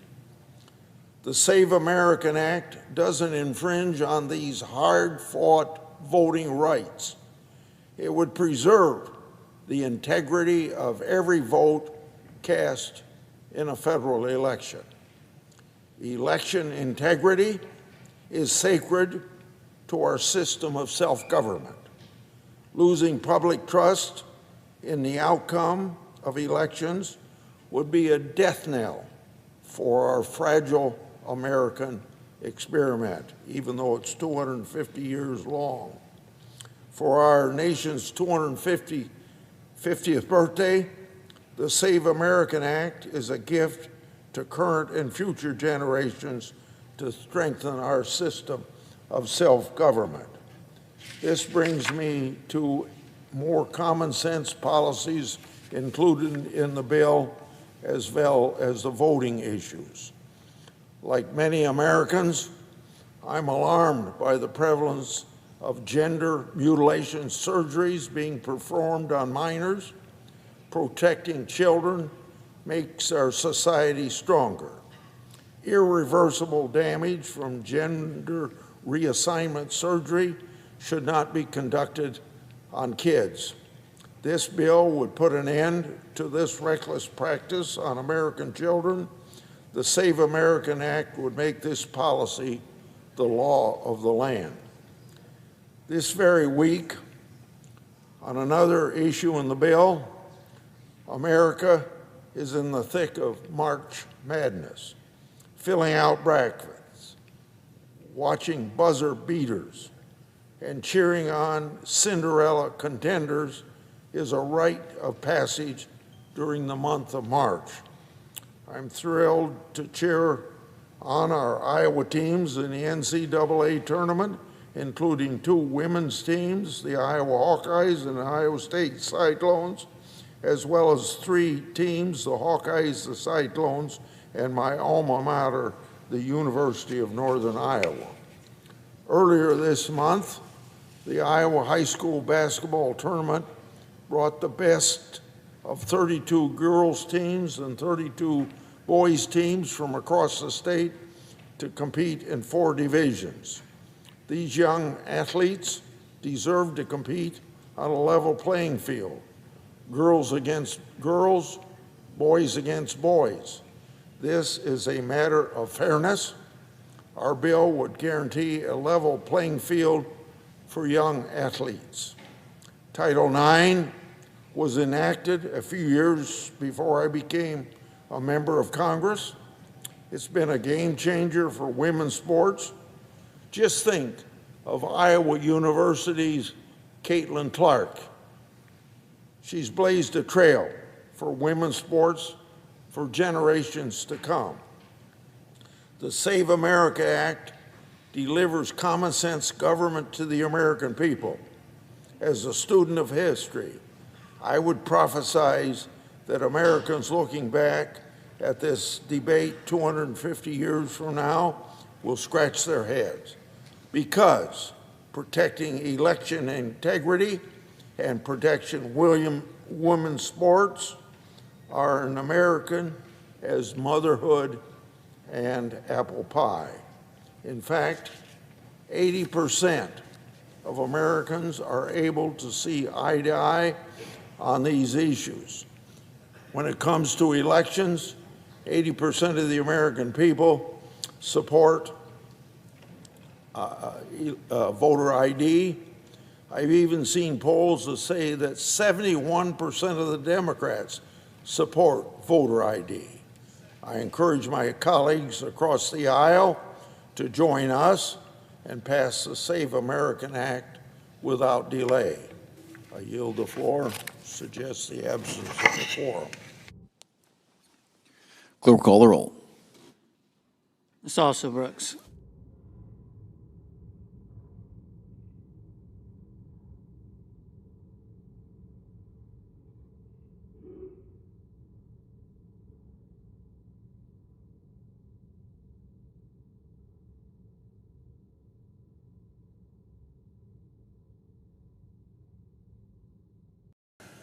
Well, this afternoon, Republicans will move to bring a pernicious, radical bill before the Senate, the so-called Save America Act. At a moment when war is consuming the Middle East, when costs are rising, when ICE agents are terrorizing our communities, and when job growth in America is weakening, MAGA Republicans have chosen to focus on voter suppression. We all know why Donald Trump wants this bill. He is afraid Republicans will lose in November. Trump says, pass the SAVE Act and it will, quote, guarantee the midterms. Imagine manipulating the electoral process to try and make himself the winner when he thinks he's going to lose. Not surprising, I suppose, from Donald Trump. The senior senator from Utah says Republicans will lose power, likely for a long time, if we don't get Save America passed. It's funny. I don't remember MAGA Republicans screaming about stolen elections and voter fraud after the 2024 election that they won. Well, the same rules that govern the 2024 election are going to be the ones that govern the 2026 election. The only difference is that this time, MAGA Republicans know they're in trouble politically. So now they're suddenly saying the system's compromised and broken and it needs to be changed. It's all lies, all lies. And they want to drag down the entire Senate for who knows how long in a vain attempt to pass this bill. Let's be clear. Senate Democrats will never allow the SAVE Act to pass this chamber. They should, if a small band of MAGA senators wants to drag this out on the Senate floor, keep us here through the night, through days or longer while stalling all other important business, they can try. It will not work. MAGA Republicans, Senate Democrats will hold the line as long as necessary because with this bill, democracy is at stake. And I want to be very clear. The SAVE Act is not about voter identification. It's about voter suppression. Under the SAVE Act, every single state would be required to share its voter rolls with the Department of Homeland Security, something even many Republican states do not want to do. Those rolls would be reviewed by a system designed by none other than Elon Musk and his Doge, using an algorithm that has already been shown to be deeply flawed. Millions will be kicked off the rolls for no reason. This means American citizens, many millions, would be booted off the rolls wrongly. And if you're kicked off the rolls, you may never be told. There's no requirement to let you know. Then when you show up on Election Day ready to vote and a poll worker tells you, sorry, you're not registered, you're not in the system, what do? You can't re-register that day, especially with the onerous requirements for registration in the SAVE Act. And it's not just, as I said, it's not just as simple as re-registering. Under the bill, Americans would have to run through an obstacle course of red tape unlike anything we have ever seen in voter registration. A driver's license would no longer be enough. A military ID would no longer be enough. You would need something like a passport, which most Americans do not have, or a birth certificate, which many Americans cannot easily find. And if you cannot produce these documents, you could be out of luck, even if you're an American citizen with every right to vote. That is almost certainly the majority, the vast majority of who would be thrown off the rolls. Meanwhile, say goodbye to some of the safest, most convenient, and most effective ways to register to vote. No more registering online, no more registering at churches, no more registering at college campuses, no more registering at the DMV, no more registering by mail, no more vote by mail. Many red states love votes by mail, and yet MAGA radicals want to eliminate it almost entirely. I ask my Republican colleagues, how does it protect our elections to stop people from registering at a church or at the DMV? How does it make our democracy safer to tell seniors, people with disabilities, or working Americans they cannot register online and must find their way to an election office, something only a fraction of Americans do today, 5.9% to be more precise? How does getting rid of vote by mail, something red states do, something blue states do, strengthen democracy? The answer is it does not. The SAVE Act is not about election integrity. It is about voter suppression, plain and simple. MAGA Republicans would rather take democracy down than back away from their own right-wing extreme policies that have killed jobs, started wars, exploited working people to benefit the ultra-rich. Senate Democrats will not let them succeed. I tell my Republican colleagues, hear me, we will hold the line for as long as it takes. Iran. Each day brings more evidence that Donald Trump has no idea what he's doing in Iran. Yesterday, the president effectively admitted his administration badly miscalculated Iran's responses to his attacks. As he put it, they hit Saudi Arabia, Qatar, the UAE, and Kuwait. Nobody expected it. We were shocked. They fought back. Comments like that show that Donald Trump is in over his head. The old saying goes, if you break it, you buy it. Well, Donald Trump, you broke it badly, and now you're trying to get out of paying the price. The Strait of Hormuz is effectively shut down. Oil prices continue to rise. Yesterday, we learned that about 200 American troops have now been injured in this conflict. 13 service members have made the ultimate sacrifice. We pray for them, their families, and for everyone in harm's way. But again, I repeat to Donald Trump, if you break it, you buy it. Donald Trump broke it badly, and now he is trying to get out of paying a price.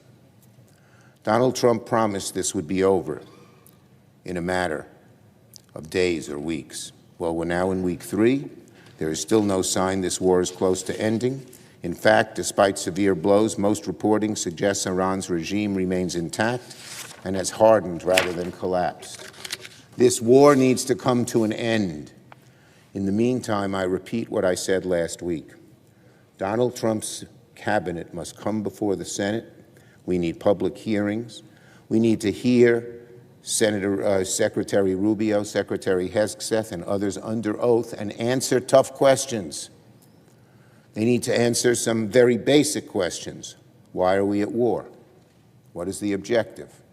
Will there be American boots on the ground? How exactly do they plan to reopen the Strait of Hormuz, and what is the exit strategy? Right now, we do not have answers to the questions that should be easy for any competent administration to answer, and that should alarm every one of us. And finally, on energy costs. Later today, Senator Heinrich, White House, and I will release the most comprehensive Senate report to date on Donald Trump's broken promise to lower energy costs. This is the third major pillar in Democrats' year-long effort to present a lower-grade agenda to the American people. Lower costs and lowering costs will remain our North Star all year long. Donald Trump might think affordability is a hoax. He might be fixated on foreign wars. But Democrats understand the cost of living is the #1 issue on people's minds. When it comes to energy prices, the story is very simple. Donald Trump promised he would cut the price of energy in half in his first year. Well, 14 months have passed, and not only are energy prices up, they're rising roughly 3 times the rate of inflation. That is not sustainable. Our report explains in detail why this is happening. Donald Trump chose to help his friends in the big oil lobby instead of helping American families lower their energy bills. He has waged war on clean energy, the cheapest and fastest source to build and get electrons on the grid. And now Americans are paying the price that he cut clean energy, all because contributors, many contributors, Harold Hamm, hate clean energy because they know it's the future, not oil and gas that they claim should be the only route to go. When he was running for office, Donald Trump promised oil executives at Mar-a-Lago, Harold Hamm among them, that if they gave him $1 billion for his election, he'd give them a great deal in return. Now he's making good on that bargain. His so-called big, beautiful bill has destroyed clean energy jobs across the country and raised taxes on clean energy. He has weaponized the federal government to undermine 35 clean energy projects that could have powered 14 million homes, supported 170,000 jobs. And at the same time, Trump's war with Iran has pushed up the cost of gasoline and diesel.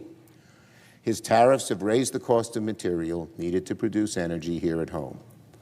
So, after more than a year, the pattern's very clear.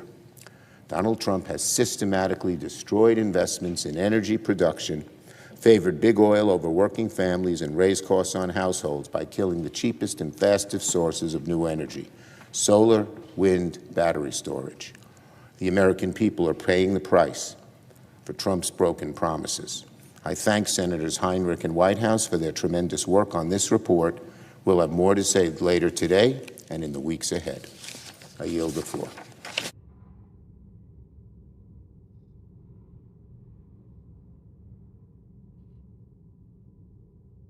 Mr. President, Senator Braska. I ask unanimous consent to speak to up to 5 minutes prior to the scheduled roll call vote. Without objection. I also ask unanimous consent to waive the mandatory quorum call with respect to the St. John nomination. Without objection. Mr. President, my home state of Nebraska is currently experiencing a natural disaster of unprecedented proportion for our state. We are experiencing the largest wildfires since Nebraska became a state. Started last week. We have a number of fires